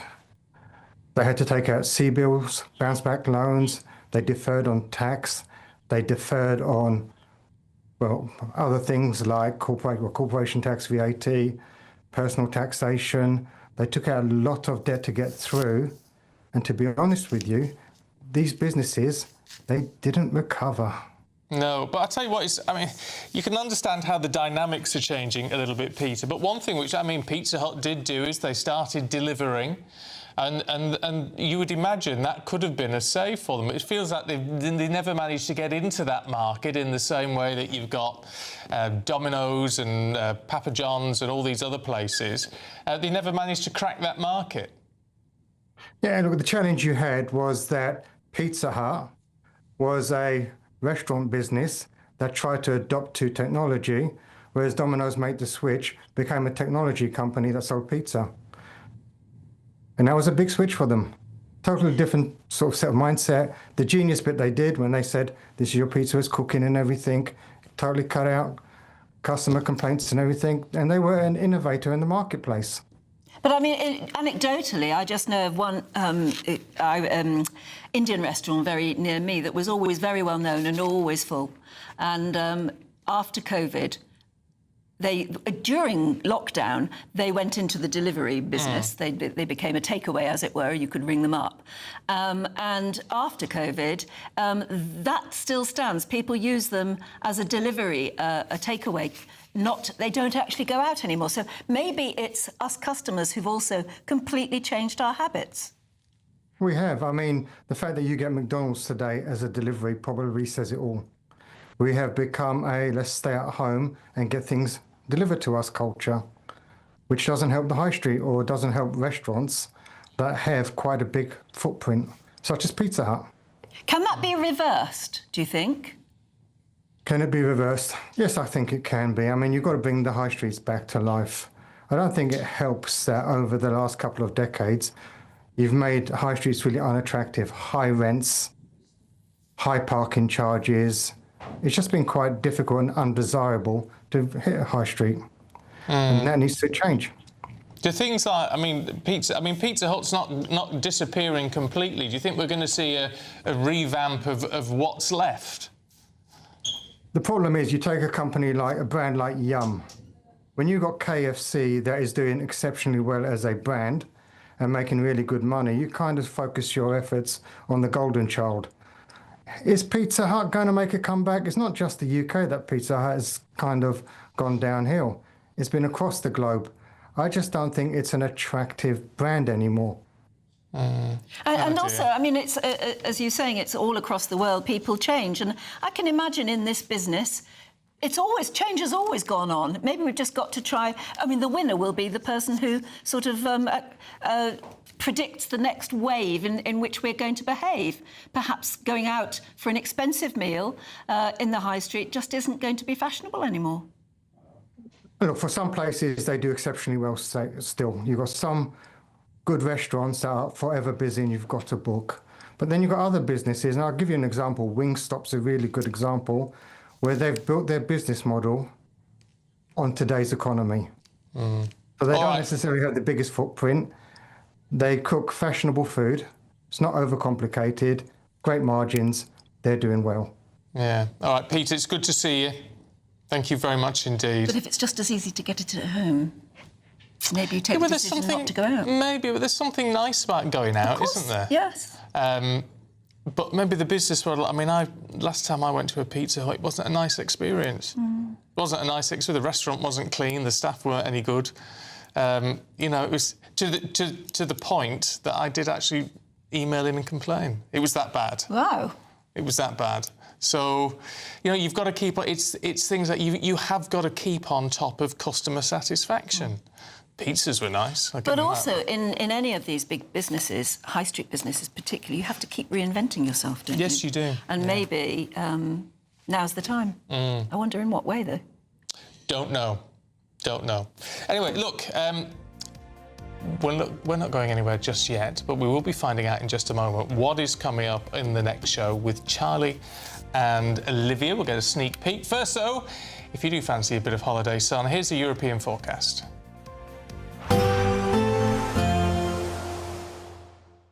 You're looking happy. Well, the forecast looks good. So you've sorted the travel insurance then? All Clear Travel Insurance sponsors GB News Travel Destinations Forecast. It's the start of half-term for many of us, but I'm afraid there's showers and some longer spells of rain in the forecast, particularly across parts of Iberia and southeastern Europe. Portugal and Spain could see some showers as we head through into Sunday. These could be heavy, possibly thundery. A mix of sunshine and showers elsewhere across northern parts of Europe, but it is going to be feeling much cooler than of late. Some brighter spells across southern parts of France, northern Europe, but elsewhere it is going to remain unsettled. More sunshine into next week, as well as some warm temperatures. All Clear Travel Insurance sponsors GB News Travel Destinations Forecast. Bold. They are under no illusion. Ray, are you a human trafficker? Boundless. I've had enough of the nonsense, and I'm not afraid to say it. Don't get us on the BBC. Every weeknight, I tear through the headlines. The smell of gasoline. Should we be worried about it? From Westminster madness to cultural war chaos. What I'm going to do now, they are throwing things out the car as we speak. Get ready, Britain. Here we go. Patrick Christys tonight, weeknights from 9 p.m, only on GB News, Britain's news channel. 5 hosts, 5 opinions, 5 fearless debates, 5 unfiltered takes on the day's news. 5 reasons not to be anywhere else on Saturday night. This is the Saturday 5. You got me. You got me good there. Britain's biggest Saturday night TV show. It's not a bad brand. Yeah. Uncensored. Very, very racy tonight. On the unpredictable. What did she say? Can you translate it for us? And always entertaining. And how can a country go from being led by William Wallace Saturday nights from 6 p.m, only on GB News, the People's Channel. Britain's news channel. You're going to want to stay tuned, trust me. From the school run to the home run, watch a new show for all of Britain. He can say whatever he wants. A straight talking show where all voices are heard. And, you know, when are we going to stop talking about smashing the gangs and actually do it? With the stories that matter from every part of our country. There's a bit of a crash landing there for your Chancellor. Bold, fearless and standing up for you. That's me, Martin Daubney, 3 p.m. till 6 p.m, weekdays, here only on GB News. The People's Channel, Britain's news channel. Britain deserves a newsroom that puts the facts and your voice first. Well, and that's what you get on GB News. Lively debates, lively conversation. And we're not afraid to hold power to account. And each other. So join me, Andrew Pearce. And me, Miriam Cates, for Britain's Newsroom, weekdays from 9:30 on GB News. You want to know what's really going on in the corridors of power? Labour don't know what to do with you half the time, and that makes you quite lethal in the chamber. Get behind the headlines with Chopper's Political Podcast. Join me, Christopher Hope, as I sit down with the great and the good of British politics. We'll see where this ruling takes us. These are the stories shaping our nation. Chopper's Political Podcast, available now on all platforms. Listen in and stay ahead.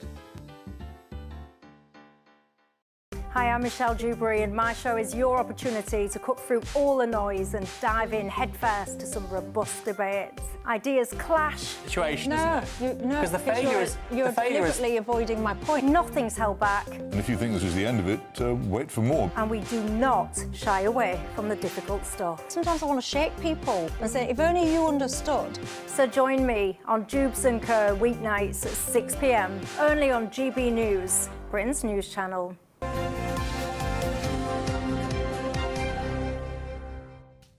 Right, 9:50, and coming up at 10 o'clock, of course, it's Saturday Morning Live with Olivia and Charlie. Good morning, you two. Morning. And of course, you've got this deputy leadership contest. We have. On the edge of our seats. We're going to find out who the deputy leader is. I sense a bit of sarcasm there, Stephen. No. But it could actually be very important, because if it is Lucy Powell, as we are expecting, she could cause a real headache for Keir Starmer, and he's not in a very comfortable position already. So that is the last thing the government wants. Yeah, but also have all... Go on. I was going to say, we've had that in the Labour Party before, though. We had Tony Blair, he didn't have exactly the deputy he wanted. No, and Angela Rayner and Keir Starmer, of course, that was a pretty unhappy marriage, but they sort of managed to make it work, I think in part because Keir Starmer allowed her to be Deputy Prime Minister. If Lucy Powell is Deputy Leader of the party, she's not going to be Deputy Prime Minister, that's David Lammy. Yeah, it'd be interesting to see how those rifts play out. And we'll also have our reporter Will Godley live in Epping, getting local reaction to that shocking news, of course, that there's been this accidental release, as it's being branded,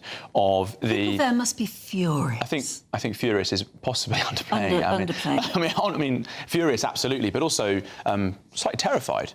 As you can imagine, there's a real sense of a lack of safety. If the state can't protect you from men who break into the country and then sexually assault children, then what good is it for? So a real fear there.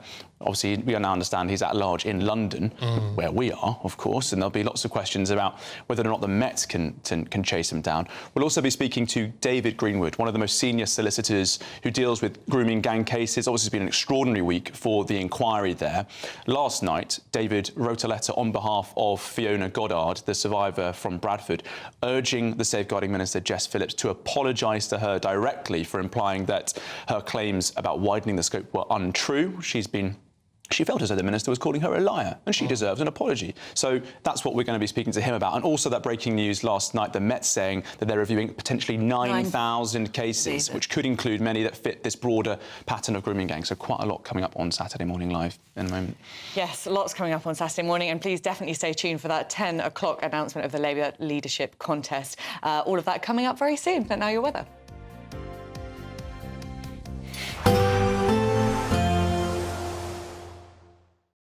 Today, clouds overhead, total zen within.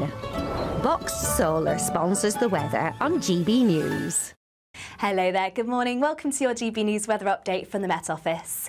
The weekend will start off with some sunshine, also some showers, feeling cold too, before we're likely to see some spells of rain through into Sunday. For many, though, the beginning of the weekend will start off dry, bright, some showers, particularly any areas that are exposed to that brisk northerly wind. That's going to make things feel chilly into this afternoon, and some showers may turn wintry across the Scottish Highlands.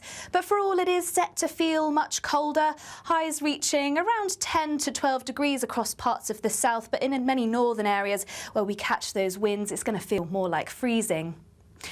So feeling cold as we progress through into the evening as well, particularly under any clear skies, and those strong winds are still set to continue across Scotland, continuing to add to that chilly feel. Plenty of showers feeding through too, particularly around coastal areas. Still some sleet and snow at times over any high ground. Across Northern Ireland, still plenty of showers feeding through here, pushing through into parts of Wales, but elsewhere across England, particularly around any eastern areas, mostly dry and plenty of clear skies through the course of the night. We won't see much change through the overnight period. There are still going to be a continuation of the showers, particularly around any coastal areas. Once again, mostly dry, plenty of clear skies around eastern areas. That brisk breeze still continuing, so mostly frost-free, but in any sheltered spots we could see some isolated patchy frost, but lows reaching around the low to mid-single figures. Now, of course, the clocks will go back an hour through Sunday, but you might have to get up early if you want to see any sunshine, because any brighter spells will soon be replaced by cloud, outbreaks of rain pushing into the northwest. This could be heavy at times. The best of the brightness likely across the far east and southeast, even as we continue into the afternoon. Still fairly breezy, still feeling chilly too, highs reaching around 12 degrees Celsius.